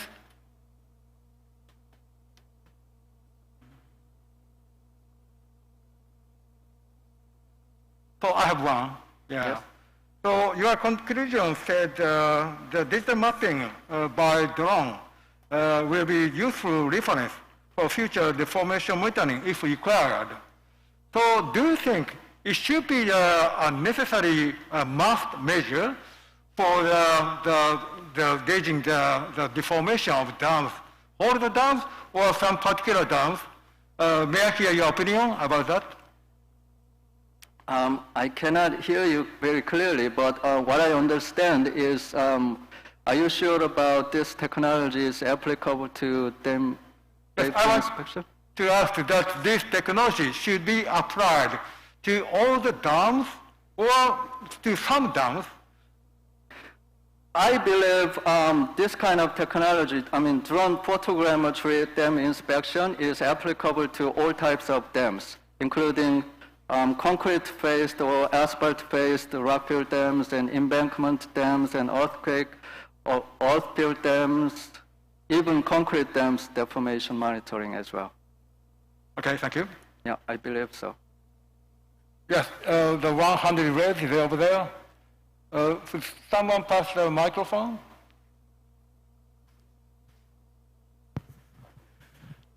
Thank you very much for an excellent presentation. May I hear your name and the organization? Okay, my name is Dong Wen-shin from K-Water. My question is very simple one. My question is that you mentioned about the median resolution of your photogrammetry, and it was about 2.3 centimeter per pixel. So it is very important technology term, but I think we needed to increase the resolution. So my question is, what is the device or technology is needed to increase the resolution in your photogrammetry technology? I can say, of course, we can increase the resolution. We call it GSD, which is a ground sampling distance, and it is defined as centimeter or millimeter per pixel in a photogrammetry 3D model. But it's kind of trade-offs. So this Anga dam is very massive volume of dam. And if we increase the resolution, then we need to take thousands of high-resolution photo images. And that takes so much significant time for post-processing to create a 3D model. So that is a limitation. So we have to optimize the resolution of the GSD value. So 2.3 centimeter per pixel is not a rough estimation, but a relatively higher resolution, relatively comparing to ground survey by total station or other equipment. So I can say we can definitely increase the resolution depending on the types of investigation. The reason of this investigation is just post-earthquake reconnaissance by overall deformation monitoring and analysis of the dam. If we specify the target as a very specific narrow area of the dam, then definitely we need to increase the resolution. Thank you very much for your question. Okay. Any other question? Okay. Thank you, Dr. Dong-Soon Park. Thank you.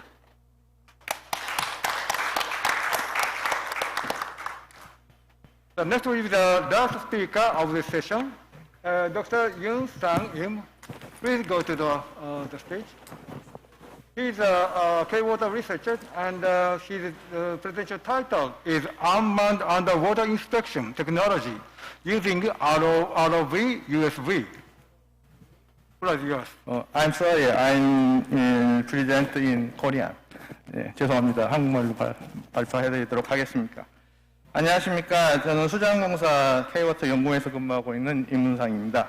오늘은 현재 우리 공사에서 활용하고 있는 ROV, USV를 활용한 무인화 수중 점검 기술에 대해서 소개해드리도록 하겠습니다.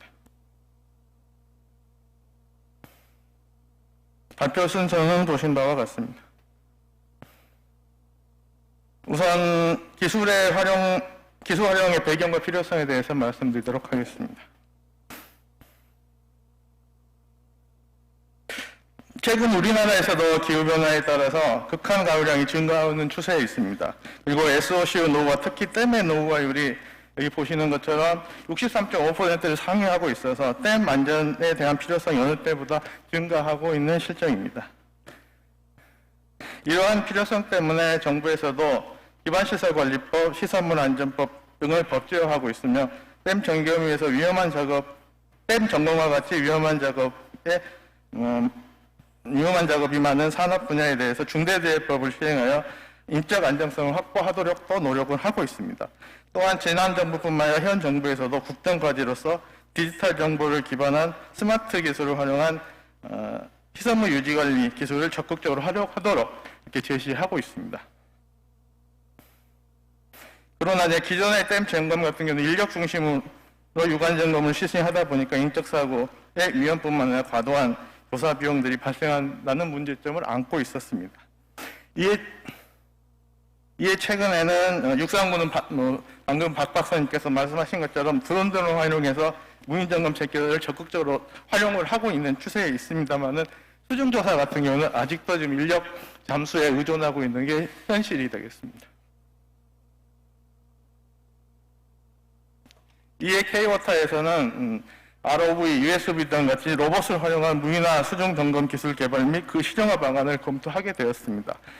무인화 수중 점검은 인력 사고 위험성을 배제할 뿐만 아니라 조사 수심에도 영향을 받지 않고 조사 비용도 절감할 수 있으며 실시간으로 관측이 가능하다는 그런 장점 때문에 안전관리의 전문자의 판단하에서 안전 점검을 수행할 수 있다는 그런 장점들을 가지고 있습니다. 특히나 조사 비용에 대해서는 일본 사례와 같이 약 50% ROV를 활용할 경우에 조사 비용을 절감할 수 있다는 보고가 있으며 우리나라 사례에서도 이와 같이 일부 구간에 대해서 조사했을 때 조사 견적이 약 한 1억 정도 나왔습니다. 그래서 이거를 전댐으로 많이 활용하게 된다면 수중조사 비용을 수억을 사실 절감할 수 있다는 그런 큰 장점을 가지고 있습니다. 이에 K-워터에서는 ROV, USB 등을 수중 점검에 도입하기 위해서 기술을 그 장비를 개발하고 실증 연구를 수행하였습니다.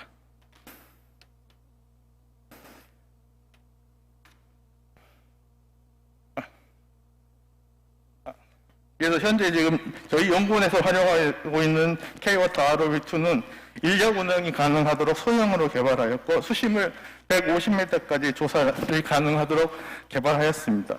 또 그리고 수심 유지 기능이라든지 방향 유지 기능, 정지 기능을 탑재하는 ROV를 개발하였으며 ROV 조정을 위해서 소나 등을 탑재하여 운영을 하고 있습니다.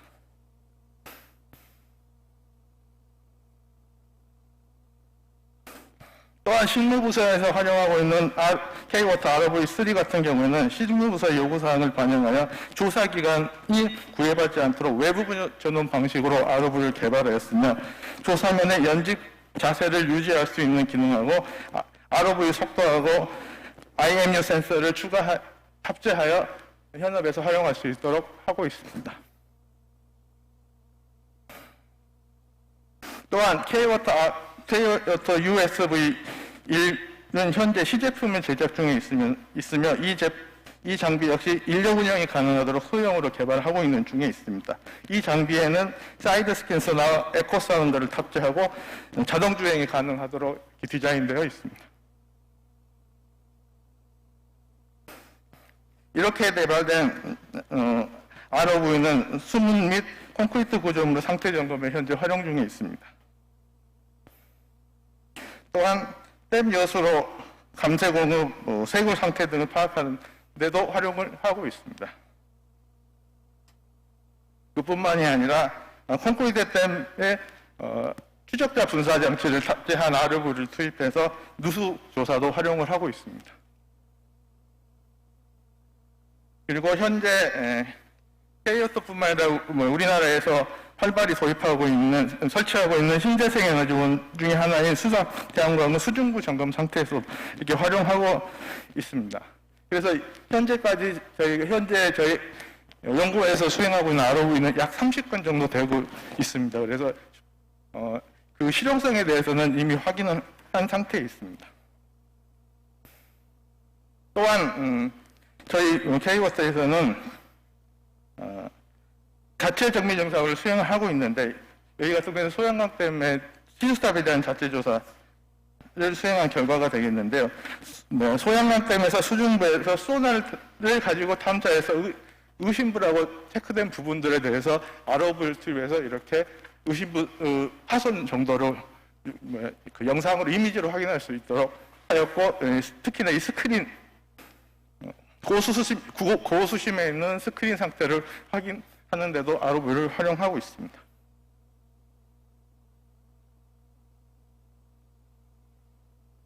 그러나 저희 K-워터에서는 지금까지의 사례와 같이 ROV 수중 영상 촬영 조사만으로는 스마트 수중 점검 상태 기술 개발에 대한 한계가 있다고 판단했습니다. 그래서 수중 영상에 대해서 디지털 시각화 필요성을 인지하고 시각화에 대한 그 연구도 추가적으로 수행하게 되었습니다.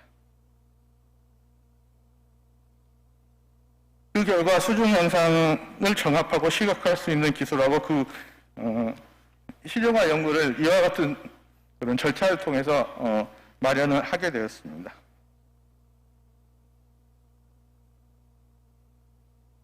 죄송합니다. 그러니까 저희 K워터에서는 수중 시각화의 가장 기본이 되는 그 정합 기술에 대해서는 슬램 기술하고 3D 모델 기술 일반적으로 많이 활용하고 있는데 저희는 3D 모델 기술 정합을 시각화의 기술로서 도입을 해서 활용하고 있습니다.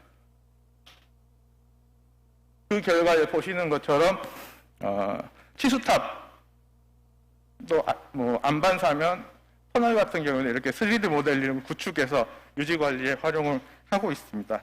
다만 이렇게 구축된 3D 모델은 사실 이게 구축할 수 있는 조건이 조금 까다롭습니다. 즉 깨끗한 수중에서 촬영한 경우에만 이렇게 그 정합성 때문에 구축이 가능하다는 이런 단점이 있고요. 또 그리고 손상에 비해서 구조물의 크기에 비해서 손상 규모가 굉장히 작기 때문에 그 주요 손상을 한눈에 알 수 없다는 좀 단점이 있었습니다.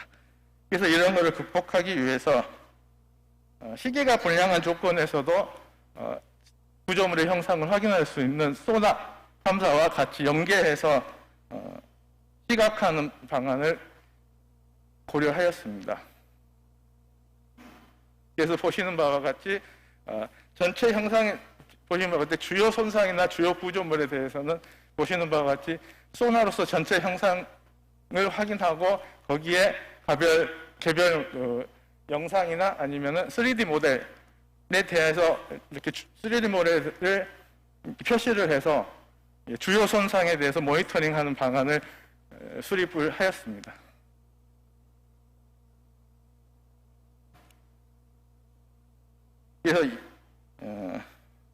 그래서 이런 것들에 대해 종합적으로 최종 결과를 말씀드리면은 이 본 사례 같은 경우는 여수로의 감세공에 대해서 무인화 수중 점검을 수행한 사례가 되겠습니다. 그래서 여기 보시는 것처럼 드론을 가지고 육상부에 대해서 3D 모델링을 구축하고 ROV를 활용해서 수중부에 대한 모자이크도라든지 3D 모델링을 구축하여 연계하여 표현할 수 있도록 하였으며 소나 탐사하고 영상 정보를 활용하여 주요 손상을 주요 손상을 모니터링할 수 있는 그런 체계를 구축하였습니다. 그리고 이와 같이 수심 정보하고 이미지 정보를 가지고 시설 바닥의 세굴 상태랄지 이런 거를 계속 모니터링 감시할 수 있는 체계를 구축하여서 현재 활용하고 있습니다. 이상으로 발표를 마치겠습니다. 감사합니다.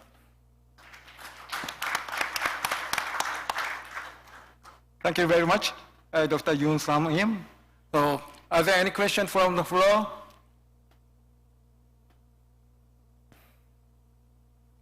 I think Dr. Yoon Sam Im has a shorter time of presentation. We have much time for the questions and answers.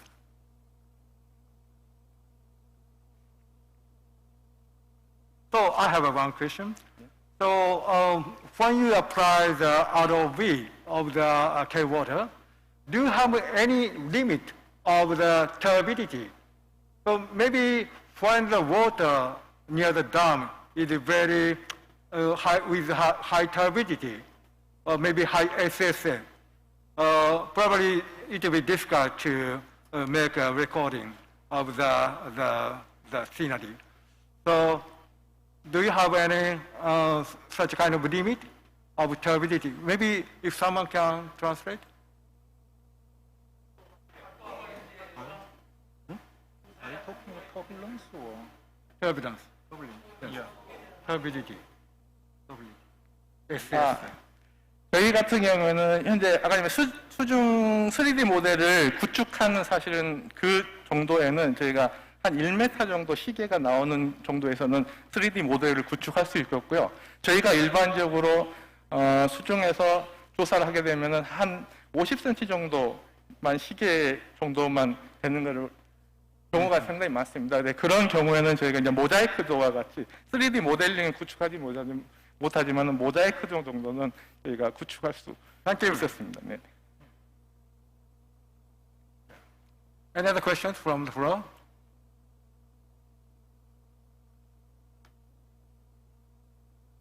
If no question is raised, we'd like to thank for Dr. Yoon Sung-in again. Thank you very much for your presentation. This is the end of the session. Thank you very much. Thank you very much, Dr. Lee and Mr. Yasuda, for your very punctual and excellent moderation of the session. Thank you, and from now on, we'll have a 30-minute break. So the next session will start at 3:10 p.m. So please enjoy the refreshments in the lobby and have some fresh air before we start the session 4 and 5. So please be returned to the seats 3 minutes before the next session. So you can have a free time now. Thank you.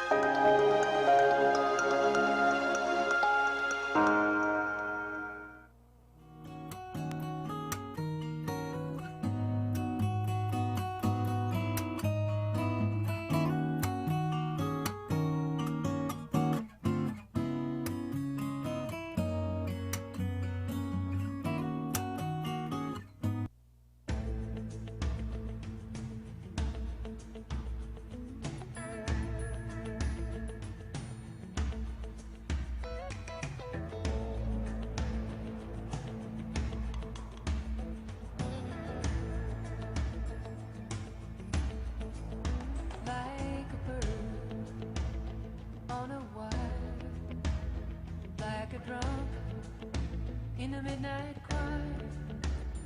I have tried in my way to be free. Like a fish on a hook, like a knife from an old-fashioned book. I have saved all my ribbons with thee. And if I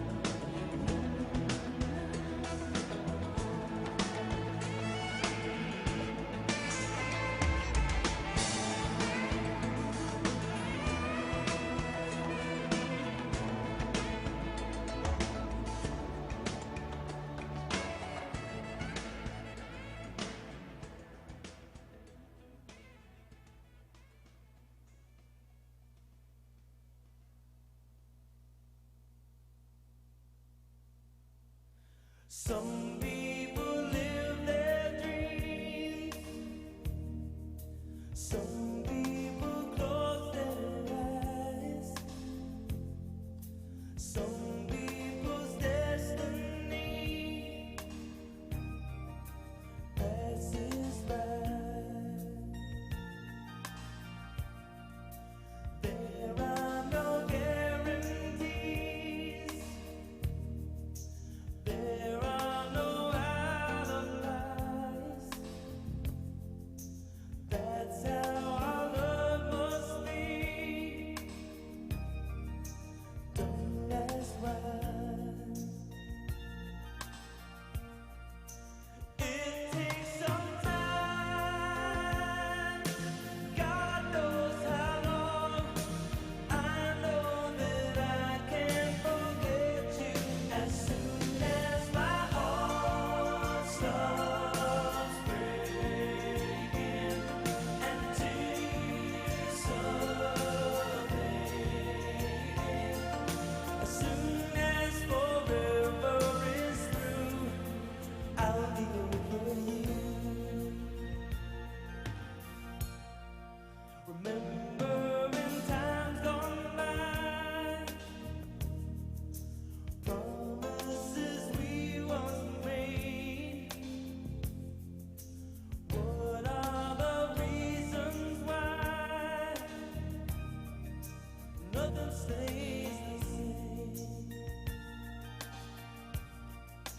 There were the nights holding you close. Someday I'll try to forget them as soon as my heart stops breaking and tears are fading.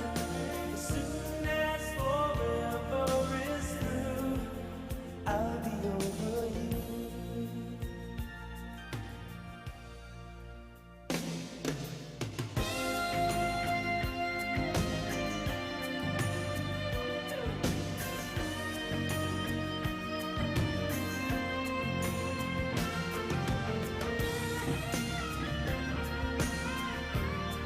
As soon as my heart stops breaking and tears are fading, someday I'll be over you. As soon as my heart stops breaking and tears are fading, someday I'll be over you. As soon as my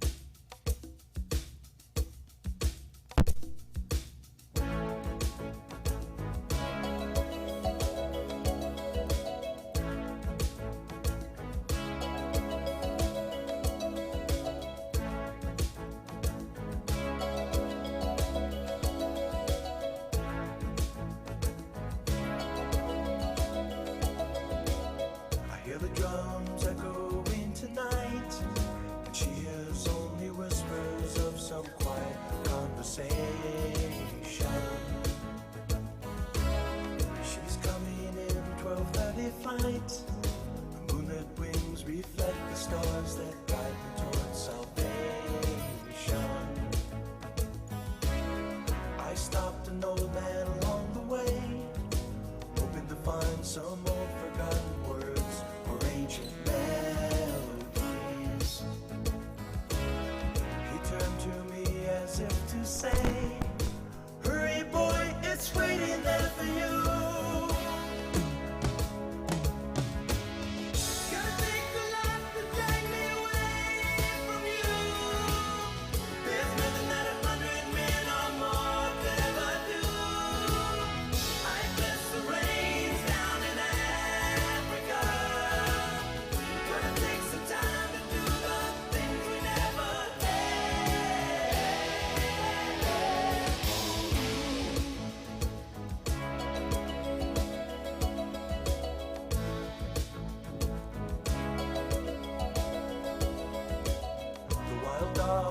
cry out in the night as they grow restless, longing for some solitary company. I know that I must do what's right, sure as Kilimanjaro rises like Olympus above the Serengeti. I seek to cure what's deep inside, frightened of this thing that I've become. It's gonna take a lot to drag me away from you. There's nothing that 100 men or more could ever do. I guess the rain's down in Africa. It's gonna take some time to do the things we never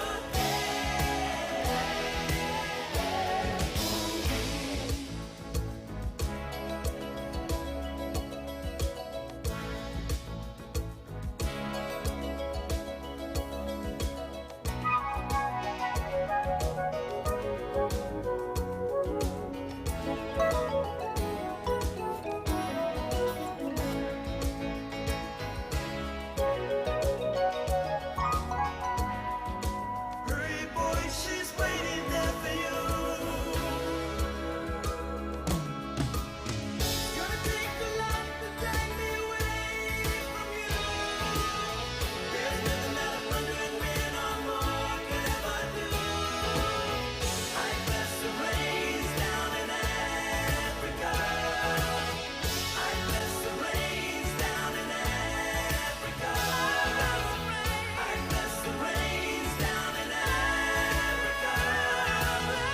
I guess the rain's down in Africa. I guess the rain's down in Africa. It's gonna take some time to do the things we never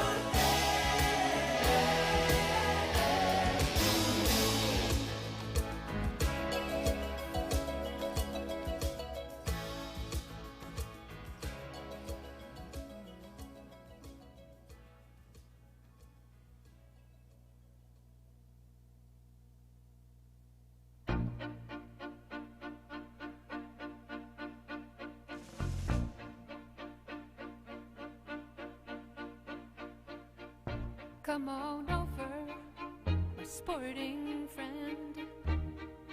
Bring your favorite weapon.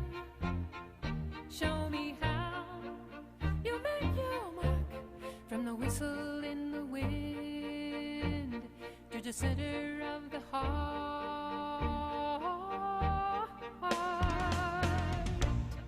The moon is full, the night is clear. Hunting season is drawing near. Show me how you claim your ground. Pull the arrow back, take one down, and maybe tonight, maybe you'll show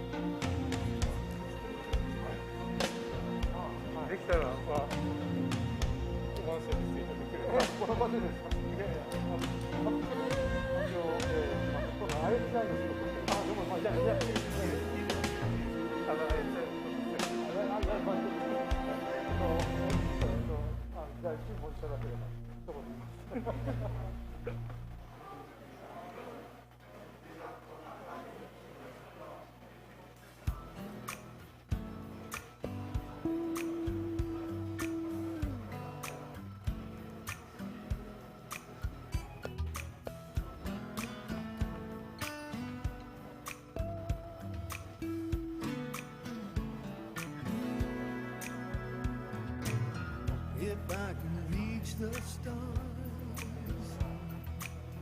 pull one down for you, shine it on my heart, so you can see the truth. And this love I have inside is everything it seems.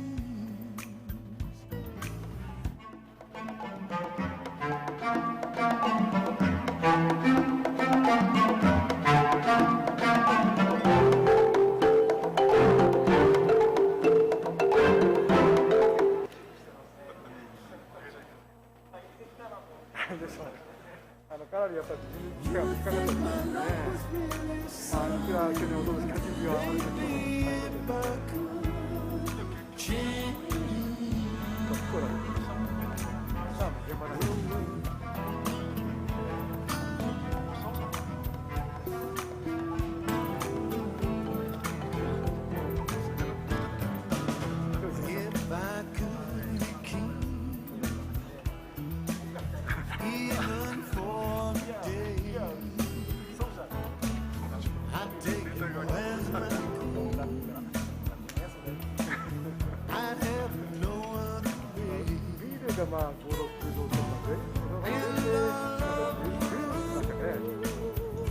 This kingdom we have made,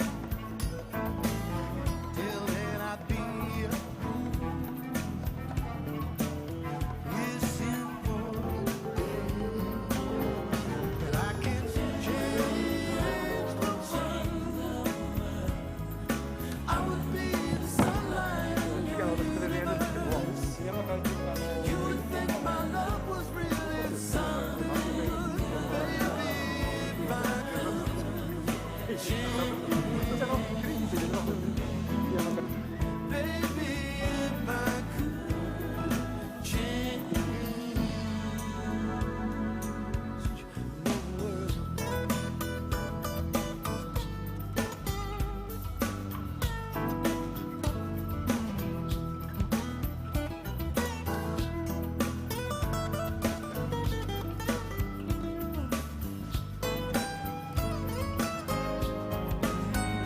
I could change the world. I would be the sunlight in your universe. You would think my love was really something good, baby, if I could change the world. Baby, if I could change the world. Baby, if I could change the world.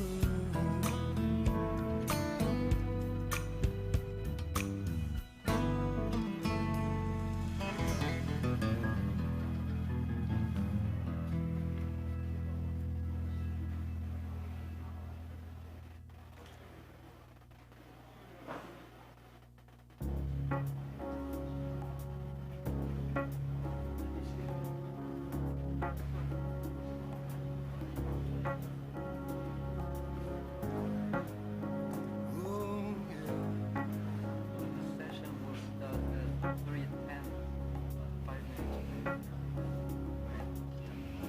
Everybody talks about some fateful day. That's what she Guess said. that this was mine. I may be here to tell some kind of story, but I think it's gonna take a little time. Have you been in Korea before? Yes, 4 or 5 times. Wow. rocking in a cradle and a horse somewhere, and I'm lost inside. Maybe I'm falling, maybe I'm flying, but I know if I'm crying, EADC, 2 times EADC, and 1 time and then the sky broke up, and then the rain came down, and it washed away everything on the ground.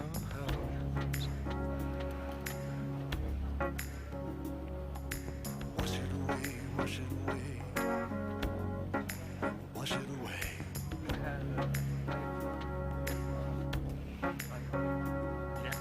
Baby's got that bottle filled with lightning and rain. She keeps calling out for someone, but she's riding on a train. Riding on the ghost train. Well, she keeps on riding. She's gonna keep on riding. Mama, keep on riding. Keep on riding. Some trains they leave in the morning, some leave in the afternoon. Some trains they leave here right on time. Some they just leave too soon. Way too soon. Gonna keep on.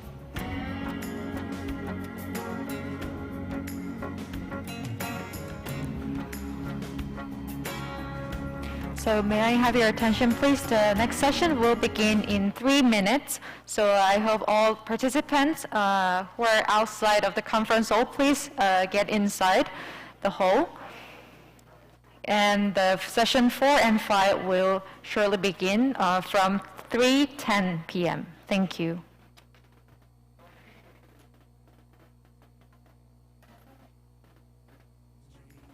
Yeah, she keeps on riding. Rain came down, washed away everything. She keeps on riding. She just keeps on riding. Wash it away, wash it away. Keep on riding. Baby's got that bottle filled with lightning and rain. He keeps calling out for someone, but she's riding on a train.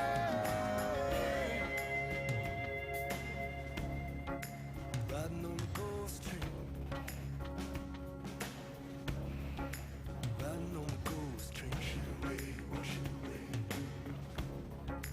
Riding on the ghost train. Riding on the ghost train. Riding on a ghost train.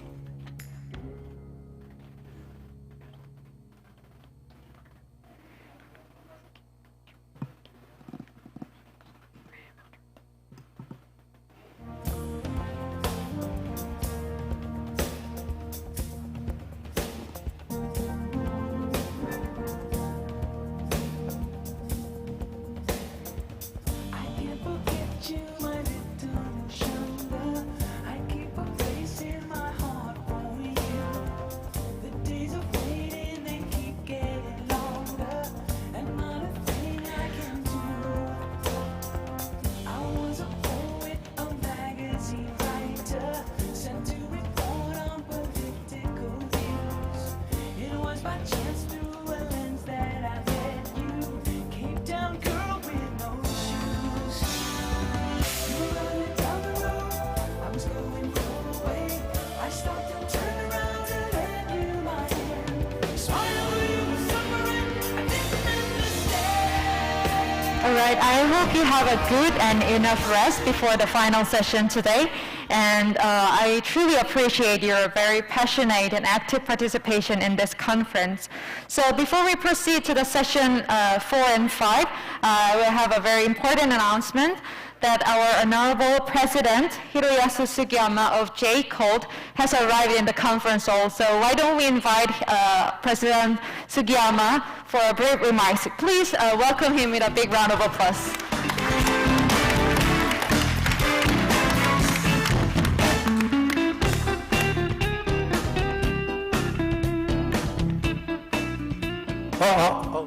안녕하십니까. 처음 뵙습니다.杉山라고 합니다.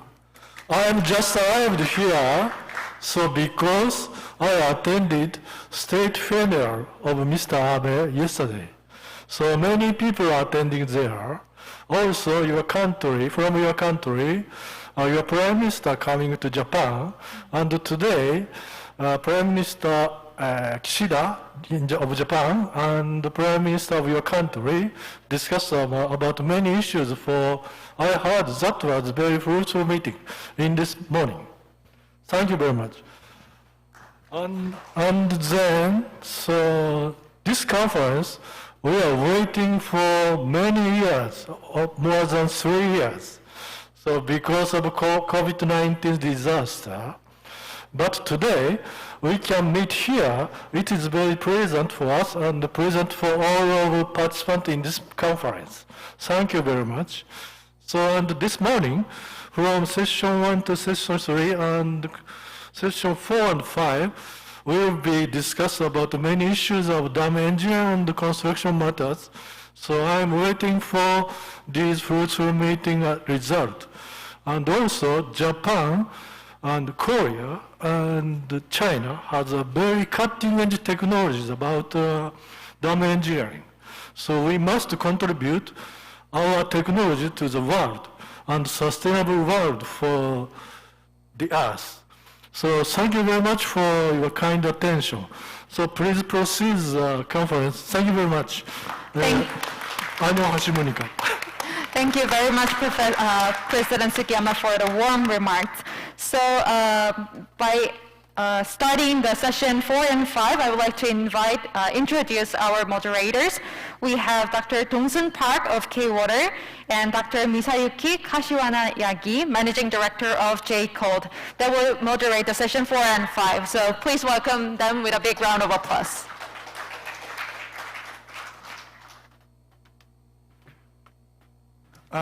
Okay, we'd like to begin the session 4. My name is Masayuki Kashiwayanagi, so I'd like to chair this session. And also? My name is Dong-Sun Park. Thank you very much. Yes, so in this session we have 4 presentations, one from Japan and other from Korea. Each presentation is limited to 15 minutes and followed by a few minutes QA session. Okay, so the first presenter is Mr. Yasuda Goro. He is JCOLD Executive Director. Mr. Yasuda, you have the floor. Hello, everyone. This time, I appear as an advisor for the private company called IHI Infrastructure Systems Limited. But before that, I was said by my colleagues to introduce this brochure. This is a Dams in Japan Overview 2022. This brochure was just made last week, so this is the first time we deliver it. So if you don't have it now, please find it at the front desk in front of the room. So now I move on to my topics. So I'd like to talk about what the IHI infrastructure is called IIS for the short term. So what IIS did for the Yamba Dam construction project.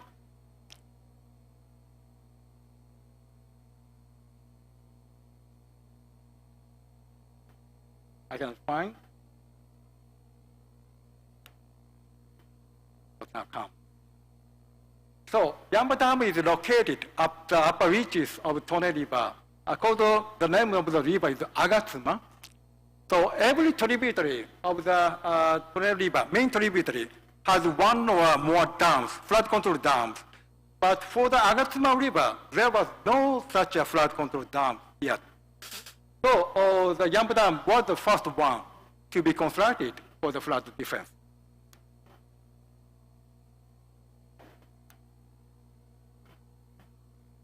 this is the outline of the Yamba Dam.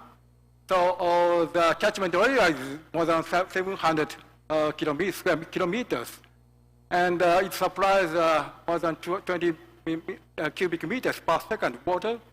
And also it's a large stage for the flood control. And in 2016, the government, the Ministry of Land, Infrastructure, Transport and Tourism, we call it EMIRIT. EMIRIT awarded a contract for the main dam body construction. And the contractor, including Shimizu, Tekken, and IHI, made a joint venture. And IIS was in charge of steel and machinery works. And the works of the company started from the February 1916.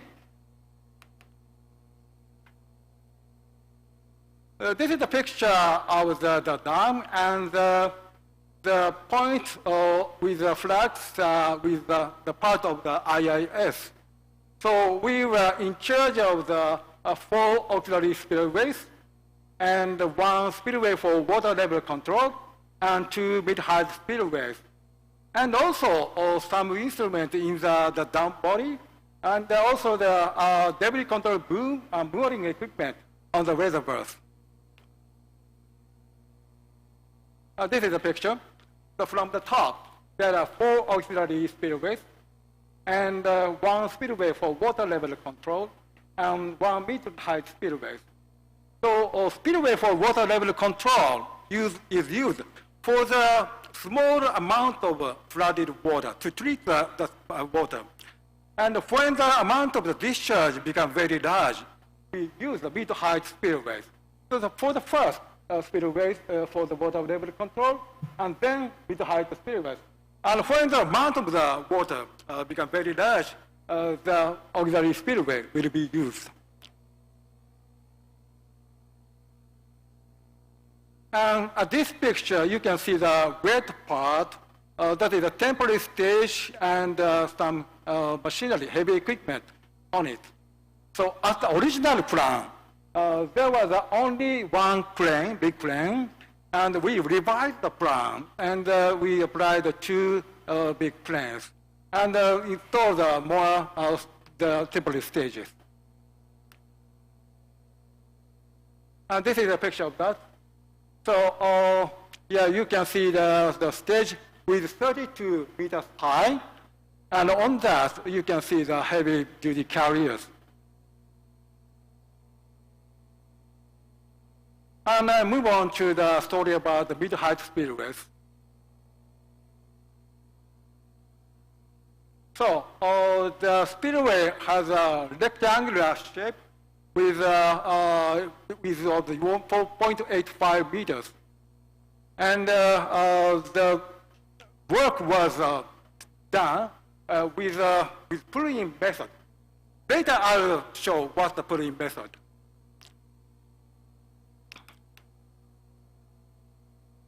So we set the temporary stage first, and when the concrete pressing advances, we place the spillway and the supporting parts over there, and also we made a temporary bridge to the dam body, and then we apply the pull-in method to move the spillway and the supporting parts onto the dam site.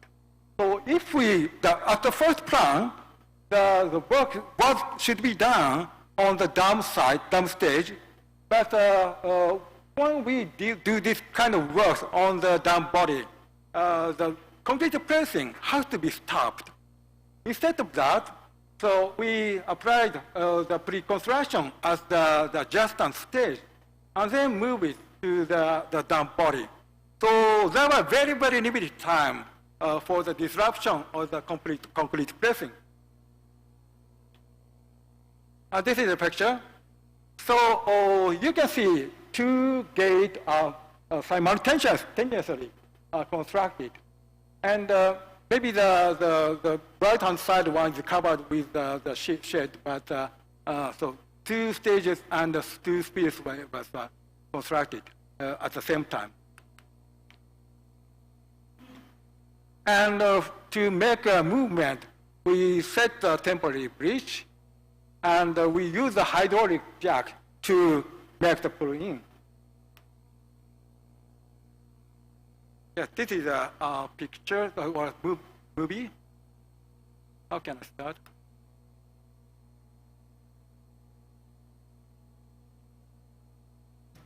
Oh, there should be some sound, but it becomes silent.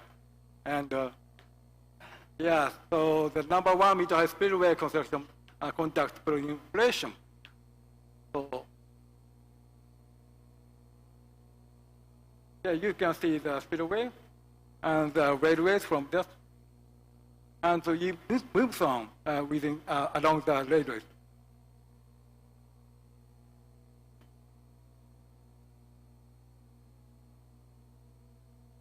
Yeah, they are preparing. Soon the work of the hydraulic jack will start. The operator is now making a command to start the pull-in.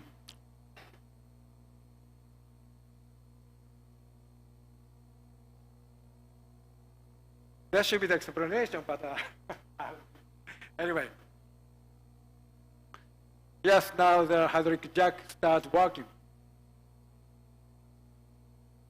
Yes, this is a 10 times speed time lapse. Actual works progress very slowly.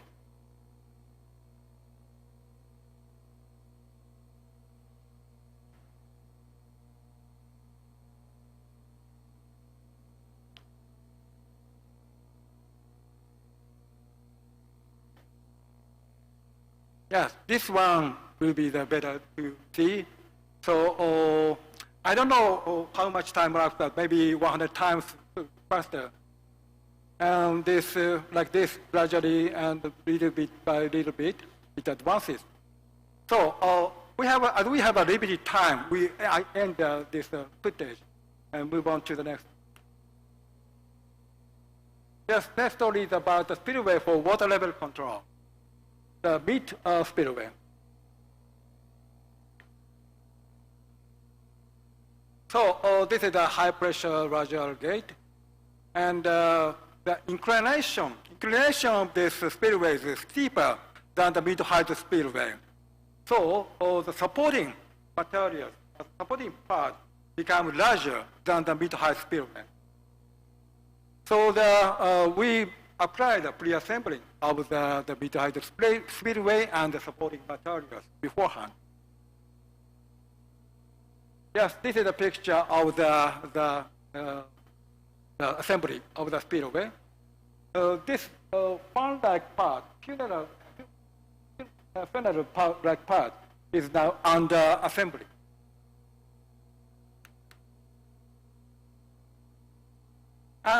You can see this structure right on the right-hand side. So it corresponds to the green one in the left-hand side picture. So each colored part was assembled at the shop and brought to this side, and then hung up by the heavy-duty carrier and set to the right position. So with this the part, we assembled the spillway and the supporting part. Sorry, again. This is a picture that is set on the dam body. So already set on the dam body. Next one is bottom conduit. So you can see the bottom conduit over there. And up on the upper side, there is a selective intake facility. So you can see the conduit, bottom conduit over there with a yellow color. And on that, there is a selective air intakes. So in order to shorten the work time, so we divided the conduit for each 9 meters and then conveyed it from the shop factory and combined 2 parts into one, so 18 meters long. And then we moved it with a heavy-duty carrier to the exact location.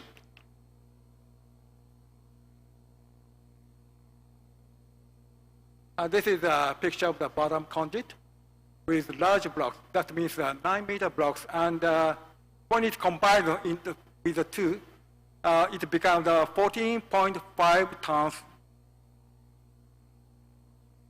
And finally, we apply the welding to make it one structure.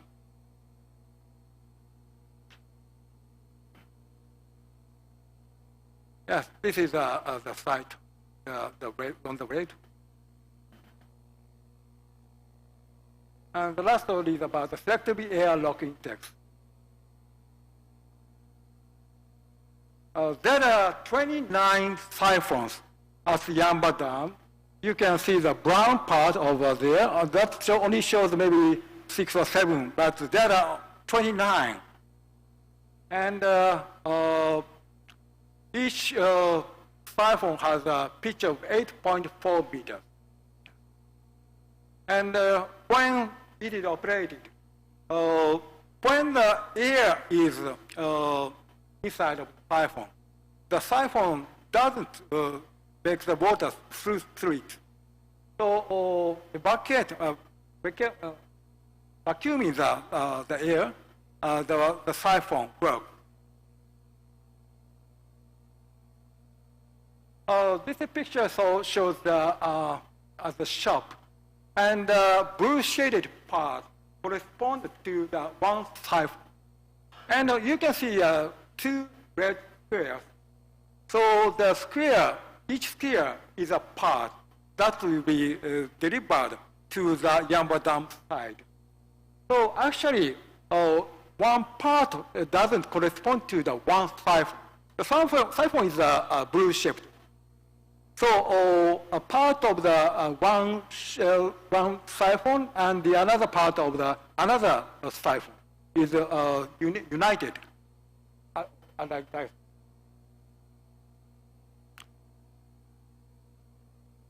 So this is a picture of the on-site near Yamba Dam. You have 2 minutes. Please. Right. So where is the joint you can see. So I'll speed up. So this is a picture how we convey the siphon. So maybe you can see the upper layer siphon is settled on the towered siphon.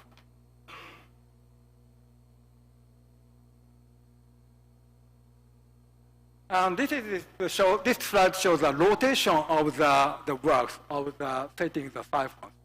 I'll skip it. This is another picture of the work. This is also. So I come to the conclusionary picture. This slide shows how we shorten the construction period of Yamba Dam. So for the works on mid-height spillways, we applied pulling works and rear stage assembling. Then we got a 61 days short of the work period compared from the original plan.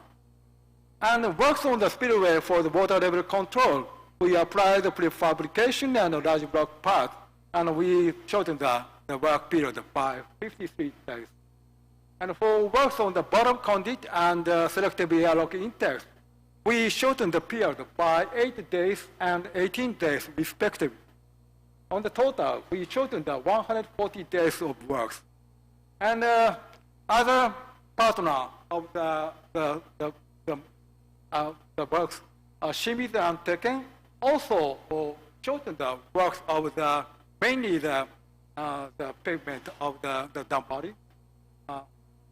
And so then shortened 374 days. And on the total, 540 days was shortened. Oh, what happened? Maybe something is running, but I don't know. Oh?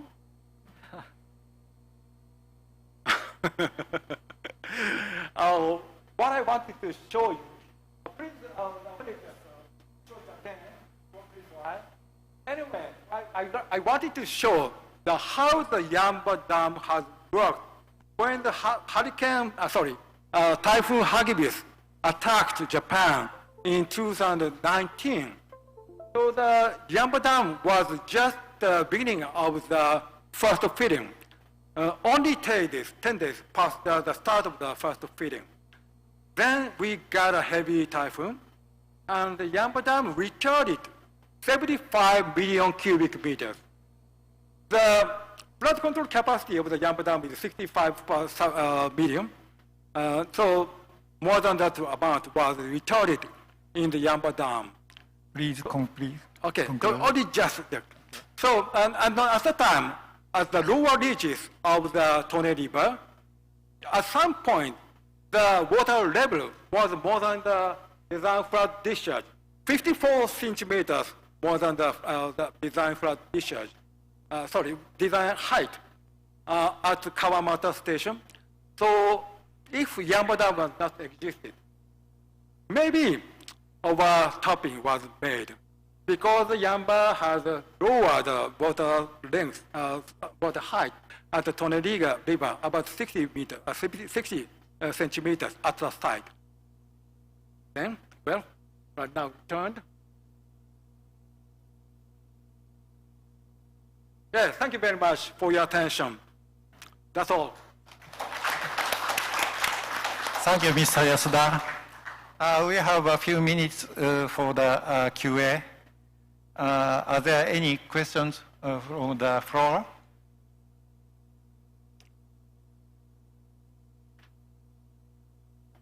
Okay, so I'd like to have one question. Are there, so regarding the pull-in works for the spillway, so are there any risk during the construction? Well, so pull-in works is done between the stage, the temporary stage and dam body.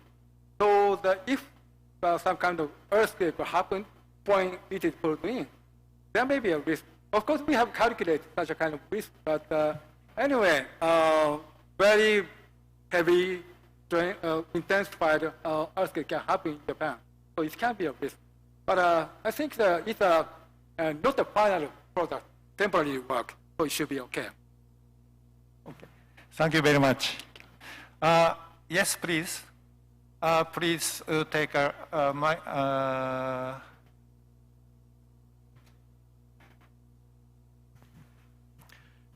Thank you very much for your good presentation. My question is that my memory, I'm not sure whether my memory is correct or not. I've heard about the project period of this Yamba Dam. My memory is that the project period took around 10 years. It's a very long time. But why you did shorten the construction period, and what's the reason for the shortening? It's a very good question. Yeah. So if we count the very beginning of the project, it should be about 60 years. So there was a huge obstruction. The local people were opposing to the dam. I was head of the Yamba office of the emirate. Maybe it was 15 years ago. Even at the time, there was a strong opposition. And also, it was a kind of a political issue. So then the government decided to abandon the project, but again started because at that time local people supported the project to proceed. So there are a lot of stories about it. But anyway, so it took a long time, and after the construction of the dam body was decided, every person, every people wanted to make it earlier because they have to wait for a long time. Of course, we didn't expect such a kind of Typhoon Hagibis would arrive at that occasion, just a coincidence. But it can be a kind of fate we feel. because so much argument was there beforehand. Maybe it's not a good answer, but yes. Thank you. Thank you very much, Mr. Yasuda. It is okay, your question? Yes, thank you. That's enough. Thank you. Thank you very much. Okay, so thank you very much, Mr. Yasuda. Thank you very much. Good presentation. So I invite the next speaker from Korea, Mr. Yo Ho Jung, K-Water senior researcher. Mr. Yo, you have the floor. Okay. Okay, I'm Ho Jun Yu from KOR, and I'm glad to be here. And it is great honor to get opportunity I present today. Today, I'd like to present about design and application of digital twin for dam and river operation in Korea.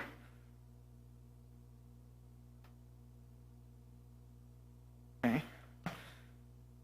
As you can see in this slide, consists of introduction and design and application, and K-twin, SJ, and conclusion. There is a big, in August 2020, there are large flood in Korea, and river failure caused heavy damage to surrounding area. So climate change is not only the reason, but it is probably one of them. So since the frequency and intensity of rain are increasing due to climate change, it cannot be overemphasized how much prepare to them. If we can make faster decision making, we can reduce more damage. There is a total of 17,735 dams in Korea, and KOR managed dams have been built in more than 30 years, 14%. This accounts for 68% of total storage capability over multipurpose dam. It can be said that managing multipurpose dam is core of the water management. In particular, since the amount dam discharge has a significant impact on downstream, dam operation is one of the important components for water management.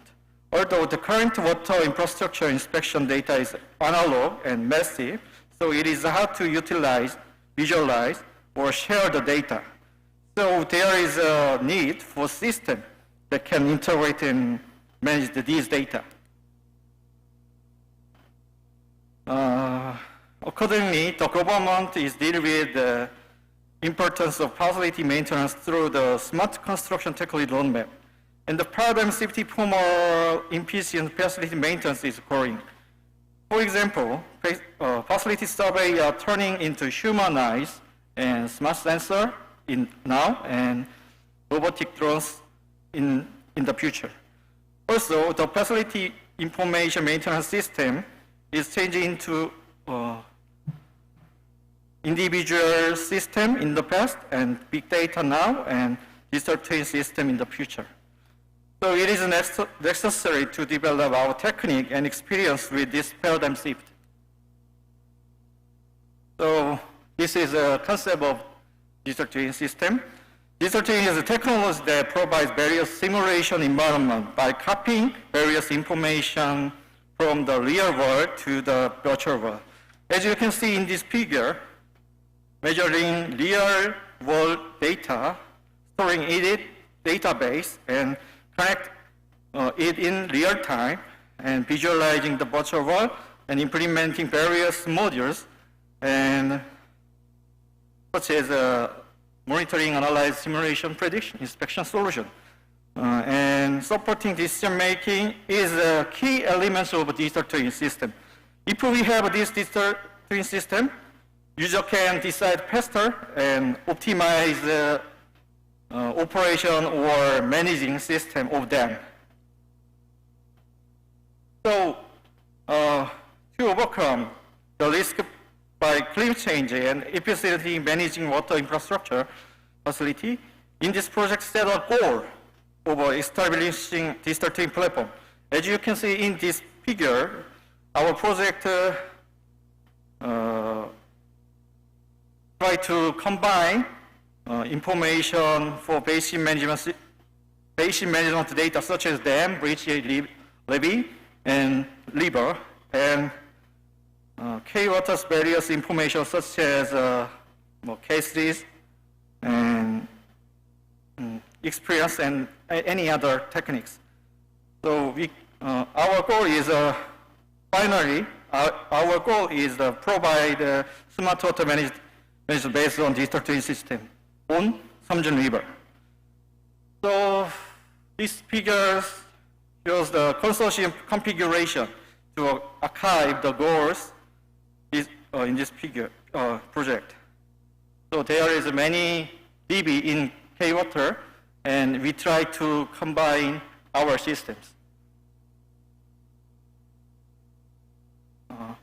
First, as I described previously, district twin need to collect high precision geospatial data because data from real world need to be copied into the virtual world. In this project, in order to obtain high resolution digital elevation model, it was measured with a LiDAR mounted or helicopter over the 170 kilometers of Samjin River. And Samjin River basin, except the Portal River, was provided with 500 DEM provided by National Geographic Information Service. These two digital elevation model collected were merged, as you can see in this figure, and used to build the topography, virtual DEM, virtual world, or digital twin platform. This is another geospatial information 3D model of water infrastructure, such as a dam or bridge and submerged weir. In the past, constructing such a 3D model is spend many time and money, but recently, 3D model can be built with little time and cost with a multi-view imaging taken from drone and photogrammetry technique. If photogrammetric technique is applied multi-view image taken with a drone, it makes a point cloud, and point clouds are 3D-dimensional location information on surface facility. So, as you can see in this figure, this process illustrates that process. In this project, 3D model of 82 water infrastructure facility in the Samjin River Basin were surveyed. As a component of digital twin, simulation plays a role relating the phenomena of a real world in the virtual world. In this project, cases that can simulate the behavior of water in river for them river connection is combined. Case series is the hydrological model developed by K-Water and includes K-drum, K-river, K-flood. K-drum calculates the discharge from rainfall in the watershed to the river, and K-river predicts the water level of a cross-section from the discharge into the river. And last, K-flood estimated inundation of a flood from water level predicted from K-river. So we use the K-series model, and but conventional K-series model is a standalone software that requires a user manipulation and from pre-processing of input data to operation. But in this project, the model, the K-series is improved to specialize from the Samjin River, and results can be produced only through DB linkage, database linkage without additional user manipulation. In particular, K-river produced more accurate results by combining it with dam operation information such as outflow discharge. In addition, the method to quick predict the downstream water level using only the outflow discharge of dam using AI was developed in this project. Using this method, it is possible to produce results that several orders magnitude faster than predicting the water level using K-river. So it is possible to provide an optimized dam outflow scenario that can minimize the impact on downstream. Another way to apply AI is the CCTV. K-Water and Yongsan River Produce Control Center have a large number of CCTVs. And by applying AI technique to this, it is possible to determine the water level, rescue, and moving object in river. In this project, a total of 5,100 data set considering like turbidity, flow condition, and environment were constructed so that AI CCTV could be applied. Recently, the use of drone to monitor rivers or water infrastructure facilities is increased. However, the use of drone during the flood season is still limited, and it is difficult to see or manage data collected through drone in real time. So in this project, the unmanaged amphibious drone that can fly even in flood season and drone station that can automatically charge was developed. In addition, the control system that can control drones from remote location and perform periodic missions and check data in real time was also developed.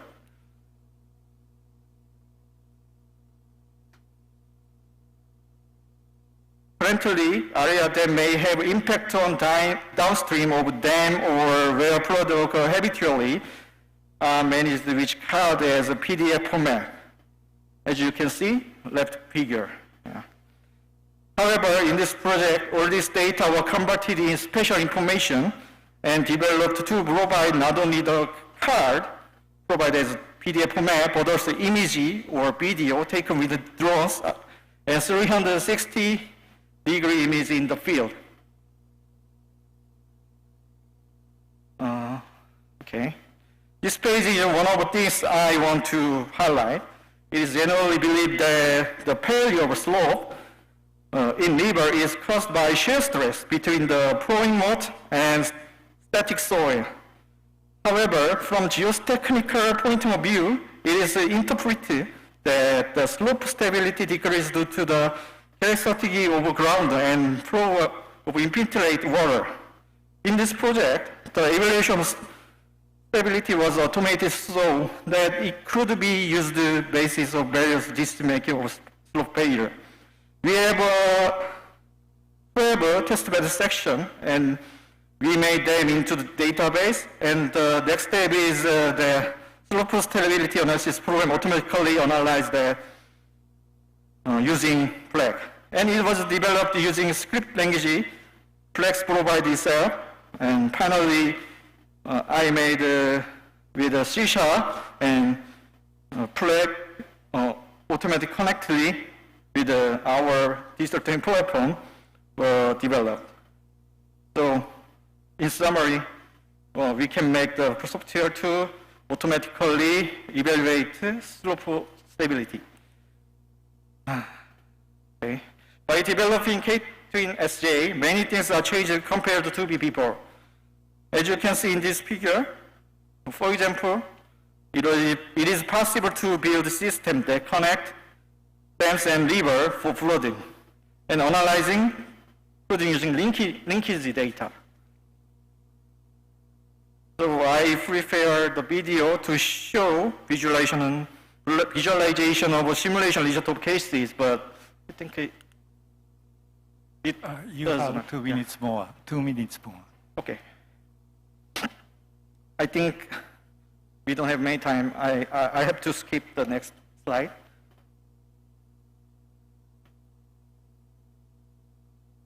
Okay.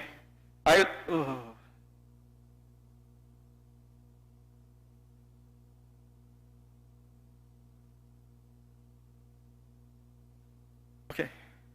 I'd like to summarize the conclusion of this presentation into 4 paragraphs. K-Twin SA, or digital twin watershed platform, is being developed for the whole Samjin River basin in South Korea. It connects real-time data with the various simulation data for the efficient management of the dam and river basin. The platform including high-precision 3D geospatial information, dam and river flood simulation, levee safe evaluation, and AI model induce optimization of dam operation and advanced drone monitoring system, and intelligent AI video surveillance module. These digital twin watershed platform will contribute to realizing database smart water management with technological relevance and productivity innovation in industry including. In the future, we have a plan to develop methods that can visualize damage information or technique that can efficiently express the result of regular inspection. Also, we also have planned to continue researching ways to visualize not only information on surface, but also information on invisible subsurface data. So finally, I would like to thank National Information Society Agency for supporting this project. This is what I prepare. Thank you for your attention. Thank you, Mr. Yeo. So we have a few minutes for Q&A session. Are there any questions from the floor?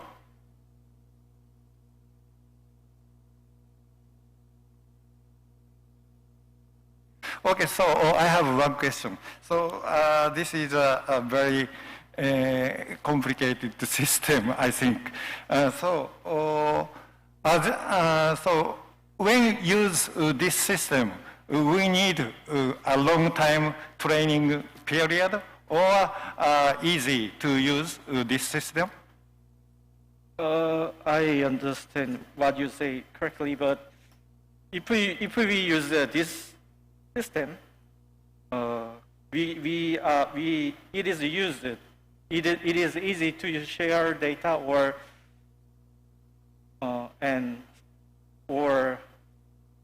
visualize some data or connect to each systems is very easy. So I think not only this field, many fields are applied in the future. Okay. I want to know, so we need training to use this system or not? Training, so how do we learn how to use this system? It is a long time training? No? Okay, thank you very much. Sorry, yeah. I think it's not very challenging. I mean, you can easily use this application okay. once it's done. Okay. Thank you very much, Mr. Yeo. Thank you. Good presentation. So next, we invite Mr. Kang Ki-moo from Korea, K-Water senior researcher. Mr. Kang, you have the floor. Thank you for Chairman. Good afternoon. My name is Kim Kang. I'm a senior researcher of K-Water Research Institute. It is a great honor to introduce our research project, Water Resource Satellite Application, including in this topic. Water Resource Satellite is C-band, Korea's first C-band star system. It will launch on 25. Today's topic is analysis of dam displacement using satellite star interferometry.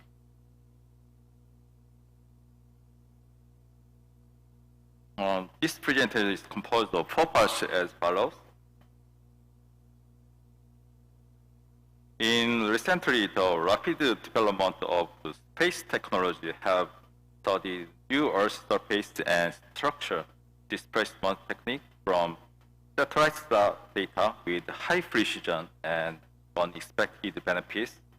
For monitoring these dams, safety feasibility study on time series stability, analysis of water resource structure such as dams and embankment using satellite interferometry technique are being attempted. So we will talk about the possibility of using spaceborne interferometry for dam monitoring in terms of feasibility and applications. In August 2020, abnormal weather occurred continuously, such as the longest rainy season in Korean Peninsula. As you can see, optical image cannot be observed land surface due to cloud. On the other hand, right figure, sky is useful for observation of land surface. Sky is one of the most effective tools because of all weather observation capability. It can penetrate cloud and take the image at any time of the day. And using that, we believe it will be possible to detect the land surface, including water body information and water infrastructure. What is SAR? Synthetic aperture radar. The spatial resolution of radar data is directly related to the ratio of the sensor wavelengths to the length of the sensor's antenna. For a given wavelength, the longer the antenna, the higher the spatial resolution. From a satellite in space operating at a C-band wavelength of about 5 centimeters, in order to get a spatial resolution of 10 meters, you need a radar antenna about 4,000 meters long. That's about 50 football field size. An antenna of this size is now practical for a satellite sensor in space. Hence, scientists have come up with a clever workaround, the synthetic aperture. In this concept, because of SAR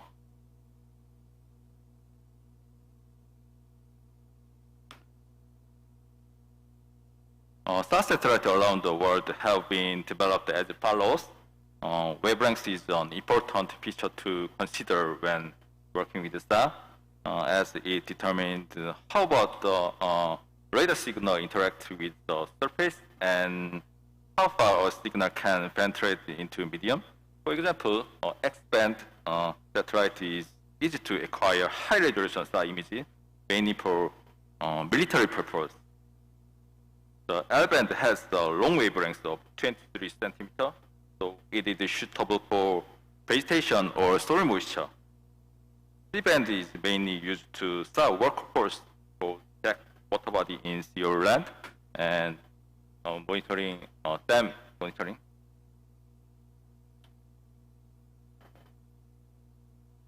What is the water resource satellite? This is a C-band SAR satellite system for monitor water resource information and water-related gestures such as flood and water infrastructure, regardless of day and night, and weather conditions for 365 days. This project is the development of C-band SAR satellite. Additionally, we are doing the research project about establishment of water resource satellite ground operating system. This funding is $37 million. We plan to develop satellite with the following specification. Frequency is C-band wavelength, 120 kilometers to speed in case of sensor mode, 10 by 10 meter spatial resolution. Photopolarization including VV, HHC, HV, VH polarization. Altitude is 500 kilometers and so on. This figure shows the various applications of water resource satellite as follows. Flood mapping, water level monitoring in North Korea, soil moisture and drought monitoring using photopulsar. Time series interferometers are in water infrastructure such as dam and embankment. Among the many applications, today we will focus on time series interferometry analysis. This is method. First of all, you need to understand the SAR image. SAR complex image consists of intensity image and phase image. The phase image is thus proportional to the two-way travel distance. INSA uses this phase information recorded by the sensor to measure the distance from the sensor to the target. These measurements are very accurate up to the millimeter scale level. SAR images have with high precision and with unexpected benefit using this phase information. Using this INSTA phase information, INSTA technique is the powerful tool to retrieve the position and displacement of surface point scatters through the pixel-to-pixel phase difference processing of purple star images acquired over the same scene viewed from comparable well-known occasion geometries. The right figure shows the INSTA processing flowchart. We call interferogram, the image of phase difference. Interferogram is the complex image with magnitude given by the product of star amplitude and phase given by the path length difference, as well as various variation of the scattering condition. The two complex star images must be correlated by interpolating one image to generate imagery, like this. This right figure shows the interferogram. The interferometric phase contains some distinct contributions: deformation phase, topographic phase, and atmospheric phase, and noise error phase. Differential star interferometry D-INSTA is an INSTA technique addressed to measure the Earth surface displacement with millimetric flash. D-INSTA is used seismology. For instance, when an earthquake takes place, two star images, one pre-seismic and one post-seismic, are acquired. The interferometric phase is computed using a DM. The topographic phase is cancelled. The residual phase contains also the eventual surface deformation effect. Excuse me. Please be closer to the microphone. Closer to the microphone. Okay, thank you. This differential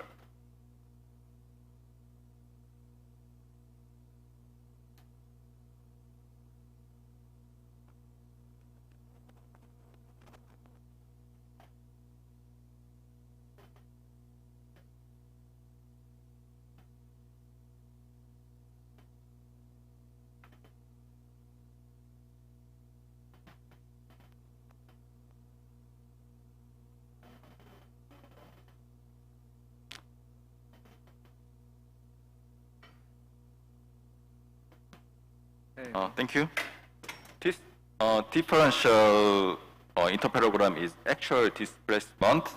This result shows the displacement map of Baja, California earthquake of Mexico in 2010 using differential interferogram.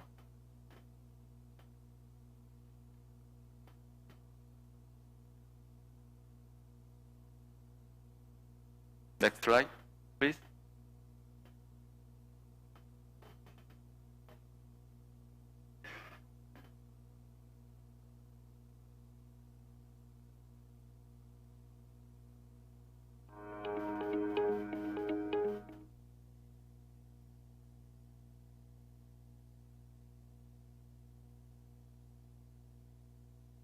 Maybe we need to have a break, short break.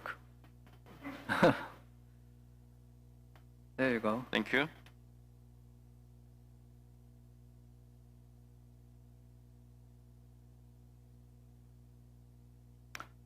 Finally, this slide shows the PS INSTA technique. PS INSTA technique can potentially measure millimeter scale change of time series point target displacement by using temporal series of star data. PS is permanent scatterer such as coherent radar targets in water infrastructure such as dam and embankment. This technique has the advantage of more precisely removing DM error, satellite orbit error, and delay error due to atmospheric component by generating multiple interfering images. Right figure shows the processing chain of PS INSTA. If only one ascending or descending orbit information is used, only one direction information can be known. To overcome this shortcoming, we was calculated three-dimensional information using both ascending and descending orbit data. Then the three-dimensional deformation map of them is 5. This is analysis and result. We applied 3 sites as Yeongju Dam, Yeongham Kumo Embankment, and Soyangang Dam in Korean Peninsula. We used C-band Sentinel-1 time series data. This is perpendicular baseline and temporal baseline, respectively. We could not find any displacement in this area. This is processing result of PS point in Yeongham Kumo Embankment, Korea Peninsula. Unit is millimeter per year. The result of time series annual average displacement -7 to 10 millimeter per year in this area.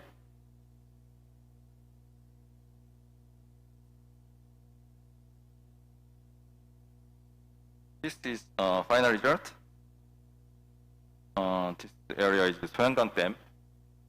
In this research, we acquired the C-band Sentinel-1 120 images in vertical copolarization and interferometry wide source mode, and were processed with the PS-INSA method during 5 years. Left figure shows the PS-INSA result. The result of time series annual average displacement is from -4 to 10 millimeter per year. As Soyangang Dam, also we applied 2-dimensional kriging from PS. You have 2 minutes more. 2 minutes. Okay, thank you. PS point result for visualization. A right figure shows the 2D kriging result. For validation, we compared with the in situ measurement, the GPS data. Actually, it is not easy to obtain field observation data with higher accuracy. Therefore, we converted the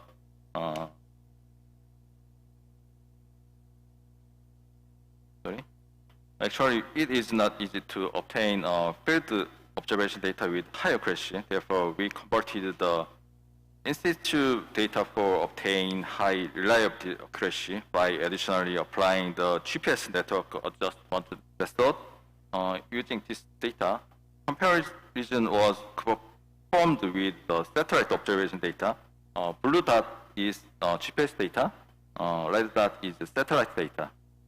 For validation satellite data with GPS measurement, we obtain accuracy of about 2 millimeter RMSE error in the vertical direction. Although those significant displacement in Korean dam was found, our result indicate that PS-INSA technique for time series dam monitoring can be used as an early warning method to prevent other similar accidents. Finally, this slide shows the summary. Satellite-based INSA technique is an effective tool of providing displacement information for monitoring the stability of water resource facility, such as dam, embankment, terrain, disaster, and so on. Some satellites have the advantage of periodic and long-term monitoring. It is possible to obtain continuous information for early detection of changing trend. Next, new C-band water resource satellite will launch in 25. Water resource satellite is one of the key solutions for water-related disaster monitoring and dam displacement observation. Thank you for listening. Thanks so much. Thank you, Mr. Khan. Nice presentation. So are there any questions? So we have a little time, 1 or 2 questions, please. No? So I'd like to ask you, so do you think so this method is promising, so it is a good method for monitoring the deformation for the all of hydraulic structures? Sorry, I can't understand your question. Okay. So this method, so you introduce us, SAR method, yeah, is promising is very good method in the future? Yeah. Do you think? Yeah, sure. Okay. Thank you very much. Thank you. So thank you very much, Mr. Khan. So I'd like to invite the last speaker in this session, Mr. Jo Sang by K-Water from Korea, K-Water principal researcher. Mr. Jo, you have the floor. Please begin. I'm sorry to say I prepared my presentation in Korea, so please understanding. 죄송한데 한글로 진행하도록 하겠습니다. 네, K-워터 물인프라 안전연구소에서 근무하는 조성배 책임연구원입니다. 제가 오늘 발표할 내용은 다음과 같습니다.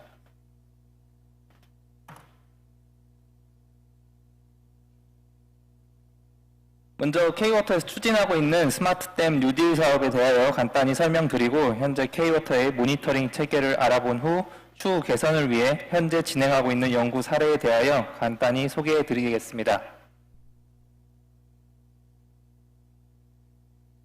다들 아시다시피 전 지구적으로 이상기후 현상이 빈번하게 발생하면서 자연재해가 증가하고 있습니다. 최근 국내뿐만 아니라 유럽 및 파키스탄 등에서도 가뭄 및 홍수가 발생하고 있어 이에 대한 대비가 중요시되고 있습니다. 반면에 대형 SOC 구조물들은 과거에 건설된 구조물들이 현재까지 지속적으로 사용되고 있으면서 노후 시설물에 대한 유지 관리의 중요성이 대두되고 있습니다. 댐 시설물의 경우 준공 후 30년 이상 경과된 구조물이 63%를 초과하고 있어 다른 SOC 구조물에 비하여 높은 노후화율을 보이고 있습니다. 최근 한국 정부에서도 시설물 유지관리에 대한 국가 정책을 전환 중에 있습니다. 시설물 유지관리 강화 및 예방 중심의 안전관리 체계로 전환하기 위하여 지속가능한 기반시설 관리 기본법을 제정하였으며 환경부는 현행 댐 건설 장기 계획을 댐 관리 계획으로 개편하면서 기존 댐의 효율적인 유지관리 및 안정적인 운영 중심으로 정책을 변경하였습니다. 4차 산업혁명 기술이 발전하면서 한국 정부에서는 SOC 디지털화를 추진하고 있으며 댐 관련 분야에서는 스마트댐 안전관리 프로젝트가 선정되어 2025년까지 많은 국고가 투입될 예정입니다. 이러한 현재 K-워터 수자원 시설처 주관으로 디지털 트윈 기반의 스마트댐 안전관리 플랫폼 개발을 추진 중에 있고 이러한 플랫폼 개발과 관련하여 댐 안전 계측 데이터에 대한 분석 기술 고도화가 필요하게 되었습니다. 그럼 K-워터의 댐 안전 모니터링 시스템에 대하여 간단히 소개해 드리겠습니다. 먼저 현재 댐에 설치되어 있는 많은 계측기들의 설치 목적은 건설 시의 시공 및 담수 과정에서의 안전 및 품질 관리를 위함이었습니다. 하지만 완공 이후 기설치되어 있는 계측기들을 활용하고자 댐 내외부 거동 모니터링을 통하여 댐 안전 유지 관리에 활용하고 있습니다. 현재 K-워터에서 관리하고 있는 댐에는 22개 종류의 3,000여 개의 계측기가 운영 중에 있으며 아래와 같이 댐의 운영 단계별로 필수 계측기를 지정하여 고장 시에 교체 여부를 명확히 하고 있습니다. 계측 빈도 또한 댐의 운영 단계별로 점차 계측 빈도를 줄여서 계측할 것을 기준으로 갖고 있지만 계측 및 통신 기술의 발전에 따라 현재는 아래와 같이 GPS의 경우 초 단위로 그 밖의 계측기들은 시간 단위로 실시간에 가깝게 원격 모니터링을 수행하고 있습니다. 특히 K-워터에서는 외부 변이, 댐 내부의 침투 수량, 침투수의 탁도 등을 참고하여 조기 경보에 활용하고 있습니다. 이렇게 K-워터 댐 안전 모니터링 시스템의 계측 데이터를 분석하다 보니 계측 데이터 활용을 위한 몇 가지 개선이 필요하였습니다. 조기 경보 알람이 울리게 되면 해당 내용에 대한 조치사항 등의 리포트 작성이 필요한데 단순 이상치 및 결칙에 대하여 잦은 알람이 발생하여 직원들의 업무가 과다하게 증가하였습니다. 한편 많은 댐 안전 계측 데이터가 쌓이고 있지만 이를 기반으로 하여 댐 안전성 평가에 활용하는 일이 많지 않았습니다. 스마트댐 안전관리 뉴딜 사업에 의하여 GPS, 전기 비저항, 위성사진 등의 스마트 모니터링 계측 데이터가 증가하고 있으며 이러한 스마트 모니터링 계측 자료를 활용한 댐 안전 평가 체계가 필요한 실정입니다.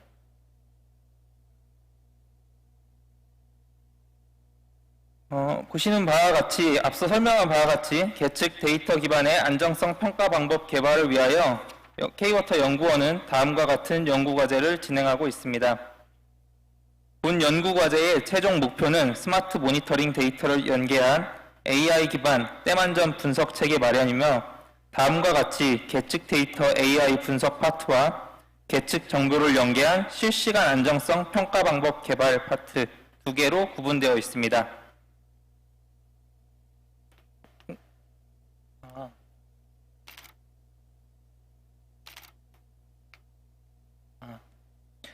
먼저 댐 안전 계측기의 시계열 계측 자료를 바탕으로 신호의 변화 또는 이상 계측을 자동 감지하여 오경보를 방지하는 기술 개발을 진행 중에 있습니다. 이러한 이상 계측 패턴을 정량화할 수 있다면 이를 바탕으로 계측기 유지 관리에 활용하는 방안도 생각하고 있습니다. 또 계측 데이터를 미리 예측할 수 있다면 예측 범위를 벗어나는 거동에 대하여 조기 경보를 줄 수 있을 것으로 기대하고 있습니다.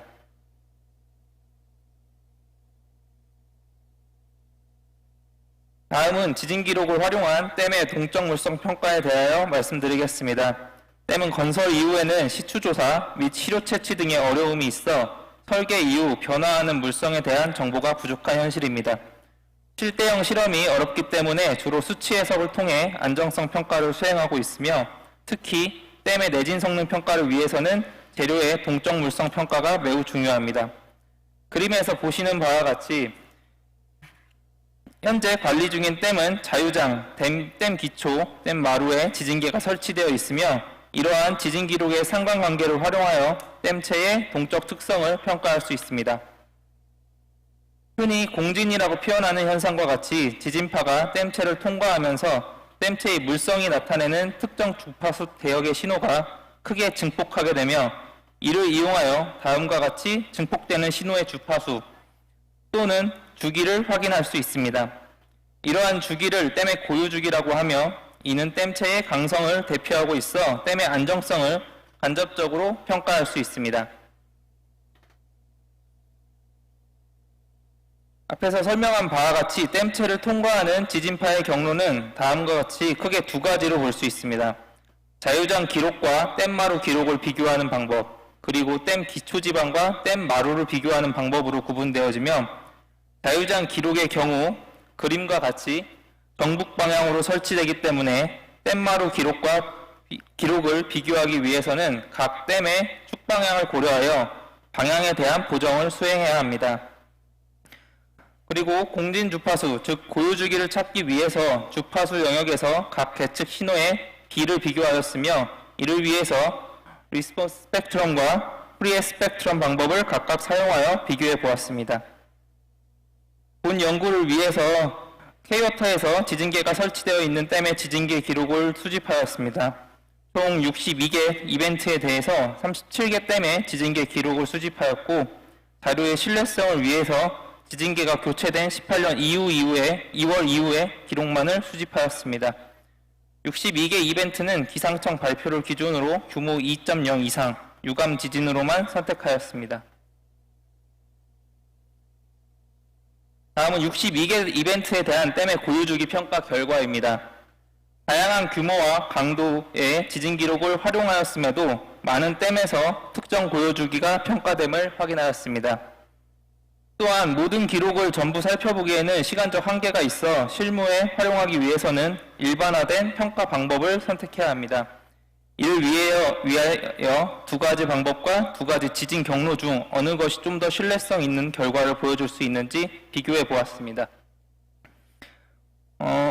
메소드 1은 리스폰스 스펙트럼 방법, 그리고 메소드 2는 프리에 스펙트럼 방법인데 이를 비교한 결과 보시는 바와 같이 아래 그래프, 즉 메소드 2번 프리에 스펙트럼 방법이 좀 더 작은 분산을 보여주고 있습니다. 그리고 한 방법에 대하여 두 가지 지진 경로, 즉 댐 기초와 자유장 기록을 비교한 결과는 두 방법 모두 자유장 기록보다 댐 기초의 지진계 기록을 활용한 결과가 좀 더 작은 분산을 보여주고 있습니다.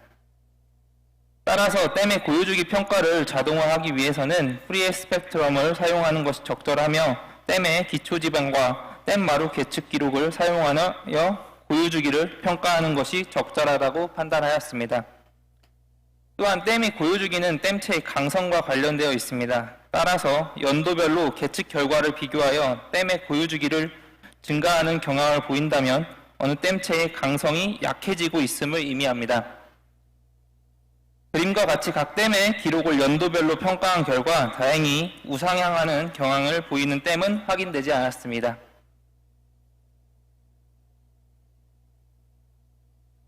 앞서 보신 바와 같이 계측 결과간 분산이 적은 댐도 있지만 분산이 매우 큰 결과도 더러 나타났습니다. 이는 다양한 원인으로부터 발생한 것으로 생각됩니다. 먼저 본 연구에서 사용된 지진은 3 이하의 작은 규모를 갖고 있어 진앙 근처의 댐을 제외하고는 뚜렷한 신호를 보이지 않는 계측다로도 많이 포함되어 있습니다. 아래 그림은 2018년에 발생한 규모 4.6 지진의 수평 성분의 크기를 거리에 따라 도시한 결과입니다. 보시는 바와 같이 진앙으로부터 30km 이상 떨어지면 가속도가 급격히 감소하게 되며 이는 우측에서 보이는 그림과 같이 노이즈의 증폭이 댐 고유주기의 증폭을 초과하는 현상이 발생하게 됩니다. 본 연구에서는 댐의 고유주기를 일괄적으로 가장 큰 증폭값을 보이는 고유주기를 선택하도록 하였기 때문에 잘못 선택된 고유주기가 포함되어 분산이 커진 것으로 판단됩니다. 다음은 전기비저항 탐사를 이용한 댐체의 누수조사에 대해 말씀드리겠습니다. 전기비저항 탐사는 다음과 같이 지하에 전류를 주입하고 이로부터 발생하는 전이차 또는 겉보기 비저항을 측정하여 댐체 내부의 전기비저항 분포를 파악하는 방법으로 누수 가능성 여부를 추정할 수 있습니다. 최근에는 상류 사면과 하류 사면에 측선을 설치하여 댐체 단면의 전기비저항 분포를 영상화하는 측선관 전기비저항 토모그래피 기술을 이용하여 보다 정밀한 분석이 가능해졌으며 2차원 탐사에서는 확인이 어려운 누수 경로를 파악할 수 있습니다. 또한 전기비저항 탐사는 그라우팅 전후의 전기비저항 비분석을 통하여 그라우트제 침투 구간 등 보수보강 평가에 이용할 수 있습니다. 한편 일반적으로 제체의 누수 조사를 위해서 수행되는 전기비저항 탐사는 일회성의 조사로 끝나는 경우가 대부분입니다. 다음의 그림은 누수가 없는 건전한 댐과 중심 점토가 유실된 모델을 설정하여 수치 모델링한 자료를 이용하여 역산을 수행한 단면입니다. 보시는 것과 같이 두 단면은 매우 비슷한 양상을 나타내며 이로부터 누수 여부를 판단하기는 매우 어렵다는 것을 알 수 있습니다. 그러나 모니터링을 통하여 시간 흐름에 따른 변화 양상을 파악하게 되면 명확하게 누수 구간을 판단할 수 있다는 것이 확인 가능하며 이와 같은 결과를 통하여 댐체의 누수 여부를 보다 명확하게 해석하기 위해 모니터링이 수행되어야 할 것으로 판단됩니다. 본 연구에서는 AI를 활용하여 댐 안전 계측의 이상 패턴을 평가하고 분류하는 연구를 수행하고 있습니다. 또한 지진 기록의 분석, 전기비저항의 분석 또한 추후 AI를 활용할 계획을 갖고 있습니다. 다들 아시다시피 공학자들에게 계측 데이터는 매우 소중하며 AI는 매우 강력한 도구입니다. 하지만 모두 계측 데이터가 의미 있는 결과를 주지 않으면 AI 또한 만능은 아니라고 생각합니다.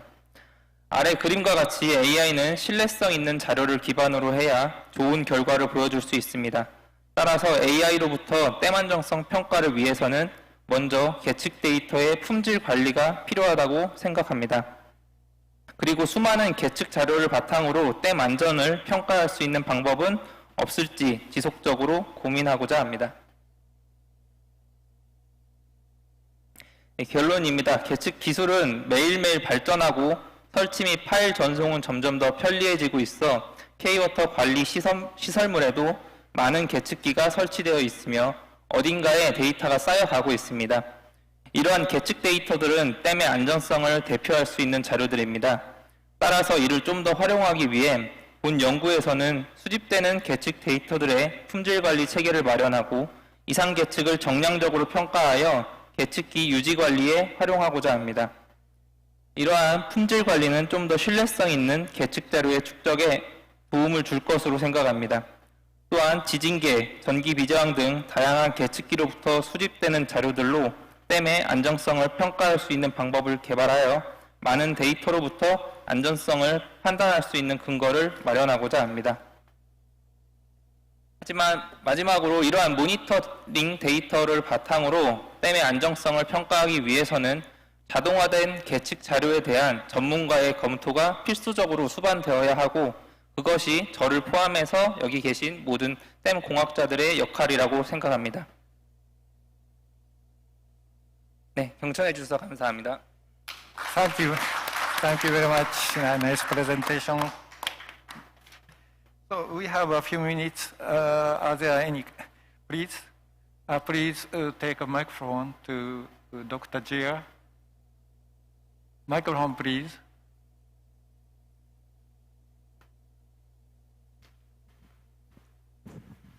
It's a very nice, very impressive presentation with so many informations.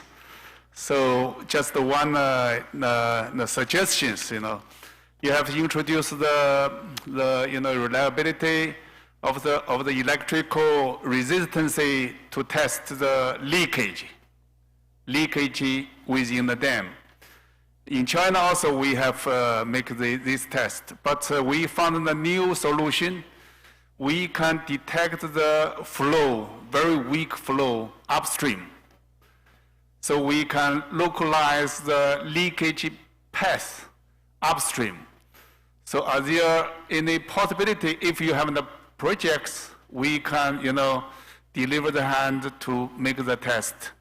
Compare, we can compare which way is the more reliable. It's just a suggestion. Do you have some comment? No? I cannot hear very well. In my position, it's howling. Okay. Okay, maybe later you can chat with him. He suggested something, so maybe it'll be beneficial for you to talk to Dr. Jia Jinseng later. Okay? Thank you very I'll much. contact you after this presentation. Sorry. Thank you very much, Mr. Zhou. Good presentation. And also, thank you very much, Dr. Jia. Good suggestion. Okay, so it's time close this session. Thank you very much to attending this session. But thank you very much. And so we'd like to continue to the next session, session 5. It is chaired by Mr. Park. So Park, please. Okay, do we have a break time before the session? Okay, so we're going to keep going. So I'm going to introduce the next session, and session title is Policy and Governance in Promoting Sustainable Dam Projects. And we have 3 presenters today, and this is the last session. And the first presenter, Mr. Donghwan Lee, is a senior manager of K-Water, and I invite you to this floor. Mr. Lee, if you're ready, you can give us a presentation.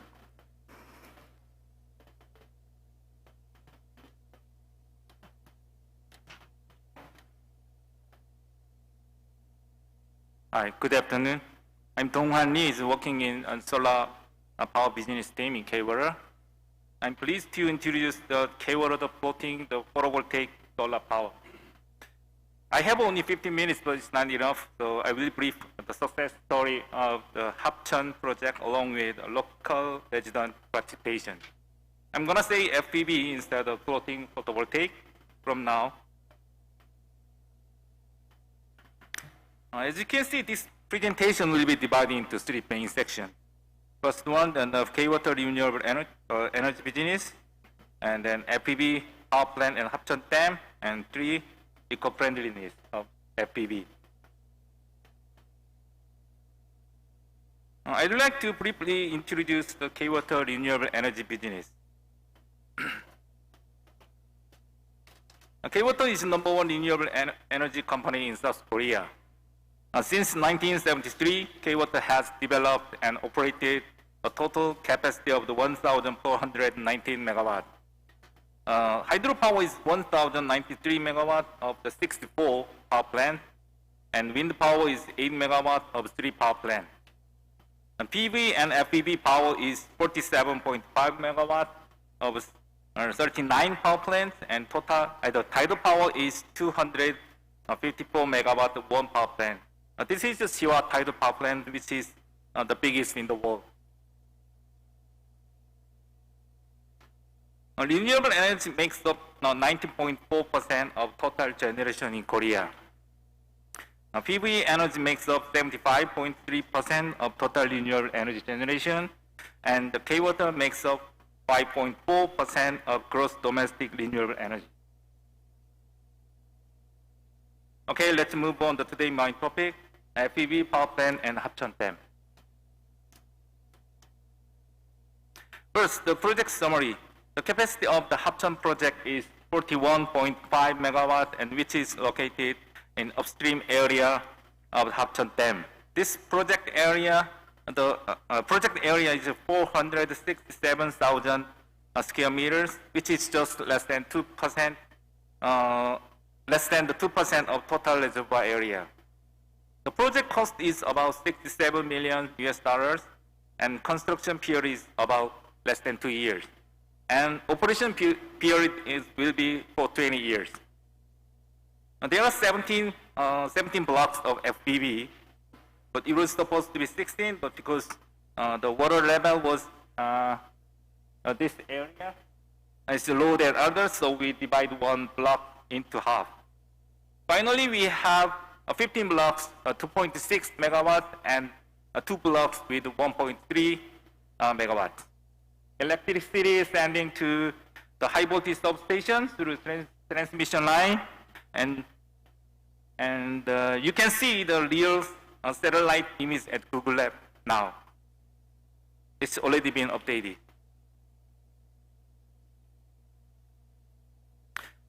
This slide shows the shareholders of the Hapcheon SPC.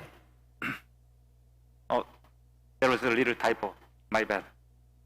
We partnered with KWP, Korea Western Power, and established SPC.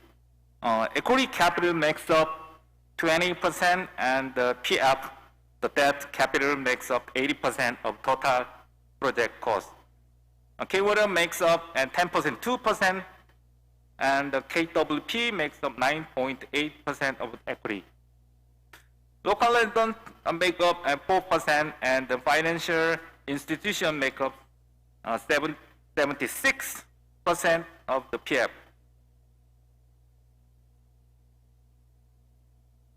Lately in Korea, there has been a lot of pushback about the PV construction. So we found a new model, which is along with the local residents to succeed the project.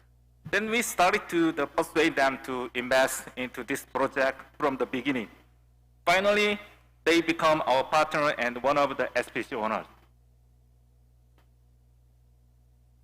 This is the basic scheme of the FPV system.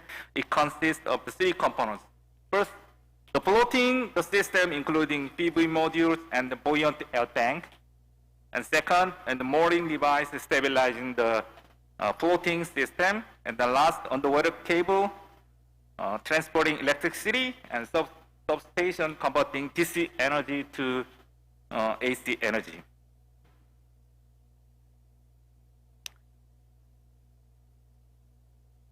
This is a brief project history. Due to time constraints, I will skip this part, but let me explain this one.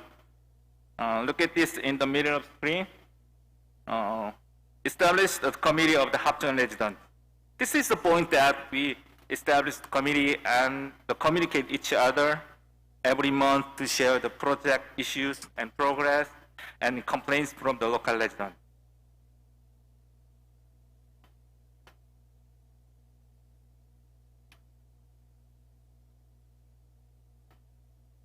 Nowadays, there are a lot of requirements from the local government and local residents. One of the most common issue is the design. So we have to find the best design to satisfy them. Finally, we came to conclusion to apply the shape of the plum blossom. This is actually the symbol blossom of Hapcheong-gun. This is the concept, the plum blossom on the water.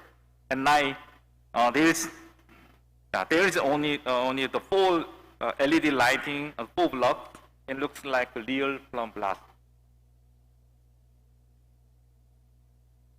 This is a concept image. This is a real aerial view of the one block. And this is another aerial view. And this is a concept image, a red light view at sunset. And this is another concept image, the white light view at night. And this is a real video clip at night. They are operating now from 7 to 9 p.m. every day. I hope this attracts a lot of tourists.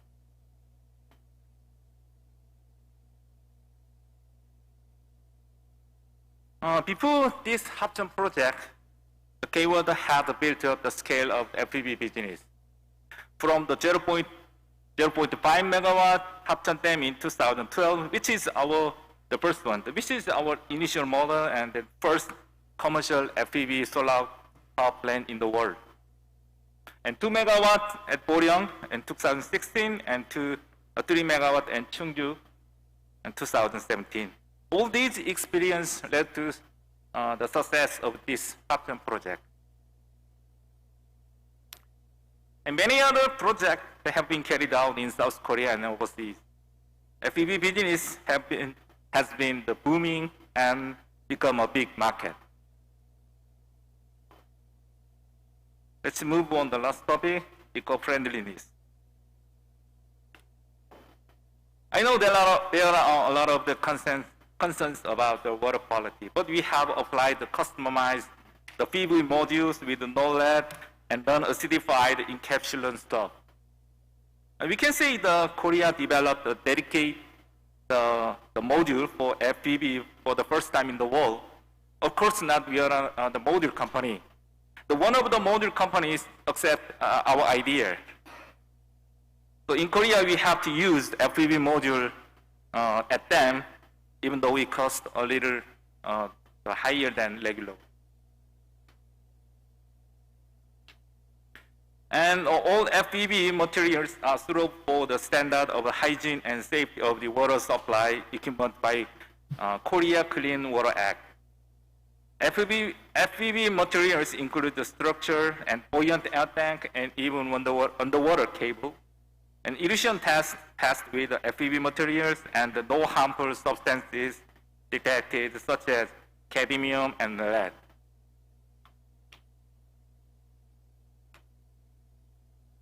We use the special material for the main structure. For your information, we used to use aluminum structure on initial model 0.5 megawatt, but as you know, it costs a little, the high. So we try to find replacement. So finally, we found this one. The POSCO, which is one of the steel companies in South Korea makes magnesium alloy the coating product. It's called the POSMEC. It's very durable and 5 times higher corrosion resistance to the zinc galvanized one. Oh, sorry. The floating body is made of the polyethylene and consists of the 6 internal compartments. In case of the breakage, the buoyancy can be maintained all the time. It is also very durable and then can be used in any season.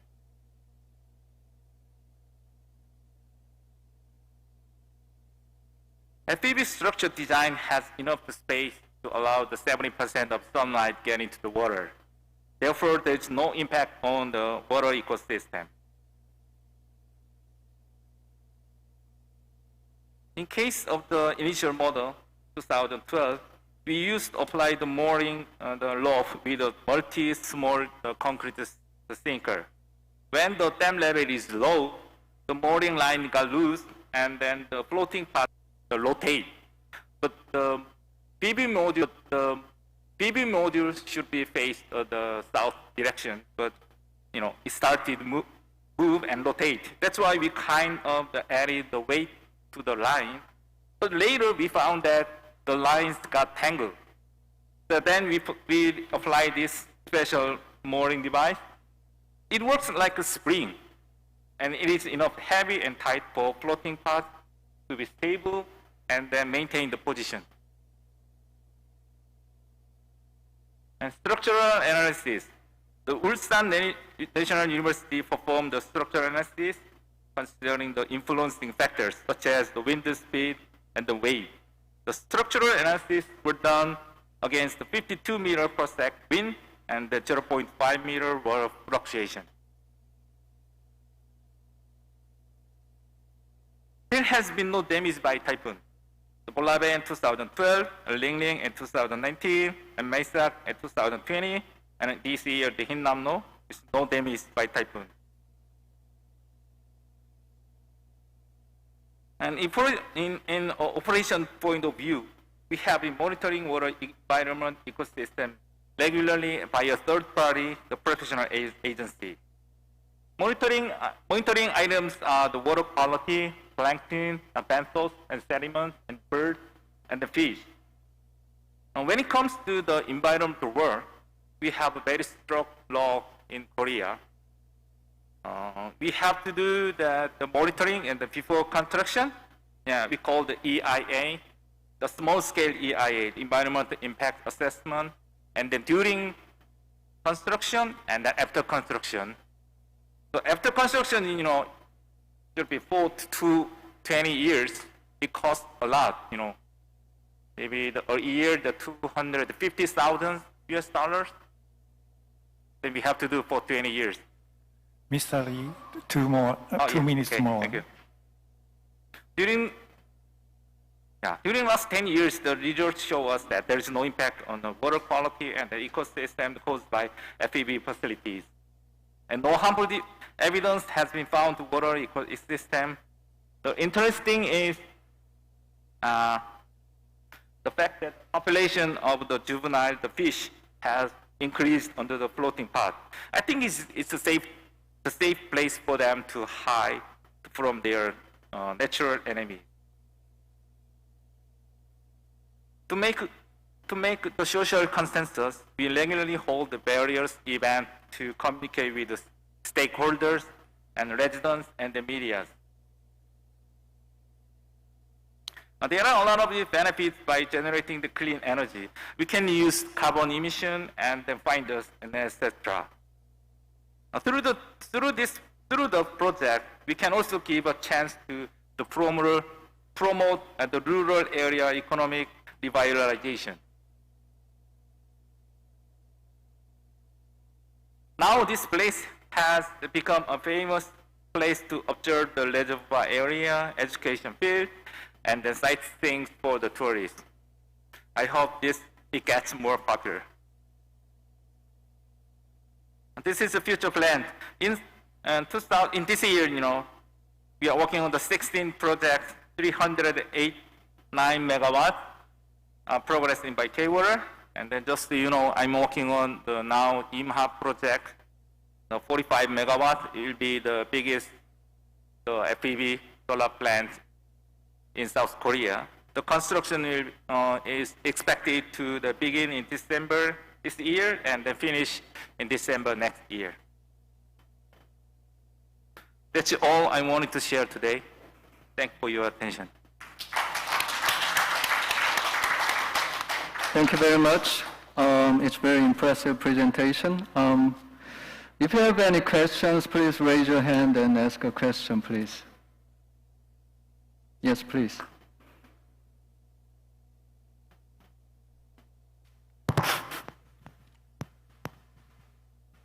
Yes, thank you very much. Very impressive presentation. Okay, thank you. That is very good project. If you can explain about this one, I would like to know how is the electricity tariff I'm of sorry, this I can't hear you. tariff. Electricity tariff, electricity, how the cost, how to get the money from the electric power company by kilowatt hours. How to get money where? Sorry. Yeah.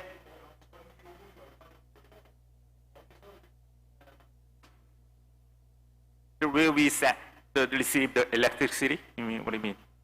So, No. You sell to the electric power company by the PV power. Yes, that's right. And then you get the money from the electric power company. yeah. So that time, how is the electric power tariff for this project? Tariff means the price. Price means So you mean the price of the electricity, you know? yes. That's for Japan, Yeah. so renewable power is very expensive. So Japanese government supports the tariff for the electric power company who provides the renewable powers. So we, yeah. So, So sorry. as far as I know, you know, It is a very difficult question, so I'm so sorry. Sorry. Okay, he just want to know that the tariff, the fare of the electricity. So in our country, regarding the renewable energy, I mean that the solar, about more or less 101 per kilowatt hour, plus the subsidized from the government, almost 40 to 51 per kilowatt hour. So the total renewable energy generated by solar is 140 to 151 per kilowatt hour. Am I right? I'm sorry, I didn't get at the. 아니, 그러니까 여기 전기요금이 내가 좀 설명드린 것이 그 리뉴어블 에너지가 솔라로 하게 되면 약 한 킬로와트 아워당 100원인데 정부에서 보조금을 40 내지 한 50원을 더 받잖아요. 그죠? 그래서 총 받는 그 전기요금이 킬로와트 아워당 한 140원 내지 150원이라고 제가 지금 말씀을 드렸어요. 예. 맞을 거예요, 아마. 지금은 S&P 같은 S&P REC로 나눠지는데요. 그러니까 REC가 이제 서브시디 40 내지 한 50원이 이제 REC로 나가고 나머지 100원에 이제 실제로 이제 저거니까 지금은 유가 때문에 한 200원 정도 되고요. 한 50원 정도 킬로와트당 250원 정도 받고. 250원씩? 예, 지금 그럼 정부 보조금이 REC가 얼마나 돼요? 지금 한 50원 정도 되고. 50원? 예. So because of the oil price is soar, so that's why nowadays the total price of renewable energy is 250 1 per kilowatt hour, but the governmental subsidize is only the 40 to 51 per kilowatt hour. But the atomic is 40 to 50 1 per kilowatt is a base. So that's why the renewable energy is very higher than that of that USA and the other countries. Okay. Sorry, now I get it. I will explain later.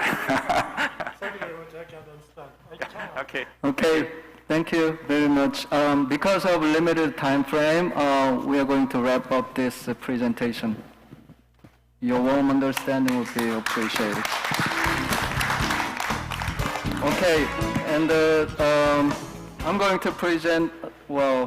to introduce the next speaker, Dr. Hyo-yeon Choi, and she's going to talk about social and economic benefits of multipurpose dams.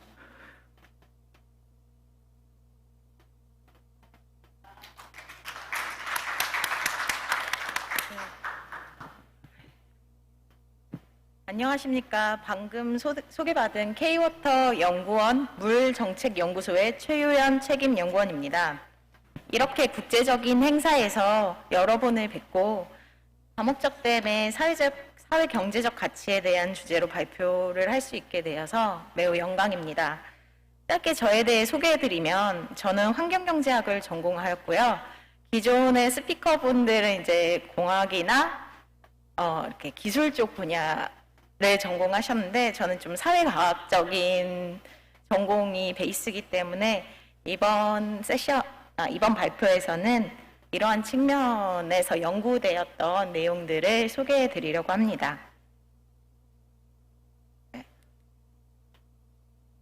내용 구성은 다음과 같습니다. 연구 배경 부분에서는 다들 아시겠지만 물의 중요성, 그리고 물 재해 빈도 및 피해 추세, 기후변화 위기 시대에서의 댐의 중요성에 대해 짧게 짚도록 하겠습니다. 다목적 댐의 현황 부분에서는 한국의 물관리 여건, 댐 건설 및 운영 관리에 대한 트렌드 변화에 대해 소개해드리고 댐의 편익과 가치 연구의 중요성에 대해서도 말씀드리겠습니다. 세 번째 부분에서는 수자원 공급, 수력 발전, 홍수 방어 등 다목적 댐의 다양한 효과와 이러한 효과를 정량적으로 분석했던 연구 및 한국 경제 성장에 기여한 연구에 대해서도 발표드리겠습니다. 그리고 마지막 부분에서는 지속 가능한 물 관리와 개발을 위해서 댐의 가치를 확인하고 활용해 나가는 부분에 대한 시사점을 제시하고자 합니다. 다들 알고 계시겠지만 물은 단순한 자연자원이 아닙니다. 물 정책은 홍수 및 가뭄, 수질 오염 등 물 재해에 대한 대응책을 마련해서 국민 안전과 건강을 지키는 중요한 역할을 하고 있습니다. 특히 과거 상하수도 시설의 건설은 위생 분야에 큰 진전을 만들었습니다. 그리고 워터푸드 에너지 넥서스라는 연구 주제가 있을 만큼 물은 국가 안보와 직결되는 농업, 발전 부문 산업과도 밀접하게 연관되어 있습니다.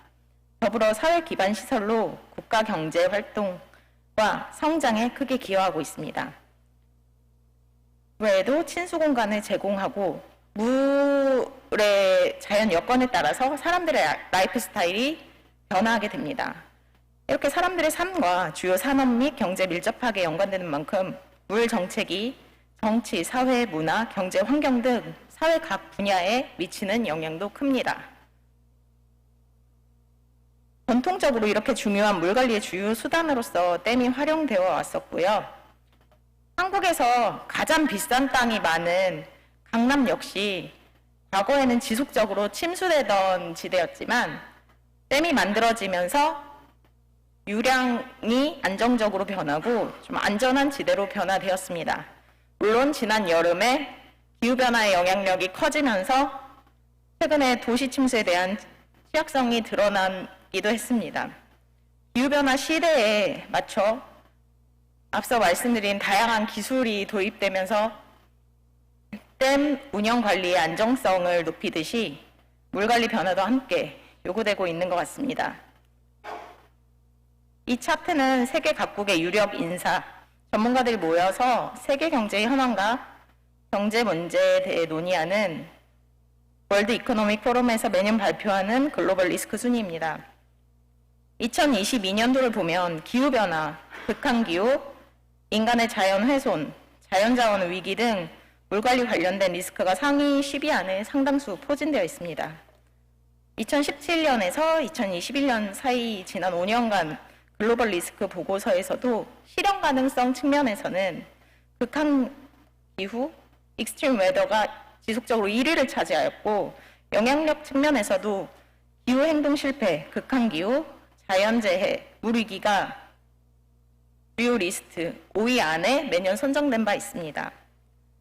더불어 매년 기후변화로 인한 물관리 여건의 변화가 크게 변화하고 있다는 건 저희가 체감하고 있는 건데요. 올해 한국은 북쪽은 홍수 피해가 있는 반면에 남쪽은 물 부족에 시달리기도 하였고요. 유럽 같은 경우에는 작년에 라인강 주변으로 홍수 피해가 심했었는데 올해에는 폭염과 가뭄 피해가 심각한 사태를 만들기도 했습니다. 반면에 파키스탄은 국토의 3분의 1이 잠기는 대홍수를 경험하기도 했고요.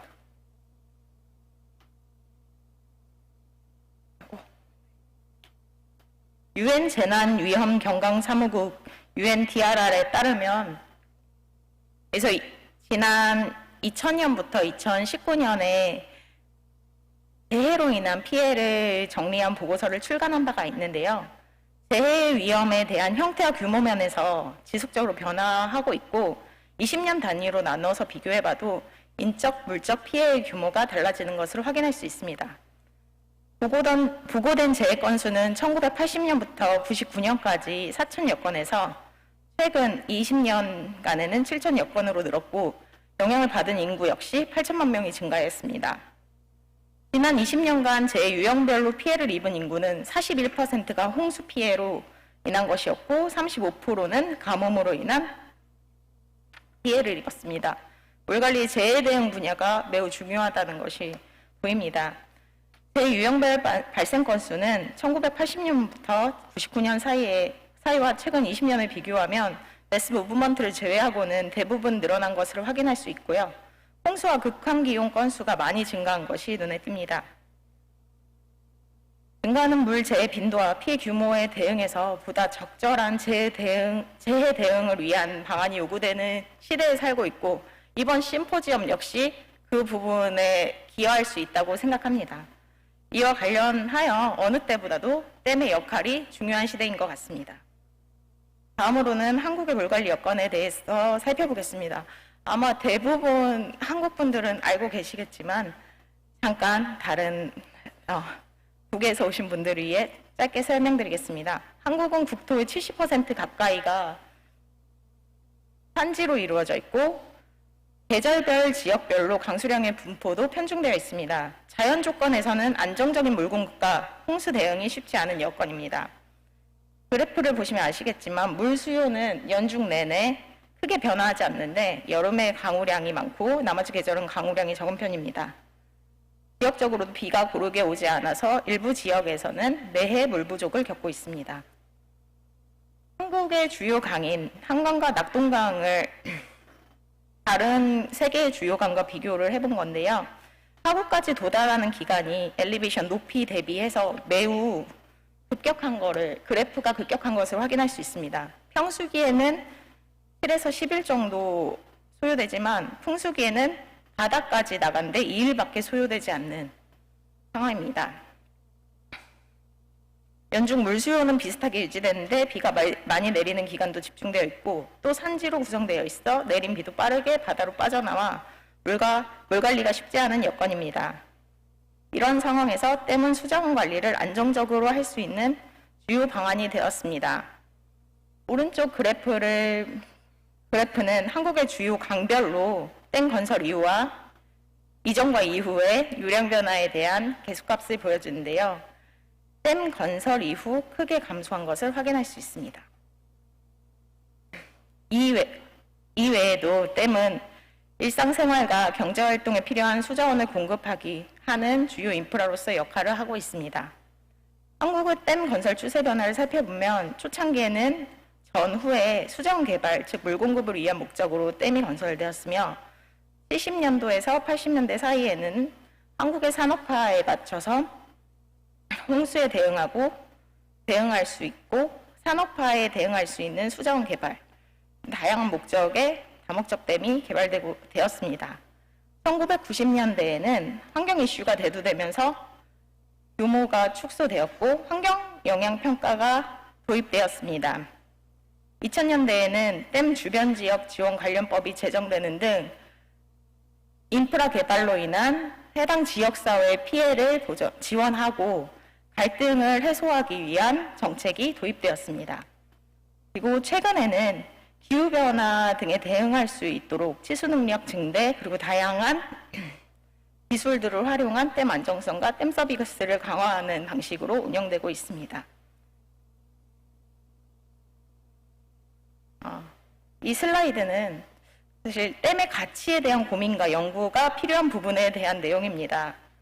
물관리 부문도 국가 재원을 가지고 다른 분야와 경쟁을 하고 있습니다.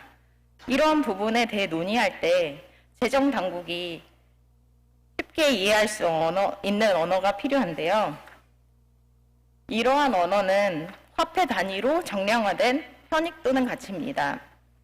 댐 관련 기술 및 사업에 대한 다양한 효과를 과학적으로 설명할 수는 있지만 국민들이 사업을 통해 얻게 되는 후생 증대, 즉 웰페어 인크리즈를 정량적으로 추정해서 제시해야 재정 당국이 예산을 배정할 수 있는 근거가 마련될 수 있습니다. 다음 장은 다목적 댐이 주는 다양한 효과를 이러한 재정 당국이 이해할 수 있는 화폐 단위 또는 정량적인 분석 결과를 제시한 연구들에 대해 소개해 드리도록 하겠습니다. 다목적 댐은 다양한 서비스를 제공하고 있습니다. 수자원 개발해서 음용수, 생활용수, 산업용수, 그리고 농업 부문의 관계용수를 제공하는 역할을 하고 있고요. 그다음에 홍수를 방어하고, 그다음에 수력 발전을 통해서 에너지도 제공합니다. 그리고 가뭄 등 물이 부족한 시기를 대비해서 물을 저수하는 역할을 하고 있고요. 더불어서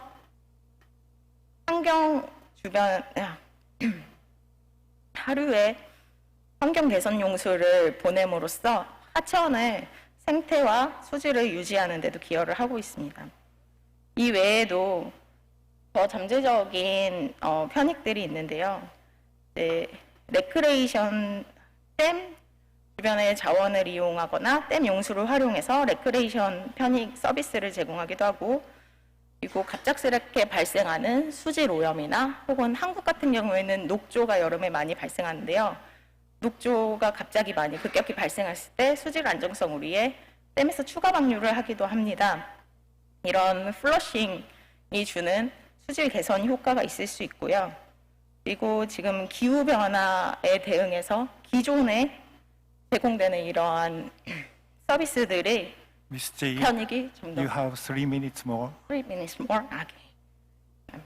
네, 제공되기도 합니다. 그리고 최근에는 재생에너지의 불안정성을 보정하기 위한 워터 배터리로서의 편익이나 1세션에서 발표되었던 이용되지 않았던 댐 심층수의 서멀 에너지 역시 제공되고 있습니다.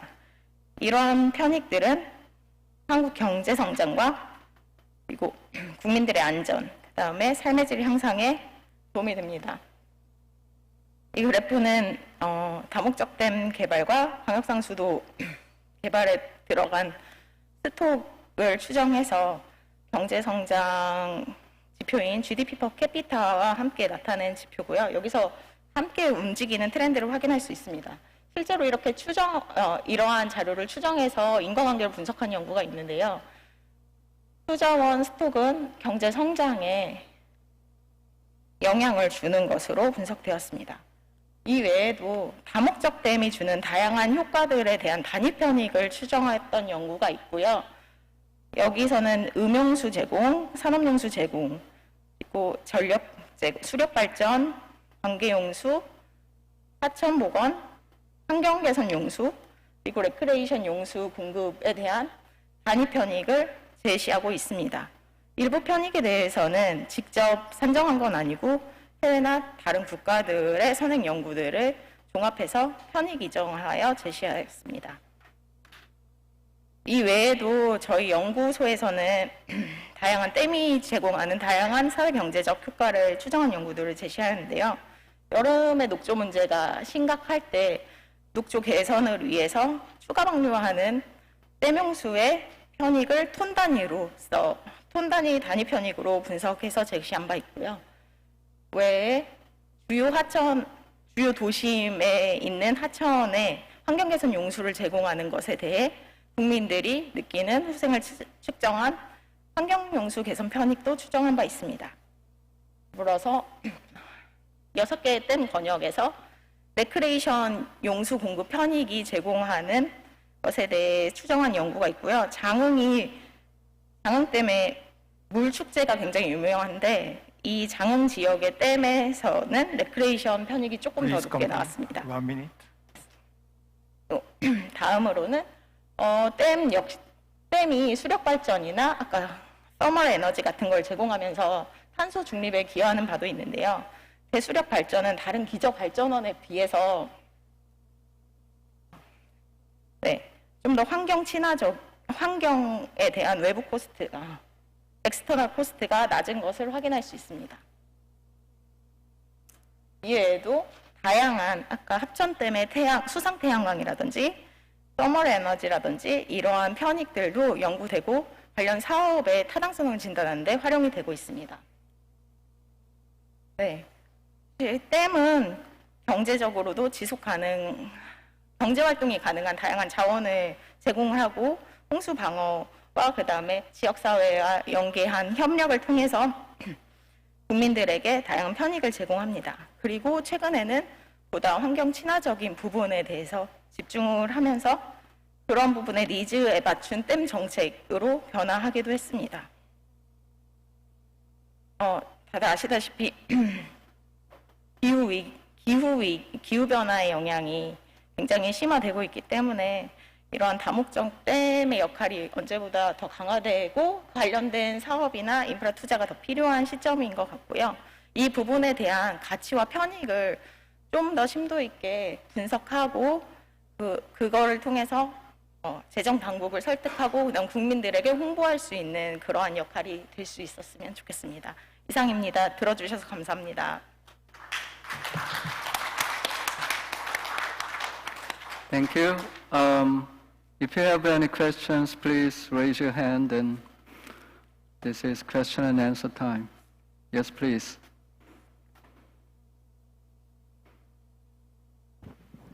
Goro Yasuda from Japan. My question is, what's the baseline when you measure the benefit of the dams? I mean, is the baseline is the non-existence of the dams? And if it is correct, if the dam is already existing, it differs from the possible future project. So depending on the baseline, whether there is an actual dam or no dam, the result will be different. And also I want to know what kind of economic tool did you use? So for example, contingent variation method or heading price method or something? That's my question. 질문 감사드립니다. 일단 첫 번째 질문이 이제 편익 산정의 기준이 되는 시점이 댐 이전과 이후 언제냐고 질문을 주셨는데요. 사실 이 사업 평가나 아니면은 편익 산정의 시점에 따라서 그 특성에 따라서 각각 달라지는 것 같습니다. 예를 들어서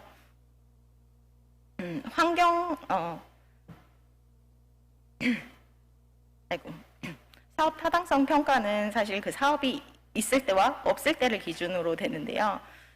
이러한 연구를 했던 시점에서는 댐이 이미 있었던 시기가 많기 때문에 대부분의 연구는 죄송합니다. 예를 들어서 환경예선 용수 편익 같은 경우에는 기존에는 고려가 되진 않았지만 환경 개선 용수를 주요 하천으로 공급하는 그 부분에 대해서 댐이 이미 있으면서 공급하는 물량에 대해서 그러한 편익을 추정한 사례고요.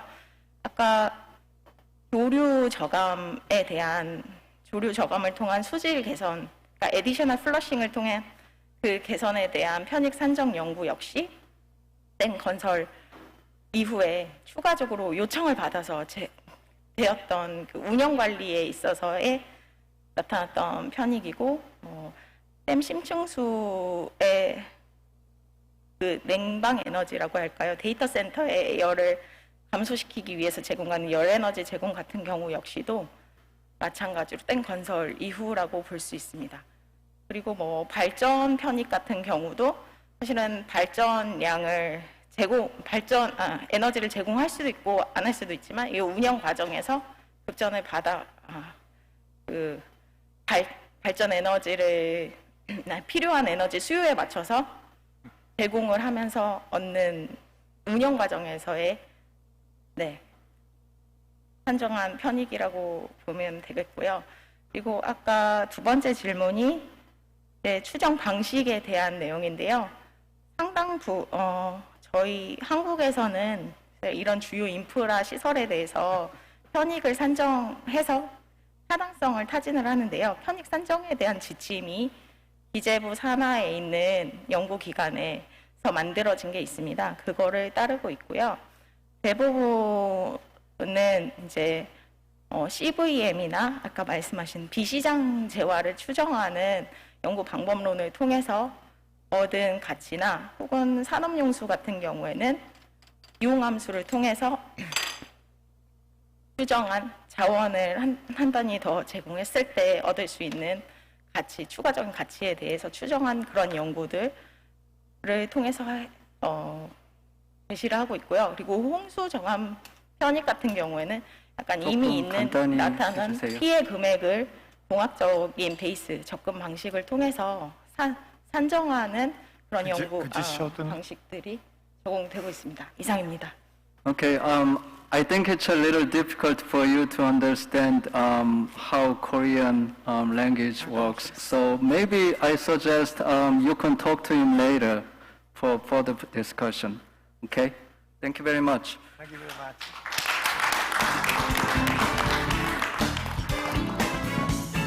Okay, so before ending this session, I'd like to introduce our final speaker, the man of the hour, the last speaker of the last session, Dr. Jin-seok Seo. So he's going to present about sustainable development and water governance. Hello everyone, my name is Jin-seok Seo. I'm working for K-Water Institute. It is my pleasure to be the presenter for today's last session and last presentation. It is very pleased to have you all specialists here. So actually I will take a translator because she can speak English very well. So it will be helpful to understand my presentation.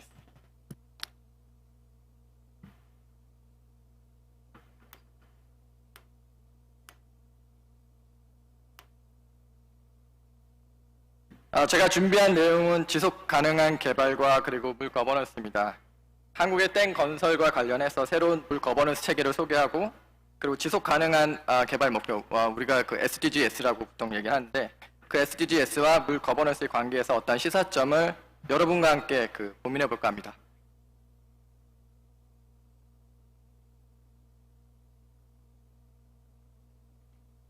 네, SDGs는 일반적으로 5P, 즉 사람, 지구, 번영, 평화, 그리고 파트너십이라는 거대한 담론을 표명하고 있습니다.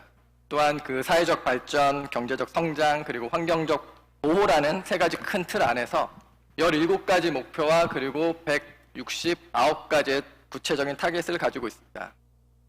물론 어떠한 강제성을 가지거나 책임론을 따질 수는 없지만 대부분의 국가들이 이 세 가지 틀 안에서 예전의 산업 발전의 그 부작용을 좀 줄이고 사회적 측면과 그리고 환경적 측면을 보다 고려하자는 취지에서 이러한 의미를 가지고 있습니다. 그렇다면 거버넌스라는 것이 무엇일까라는 어떤 의문점이 드는데요. 거버넌스의 컨셉은 의사결정 시 센트럴라이즈된 어떤 그 탑다운 방식에서 보다 그 디센트럴라이즈된 어떤 바름업 방식으로의 전환을 뜻합니다. 이는 관련한 다양한 이해관계자들의 어떤 의사를 보다 고려하고 책임 또한 공유하자는 그런 목적을 가지고 있습니다. SDGs와 관련해서 거버넌스는 사회적 발전 측면에서 속한다고 볼 수 있습니다. 2015년부터 OECD에서는 물 거버넌스 원칙을 발표했고요. 그리고 자가진단 방법을 개발해서 이를 통해 주요 이해관계자의 어떤 구성 및 그 범위를 제시했습니다. 또한 다양한 이해관계자 간의 어떤 존재하는 차이, 갭, 즉 문제점이라고 할 수 있는데요. 이러한 것들을 분석해서 good 물 거버넌스가 어떻게 하면 달성될 수 있는지 그리고 이러한 갭을 줄여야 한다는 정책적 제언도 제시했습니다. 거버넌스가 중요한 이유는 이해관계자 간의 어떤 파트너십을 형성할 수 있는 제도적 틀을 마련해 준다는 것이고요. 물 거버넌스는 이러한 파트너십 간의 어떤 상호 신뢰를 바탕으로 물 관리에 있어 협력적 네트워크 시스템이라고 할 수 있습니다. 원론적으로 보면 SDGs와 물 거버넌스는 부정적인 관계는 아니지만 이를 통해 경제적, 사회적, 그리고 환경적 수익을 얻을 수 있다고도 합니다. 매우 다양한 이익 집단의 어떤 집합 장소가 바로 거버넌스 체계인데요. 실제로 각기 다른 이익을 바라고 그리고 추구하는 속성을 가지고 있습니다. 또한 각각의 이해 집단 간에는 앞서 OECD에서 언급한 것처럼 매우 큰 갭이 존재하고 예를 들어 역량이나 정보에 있어서 각기 다른 판단의 기준을 가지고 있습니다. 따라서 우리는 학문이 아닌 어떠한 현실적인 측면에서 물 거버넌스를 판단을 할 때 이러한 의문점을 가질 수가 있습니다. 첫째, 과연 물 거버넌스가 SDGs를 이루는데 달성하는 데 도움이 될 것인가? 그리고 두 번째, 그러한 지속 가능한 발전 목표를 이루는 데 있어 가장 적절한 물 거버넌스 체계가 존재하겠는가라는 것입니다. 이 두 개의 질문은 매우 간단하지만 답은 우리가 한번 깊이 생각해 볼 만합니다. 지금부터 한번 생각해 보시기 바라고요.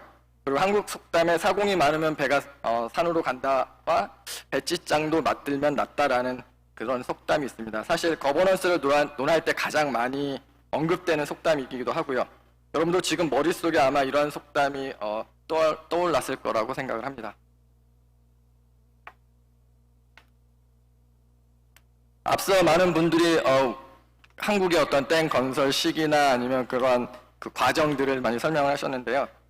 저도 잠깐 설명을 드리자면 1960년대부터 80년대까지 다목적 댐을 포함해서 많은 댐들이 건설되었지만 그리고 이러한 건설을 통해서 한국의 경제 발전에 토대를 마련하기도 하였습니다. 90년대 이후부터는 다양한 분쟁이 많이 발생함으로써 댐 건설 패러다임이 단일 목적의 중소형 댐 위주로 바뀌기도 했습니다. 또한 이 시기에 수자원 개발의 시대에서 수자원 관리의 시대로 패러다임이 바뀌기 시작했습니다. 댐 건설은 경제 발전의 토대를 마련하고 기간 산업으로서 타 산업의 발전에 기여했다는 것은 이미 객관적으로 검증된 부분입니다. 이러한 수자원 관리 패러다임이 변하면서 동시에 물 거버넌스 체계도 변하기 시작했습니다. 90년대에서 2000년대 초반까지 댐 관련 분쟁이 많이 발생했고 그로 인해 환경운동가나 아니면 지역주민과 같은 다양한 이해관계자의 의견이 댐 건설 의사결정 과정에 많이 반영되기 시작했습니다. 이처럼 댐 건설 거버넌스 체계는 의사결정 과정에서 탑다운 방식보다는 바름업 방식을 통해 환경 분야와 지역의 이해관계자의 의견을 반영할 수 있는 체계로 개선되었습니다. 댐 건설 의사결정 시 사전평가위원회를 만들어 지역과 환경 분야의 이해관계자의 참여를 확대하였고요. 그리고 그들의 의견을 반영하고 수렴하는 과정을 통해 합의가 이루어지고 발생하는 분쟁을 해소하는 그런 절차를 의무적으로 반영하도록 되었습니다. 이러한 새로운 물 거버넌스 체계는 댐 건설 분야에서 가장 먼저 시작을 했습니다. 새로운 체계를 통해 지역 경제 활성화에 이바지하고 주민 복지 확대에 기여할 것으로 그 효과를 기대하였습니다. 그러나 아이러니하게도 이러한 새로운 물 거버넌스 체계 이후 댐 건설과 같은 대규모 수자원 개발은 축소되거나 취소된 것도 사실입니다. 주된 이유로는 높은 이주 비용이나 아니면 토지 보상과 같은 사회적 비용이 너무 커졌기 때문입니다.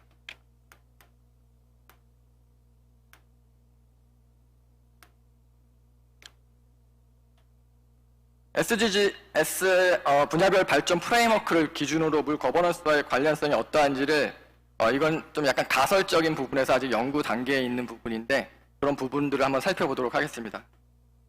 이상적인 국가 또는 지역의 SDGs 달성도를 10점 만점으로 가정을 해보았습니다. 일반적으로 거버넌스는 사회적 발전 측면에 직접적인 영향을 주고 환경 및 경제적인 측면에 간접적인 영향을 줄 수도 있습니다. A 국가 또는 지역은 경제적 발전에 중점을 두고 환경 보전이나 사회적 발전 측면에서는 비교적 낮은 수준의 SDGs 달성도를 보여주고 있습니다.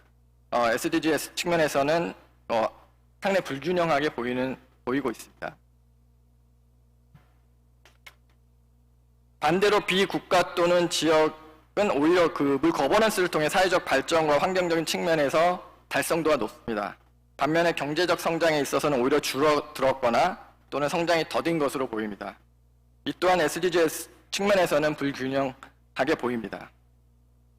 몇몇 분들은 이미 아실 것 같은데 사실 사례 A는 한국의 수정 개발 시에서 관리 시대로 넘어가는 당시의 SDGs 수준을 제가 가정을 해본 것이고요. B 사례 같은 경우는 새로운 물 거버넌스 체계 이후 어느 지역의 SDGs 수준을 나타낸 것입니다. 다시 처음 질문으로 돌아와 마무리하자면 첫 번째 질문의 제 개인적 답변은 partially yes입니다. 두 번째 질문의 답은 가장 적절한 물 거버넌스 체계는 현재 국가 및 지역의 상황에 따른 유연한 체계여야 합니다. 왜냐하면 국가 및 지역의 상황 그리고 그 시대에 따라서 가장 적절한 물 거버넌스 체계는 달라질 수 있기 때문입니다. 끝으로 물 거버넌스는 물과 같이 어디에 담느냐에 따라 모양이 달라지듯 가장 적절한 물 거버넌스 체계도 그렇습니다. 다시 말해 best practice in a country or region doesn't fit all 이라고 정리를 하겠습니다. 이상입니다. 감사합니다.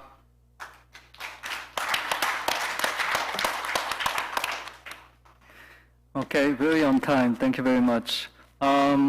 Final presentation, for the final presentation, if you have any questions,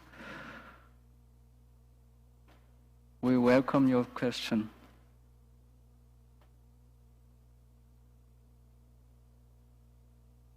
All right, so I think everybody is happy with your presentation.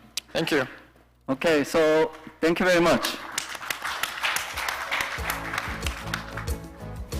Okay, so this is the end of the final session, so we are going to wrap up this session right now. Thank you very much. Thank you very much. Thank you very, very much, Dr. Park and Dr. Kashiwa Yanagi for flawless moderation of the last session. And also, I deeply appreciate all the presenters who share their knowledge and experiences throughout the session 1 to 5. So why don't we give a biggest applause for ourselves? Thank you very much. Before the closing remarks, I would like to invite Mr. Takashi Tada, the Vice President of JCOLD, and he will introduce the 12th East Asian Area and Dam Conference in 2023. So please join me to welcome him with a big round of applause.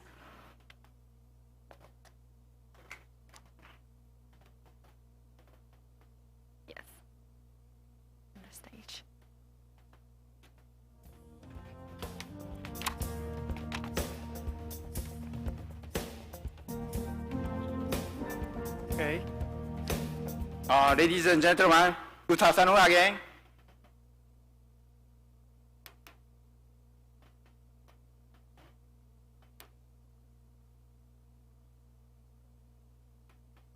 Okay.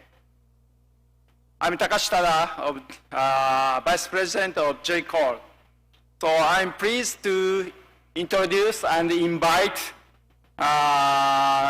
to you to the primary plan of the next EADC meeting organized by JCOLD. We plan the next EADCA meeting will be held on first week of June 2024 because JCOLD meeting is planned to be in India in autumn of the same year. The conference will be held in Nagoya City, central Japan.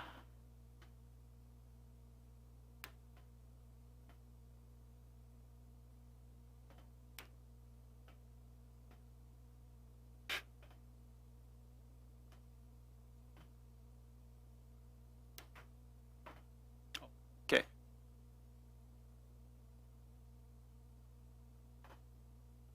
Thank you. So, why do we propose Nagoya as a host city of the conference? First, Nagoya is very convenient for the access from abroad.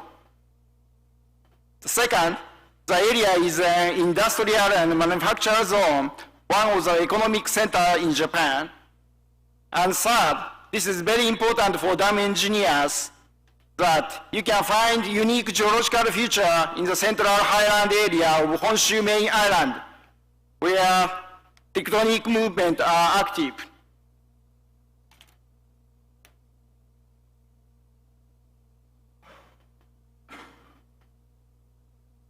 Okay.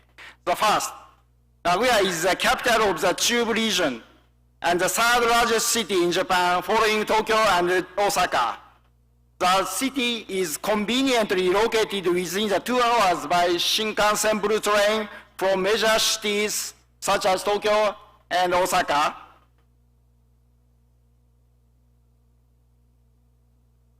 The second, major companies and factories such as automobile, industrial machinery, materials, and aviation are concentrated in and around Nagoya. You will find out cutting-edge technologies in some museum of mobility, linear motor blue train, or aerospace technologies. These features attract many engineers, including dam engineers.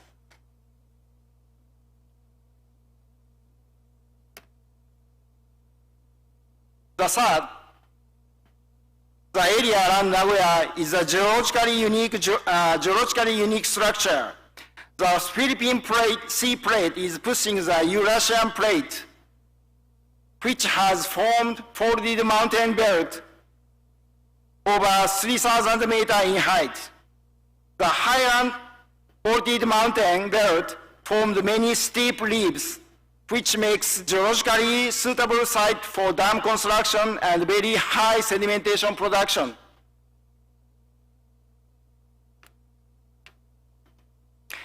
Therefore, the future gives you the many dam engineers many challenges, such as technologically difficult dam and sedimentation management for reservoirs. In the conference tour, we will take you the dam constructed and under construction in the area. This is one example of sedimentation management conducted in Miwa Dam in order to protect the reservoir function from accumulating large amount of sedimentation. The dam has a sediment bypass tunnel, which has free flow tunnel between the upper stream check dam and downstream outlet for discharging suspended sediment by bypassing the reservoir.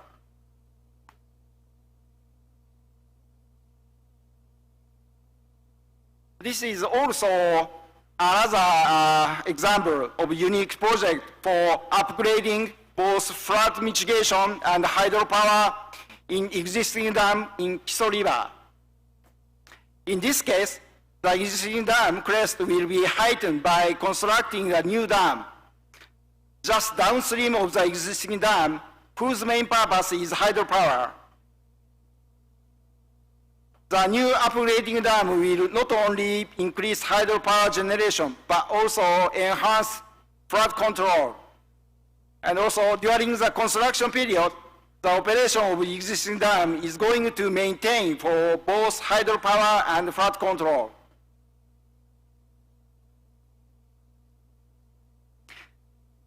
It shows the tentative plan of the 12th EADC. The conference will be totally 4 days in June 2024, including 1-day symposium, 2 study tours, including technical site and city tours. Also, we have the welcome reception and farewell ceremony. The comfortable accommodation can be available on your choice in Nagoya.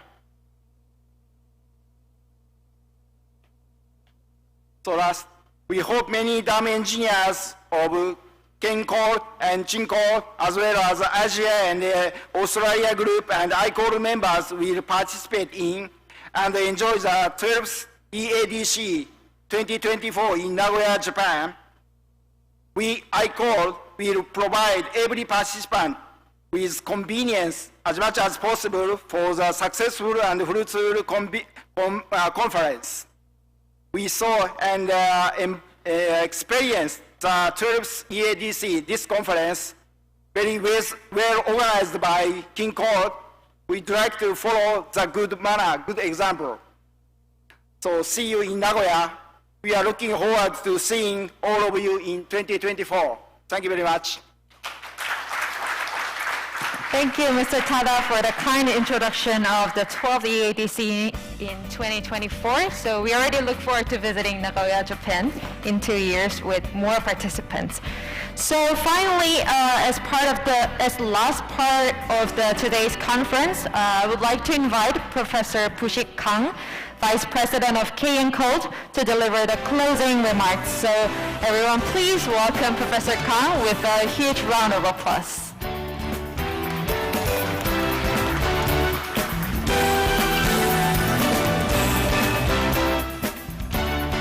Thank you. Distinguished participants of the 11th East Asian Area Dam Conference. First of all, I would like to thank for the excellent presentations, valuable discussions, and active participation at each session. These days, we are facing tremendous challenges in dam and water resources engineering on the changing environments. We should tackle the variety of issues like changing climate, changing societal ethics and justice, alternative clean energy sources, ever stronger environmental laws and protections, smart technologies, and so on. Throughout this symposium, we shared our knowledge and understanding of current issues and innovative solutions on dam and water resources engineering. Your presence and participation in the debate have contributed to that end, and I appreciate it. Lastly, I'd like to express my sincere thanks to the delegates from JCOLD and CHINCOLD for their strong support of this event. My great appreciation will also go to the all presentation participants. As introduced by Vice President Mr. Tada Takashi, I hope to see you all again at the 12th EADC conference, which will be held in Japan in 2024. Thank you very much. Thank you, Professor Kang, for delivering a meaningful closing remarks. So we hope our meeting today will be a stepping stone to strengthen our partnership and facilitate development of East Asian dam industry. So we sincerely hope our efforts will bear fruitful outcomes through continuous communication and active cooperation among our 3 countries. So this will officially conclude the 11th EADC, and after having a 30-minute break, there will be a welcome reception in this 40th anniversary hall from 6 p.m. So I hope all of you to join the reception and enjoy the dinner. Thank you very much for your participation today. Thank you very much.